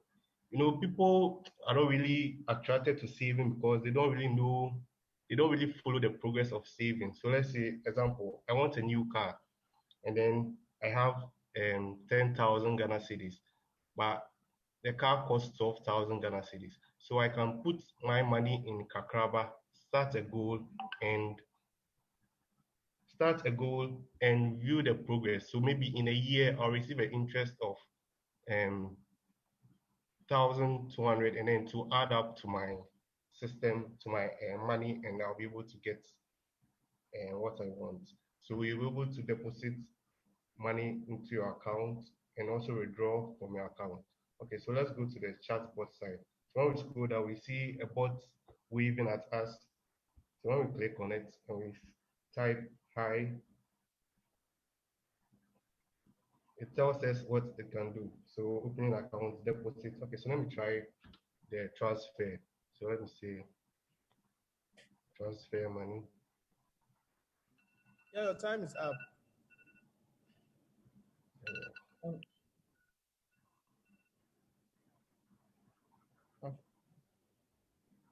Next to questions from the judges.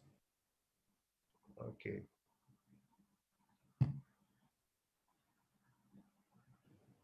David or Alfred.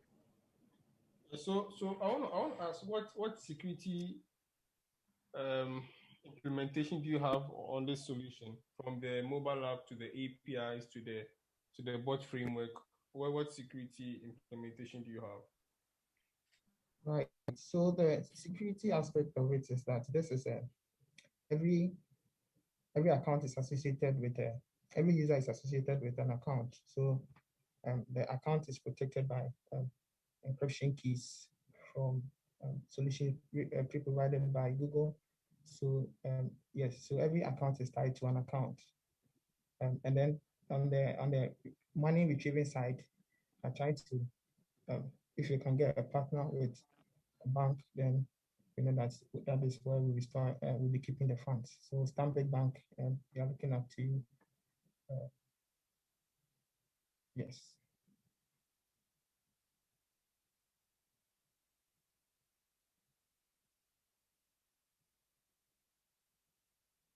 Hello. Okay. Okay.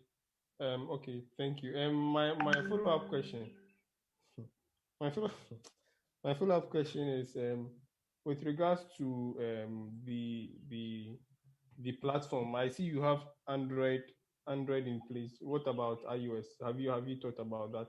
And with regards to the savings and stuff, is it also powered by artificial intelligence, or do we have some sort of in, intelligence in that aspect, or basically the intelligence in the solution is on the chat aspect, the cognitive service? Okay, so the first question is the platform. So this software or this project was developed with Flutter, which means that it can be integrated into both Android and iOS. So that covers the two platforms. What is left is probably a web application that will support that. And then the second question, the AI aspect. So the main AI is the chatbot, but it's from the technology, the flow chart. After we've collected the data is now fed into an analytics engine, which will then will know that these particular users try to save with it's long-term savings. So they do a lot of long-term savings. So then we try to educate them on why, maybe short-term savings. So we try to educate them on why it is important to do a long-term savings. Yes. I think if you can integrate some little cognitive driven stuff in there, or backed by AI, I think it should be ideal. It will be very, it will get very. Yeah. Okay. So that is intelligence. So yeah. Please, someone. The very most disorganized hackathon I've ever seen. Yeah. Usually not by the time we're done. Please, the person talking is not from our group. Kindly, please, Teko, can you mute your microphone? Yeah, thank you. So I mentioned that the AI, we also have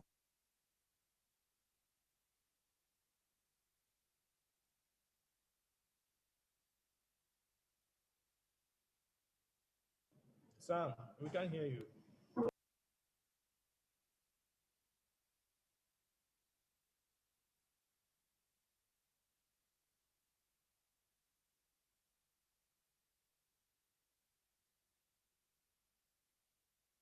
this call. So when you are mentioning like things.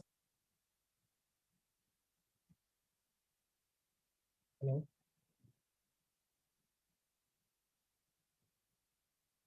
Hello. Yes, Sabo. You were breaking your network. Oh, okay. Oh, okay. Oh, sorry. Okay, so because I was making the call, the internet actually stopped because I'm hotspotting from my phone. But what I was doing was that I was dialing a number which is like offline number, and then you can be able to do all the features, basically the opening of account and then deposit on an offline base. So that was what I was doing.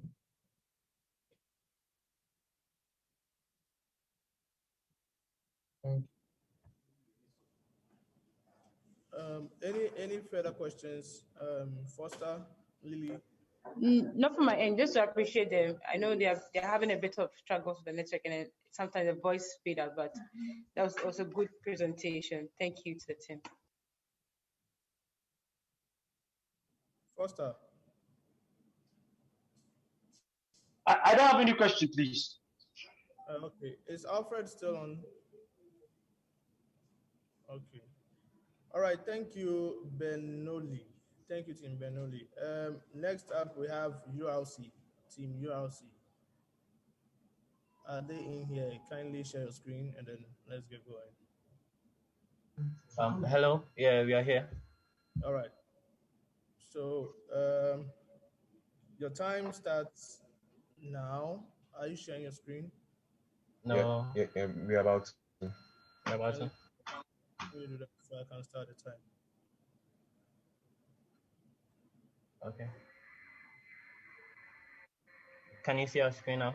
Yes, put us on presentation mode.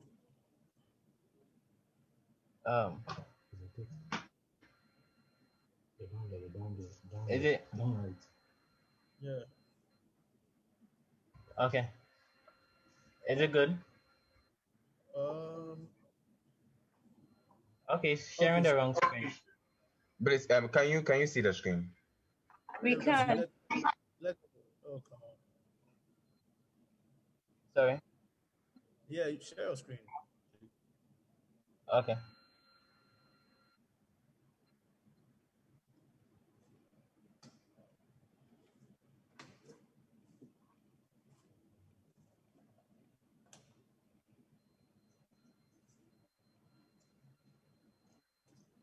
Okay. Yeah. Okay, let's get going. The time starts now.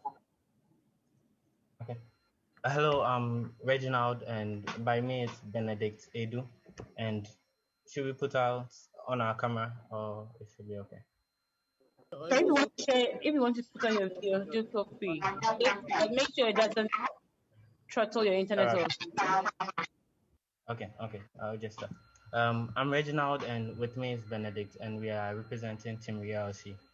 So our project is face mask recognition system for access control.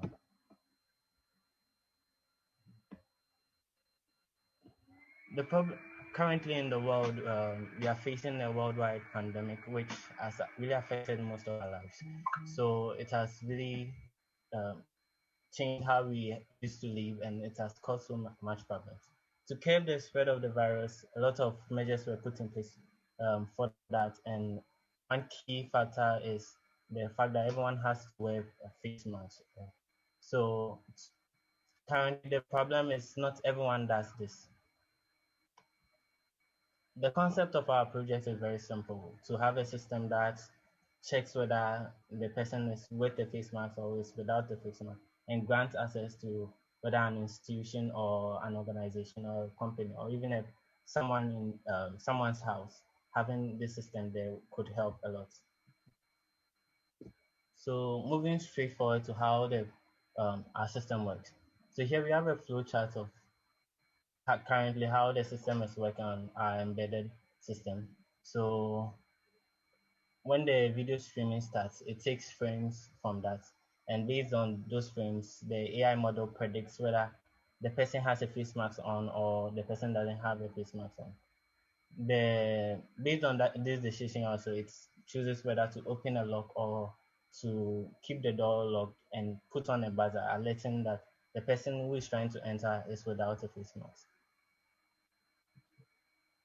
The technologies we applied in this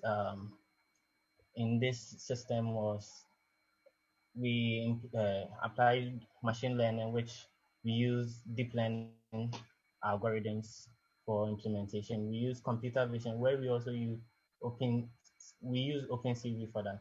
We use TensorFlow and embedded system as a Raspberry Pi, since we deployed our model and embedded everything onto a Raspberry Pi with a Raspberry Pi camera, and our system is we deployed our system, everything on our system on that. I'll be talking about the markets. Our go-to-market plan is we want to target institutions and companies. This is because most institutions and companies need to ensure the adherence of wearing of face masks in their office spaces. So when we target them, we know for sure that we'll be able to get a lot of sales from them. We also want to we are to also use it for places where they're going to use conferencing, businesses that need to do their conferencing, to ensure that before someone enters, they are going to be wearing a face mask. The reason why we are also talking about conferences is because we want to ensure that people are wearing their face masks when a lot of people are gathered at one location. Our business model. What we intend doing is that we need some revenue to start our business. So we intend to pitch to various investors, that's interested parties that we know will benefit from this. And these interested parties can be people in the health sector, that's the hospitals, the clinics, and then also people in the business sector. Now, when we're able to pitch to investors, we'll be able to raise enough funds to set up our business. But for our business to scale up to the level where we can do some mass production, and we'll be able to convince some of the people in the businesses to we'll be able to convince people who are in the businesses the value in our products, and explaining to them or pitching to them how our product is important currently to keep the coronavirus pandemic. Once they see the value in it, then there's a high chance that they'll purchase our product. Now, how is our product better than the current products there? Our product is affordable. It will cost only a few thousand cedis to implement it as compared to other products. Our product is also a new technology we are implementing as compared to other technologies, and our products can easily be scalable. Easily scalable how? We are going to be able to add extra features like an infrared sensor where we're able to determine the temperature of people who enter, so that not just checking of the nose masks, and you can also check for the temperature of the people before they enter. Okay. So currently these are our team members, Benedict and I and 3 other members, and we are going to show the demo video. So your time is up. I don't know if the judges are going to allow you to show your demo video, but probably question time. So let's go. Lily, Foster, David, Alfred. I'm actually interested in seeing a demo. Maybe my 1 minute question, they should show me how this works. If it's, I truly want to see how this works. Okay, let's go.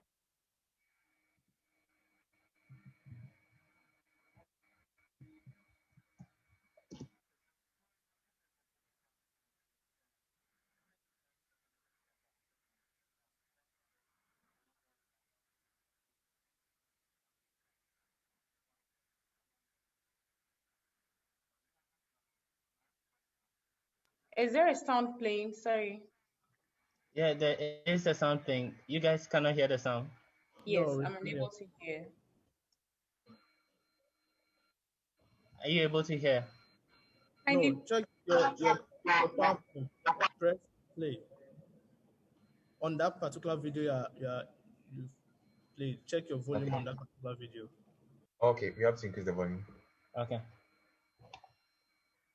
Are you hearing any sound at all, or there's nothing? There's nothing. Maybe you can play the video again. Okay.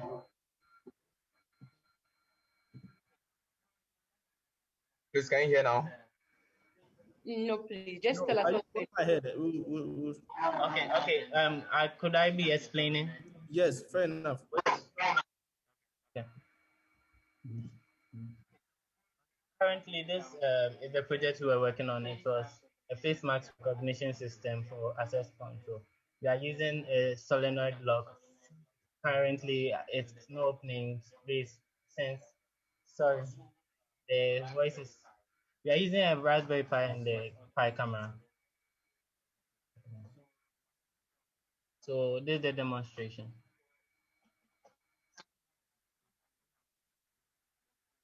Okay, so by looking at the band on, you see the browser comes on.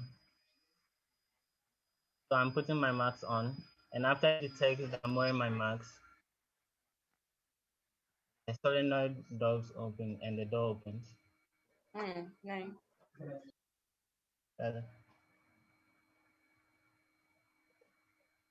Sorry, the video sound was confusing me. Was it okay? Nope. Yeah, that's fine. Thank you. I saw how it worked. That's good. Lily, any question? No question. Just to appreciate that effort. Thank you. I'm just okay. My other question will be this. So for places where they have so this is going to, I don't know, it works on electricity, works on all your extra kit that came with it, Arduino and everything. I don't know, use Raspberry too, right? So for your business model. How do you want to sell it? Who are the people you want to acquire it? Your target and also your pricing. Have you looked into it? What do you want to explore for a start? Okay, so the targeters you talked about is basically anywhere where we have a gathering of a lot of people, whether it's an institution, whether it's a school, or various buildings in the school, maybe the library or anything, and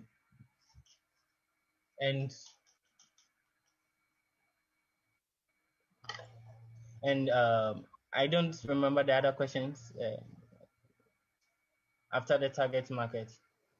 I was talking about pricing. And now I'm going to ask another one about, even if your camera is not working, how do you get your system to work? Okay, so the camera comes with the product. The camera is a part of the product. If you could see from the slide, you can see that the camera is a part of the product. It's not from the phone or anything. The computer we are using here is just so that to show what is happening on the embedded system.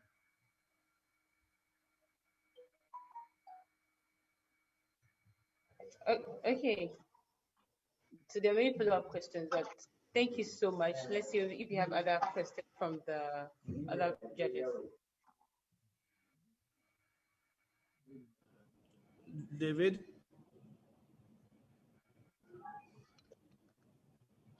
All is good from my side. Sorry, all is good from my side. Okay, Foster.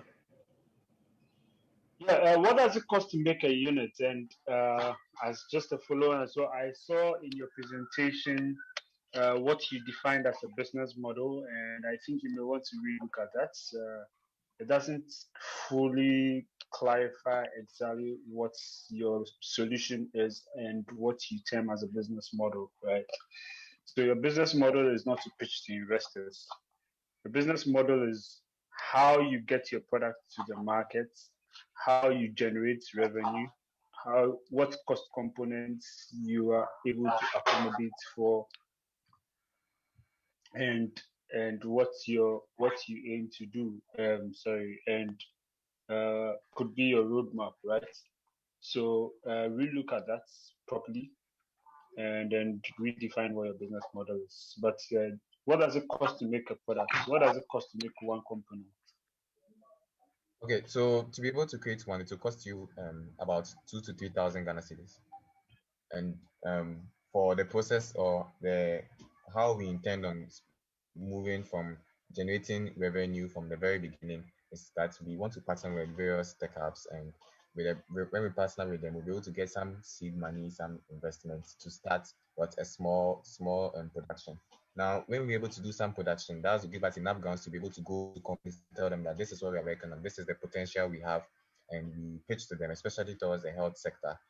It could be and also the tech hubs, the huge ones, the Ghana Tech Lab and also Hacklab, sorry, and and Hacklab, and then we pitch to them. Then when we're able to get that money, then we can do the mass production from there. So that is how we visualize the business model. So your business model is whether you are B2B, you are B2C. That is basically what your business model is. Who are you selling your product to? Who is the person paying for the services you are providing, and how are you selling that product to that person, and how are you pricing or charging that person? That is basically what your business model is, right? So we can take that offline and we look at it. But yeah, thank you very much. Thank you very much. Thank you very much. We'll look at that. Okay, so thank you. I think we'll go to I last but one team, Zita, or is Webites on now? We've done Webites already. Okay, so Zita, final team.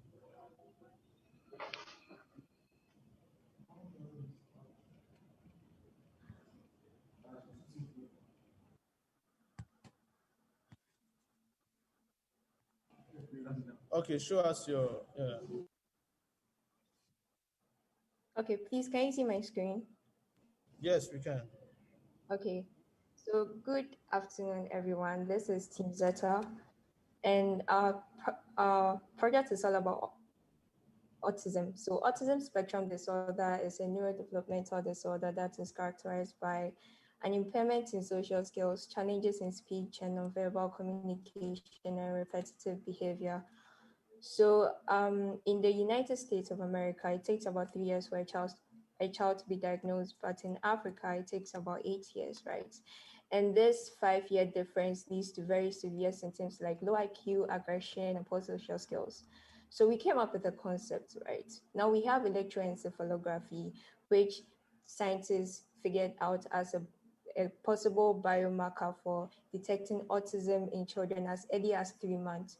So we came up with a concept that will facilitate early diagnosis of autism in Africa using a portable and low-cost electroencephalography device with automated diagnosis, meaning that you don't really need to have a lot of expertise in neuroscience to be able to interpret the EEG signals that you record to be able to diagnose a child as autistic or not, right?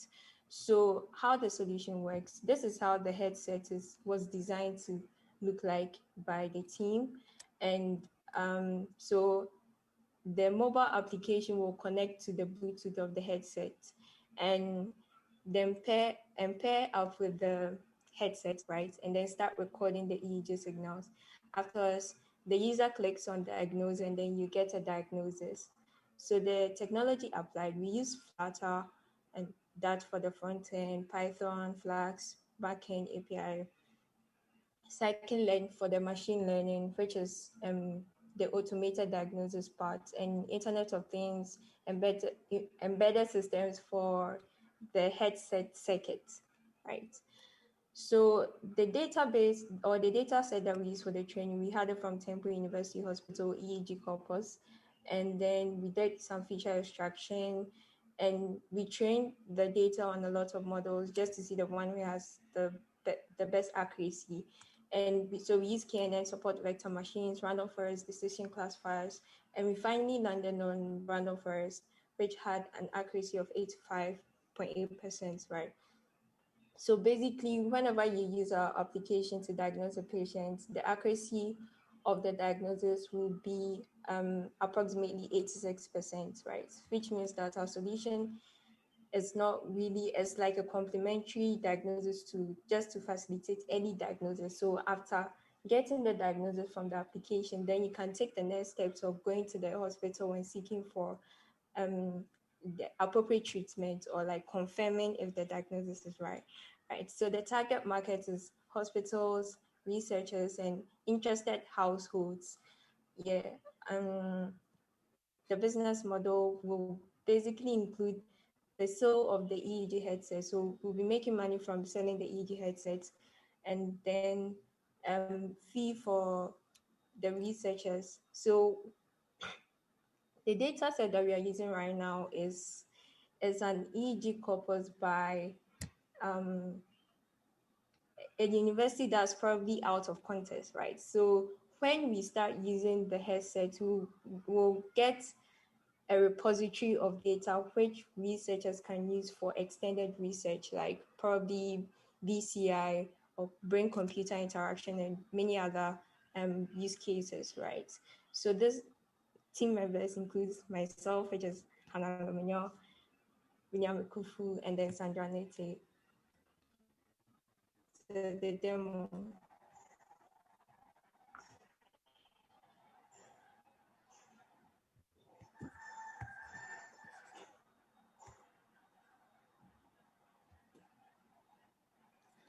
So this is the power you connect to the device, and yeah, so it's connected now, and then you start recording. So because I don't really have the headset, we use the potentiometer to test it, and this is just to test the recording of the signals. But for testing the diagnosis part, we used sample data on the front end, and then we passed it to the API because the model was deployed on the back end. So that will give the diagnosis. So in the future, we'd have the complete system with the 4 channels and everything working. Yeah, so basically that's it. Thank you. Yeah, right on time. The time just ended. So, judges.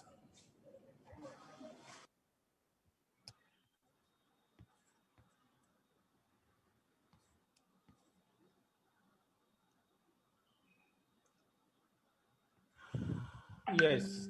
How much does it cost to get a unit out? So the bill from the bill of materials that we used for the project, it costed less than 300 Ghana cedis. 300 Ghana cedis. Okay. Okay. Okay. Okay. Wow. Wow. And who are your competitors? Is there anybody doing similar? Most of the devices that are in the market, they are not end-to-end solutions. So it's either they use it for research purposes, just recording the EEG signals, but they don't really give out a diagnosis. So yeah, we are providing an end-to-end solution. So I would say our competitors will be the traditional EEG devices in the hospitals, which are bulky, they are not portable, and they are high cost. And not a lot of hospitals in Ghana has those. So yeah. How long did it take you to put this thing together? So for the circuits, it didn't really take that much time. Yeah, the circuits with the embedded systems part, it didn't really take that much time. But the coding, integrating the backend, front end, and the serial communication between the embedded system and then the application. I don't know the amount of time, but it took a lot of time. Okay. Yeah. And have you looked also? Okay, what will it take, right, to move application from a mobile device onto, let's say, a desktop application, or building a custom device purposely for it? More of like something, Okay. something small. Since you're using Flutter, I don't think it will be very difficult to transfer the mobile application to a desktop version, because Flutter is also used for desktop applications as well. So, I mean, that conversion or transition process should be easy. Yeah, I get that. But what I'm asking is, wouldn't it be more profitable Mhm. to get, let's say, a device, a specific device for this particular solution? A specific device in what sense? Building your own device, more of like putting it on a Raspberry Pi, customizing it. I mean, you understand? Oh, so like our own fully designed embedded system with a human Yeah, machine interface to yeah, display the results yeah, to the user.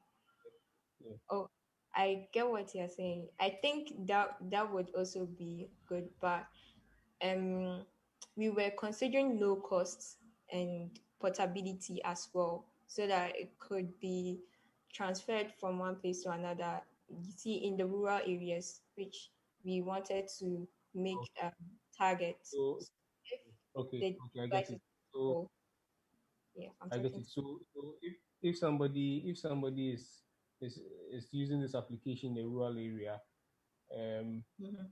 the person wouldn't have to get any other device. The person would have to just install it on his phone and just connect the necessary peripherals, and then he Exactly, exactly.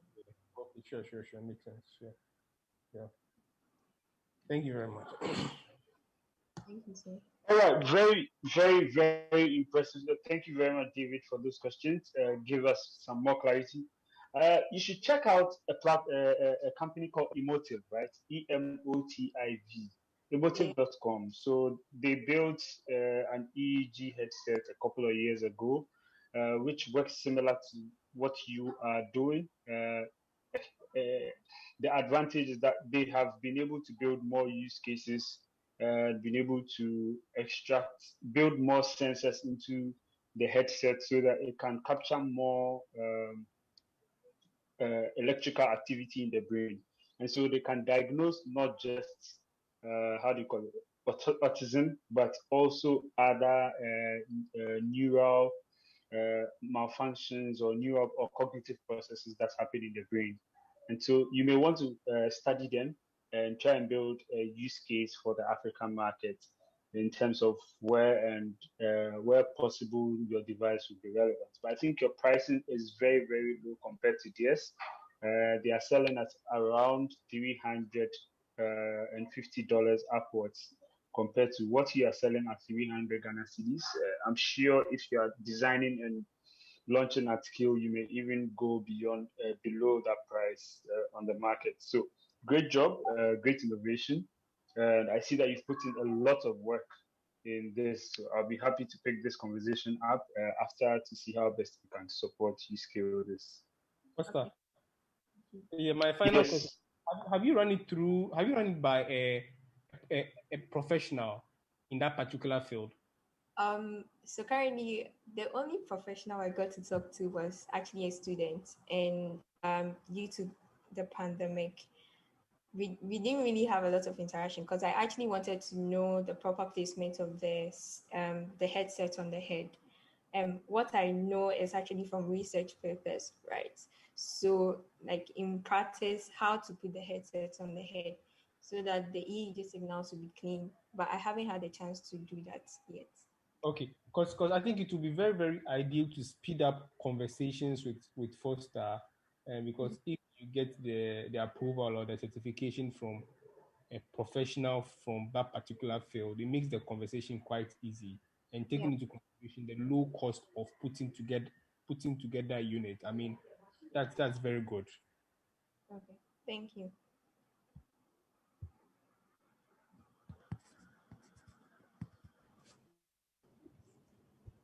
All right. So also soon we've come to the end of the pitch presentation. I'd like to say thank you to every team that actually joined. It's not been easy. We urge all of you to still stay on. What we're come to do now is we're come to connect live into our other studio where we have Lily to take us through a mentorship session with one very interesting lady. I'm not going to do the introductions. I'll leave that to Lily. But then before that, let's take a quick commercial break, just 30 seconds, and then we'll be back with Lily.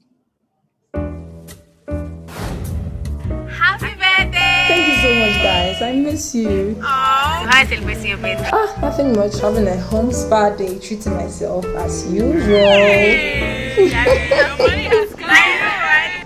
So I guess bye. Okay, love you. Bye.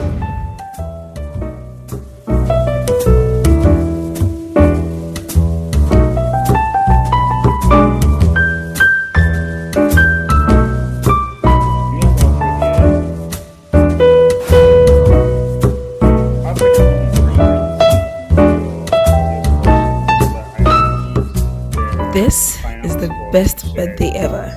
Me, myself, and my doula. I have received David. Yeah.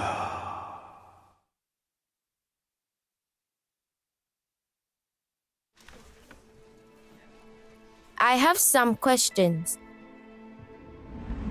Some big questions. Can we hate less and share more love?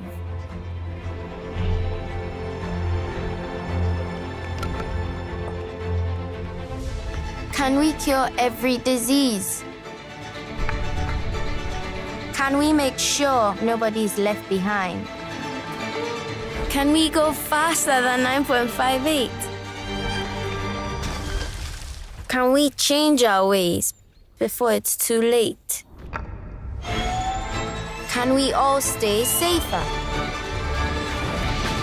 Can we go even further than we've gone already? Technology and humanity, together we can.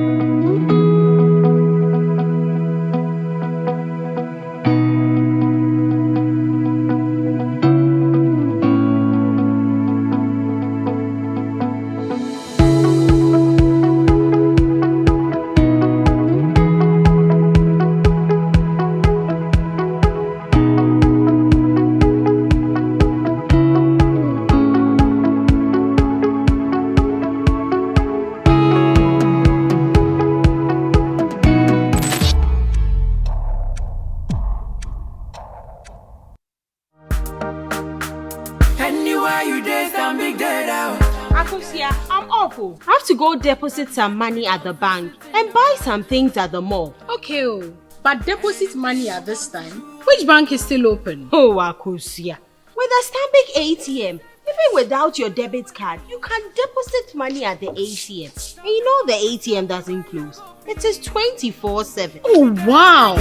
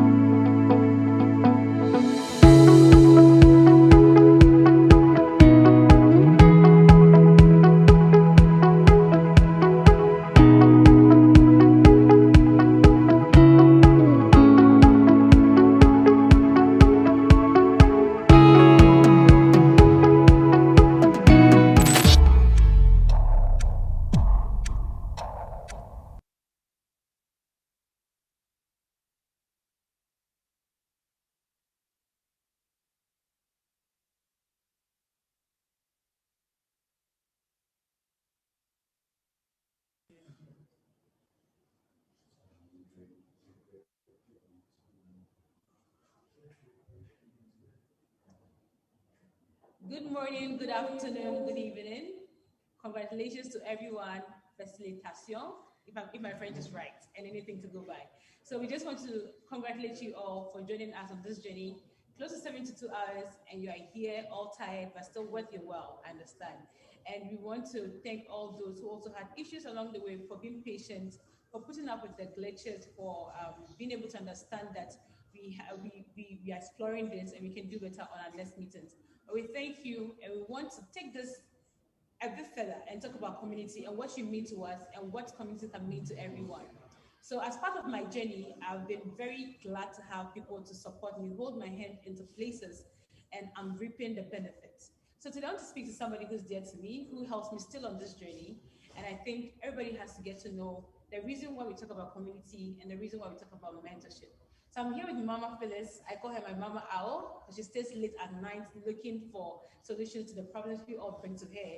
And I want to talk to her about something that she's doing here in Ghana, and it's able to reach anywhere you are because you have meetings online also. So Mama Owl, the Hacklab community is proud to be associated with you, and we appreciate your work.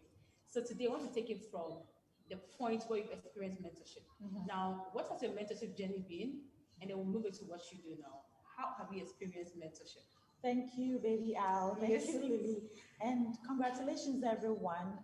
What I experienced here today is mind-blowing. And Foster and the whole Hacklab family, congrats. And I know the sky, beyond the skies, wouldn't even be the limit. My name is Phyllis Kwenye here, and I'm the founder and CEO of Connect World.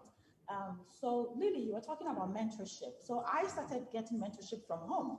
Last of 5 and 4 siblings who were into the sciences, went to all the Ivy League schools in the world. And so for me, I've always had somebody telling me where to go and what to look for. And so when I became independent and spent a lot of time in the US, I realized that really mentorship is key.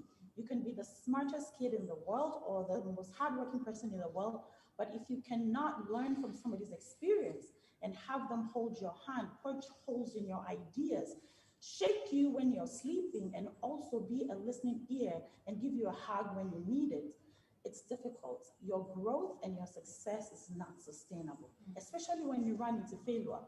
You crash, and that's where mentorship comes in. And connect, meaning connection, right? But the reason we spell it Konnekt is, for me, the C hasn't worked until I run into real connection. I change it to K, so that when you meet a mentor, they're not just teaching you, but they are connecting to your human being. An ear to listen, a brain to pick, and a push in the right direction. Not just in professional or in education, your emotional well-being, your networking, your relationships, both romantic, family, professional. If those things are not in place, trust me, you can have the best guidance in your professional, space. You will still fail. So that's basically what Connect is about. And I love the idea because this is holistic.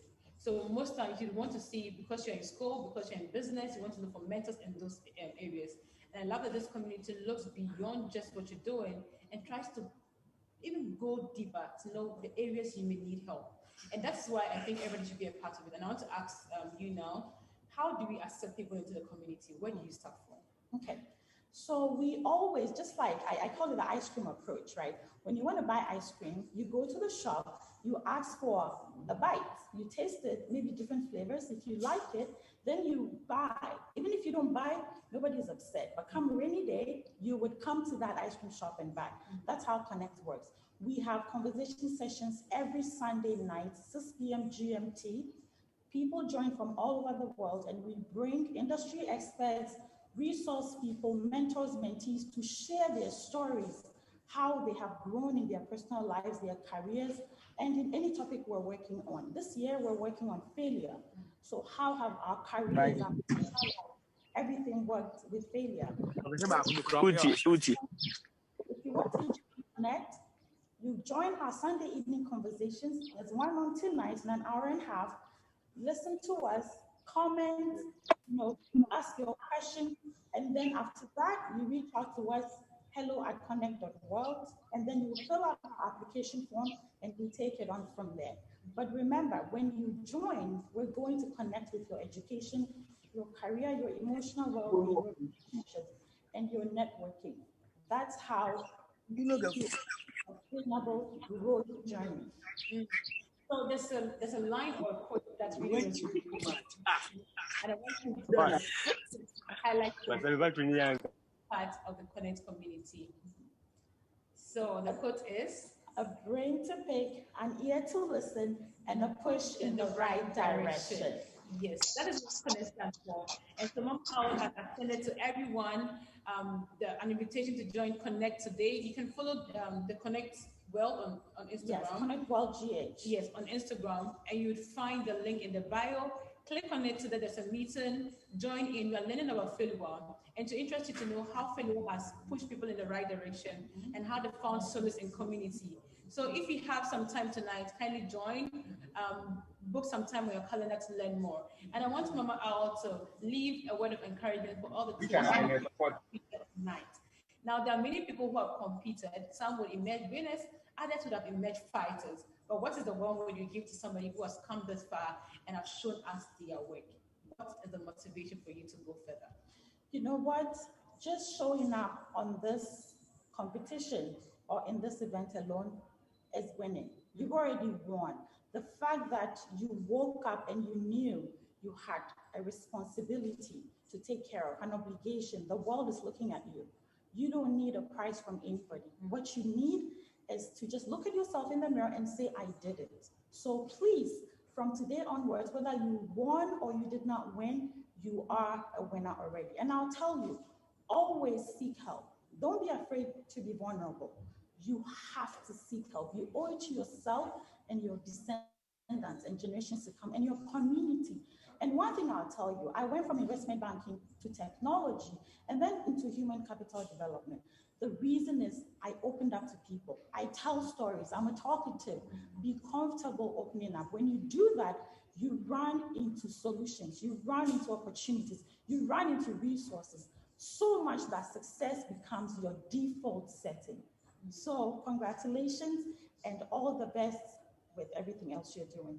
Right. Thank you so much, Mama Owl. This is really inspirational. Not just for the participant, for me also. And I appreciate your time and your help always. So for all of us on the competition and for people who are volunteering and all, who want to take a 1 hour breather, what you're going to do is to go back and collect the results. So you have the time to connect with people or your group, connect with people online, look up Connect Worlds, find out how to send an email and reach out to the team for mentorship. They have the ability to match your skills to the market, the industry you want to connect to, and any other thing that you need help with. So in an hour, we'll be back to announce our results. It's been many, many hours, but we thank you for your patience. I want to even urge you to still come back after 1 hour and let's round this out beautifully. Thank you all, and thank you for joining our very brief but insightful mentorship session. We appreciate you. Thank you.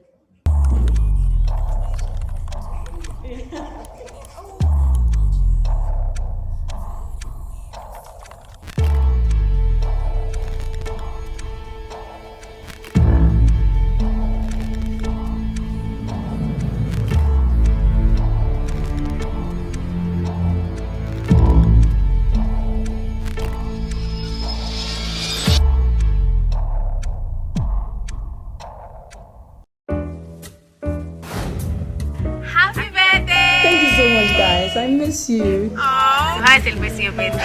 Nothing much. Having a home spa day, treating myself as usual. So I guess bye. Okay, love you. Bye.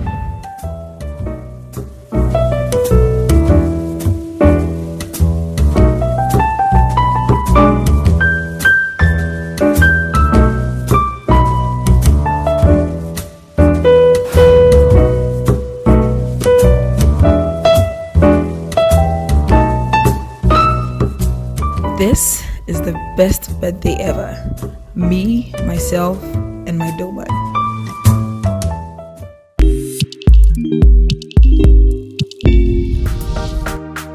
Anywhere you dare, stand big dead out. Akosia, I'm awful. I have to go deposit some money at the bank and buy some things at the mall. Okay, but deposit money at this time. Which bank is still open? Oh, Akosia. With a Stanbic ATM, even without your debit card, you can deposit money at the ATM. And you know the ATM doesn't close. It is 24/7. Oh, wow!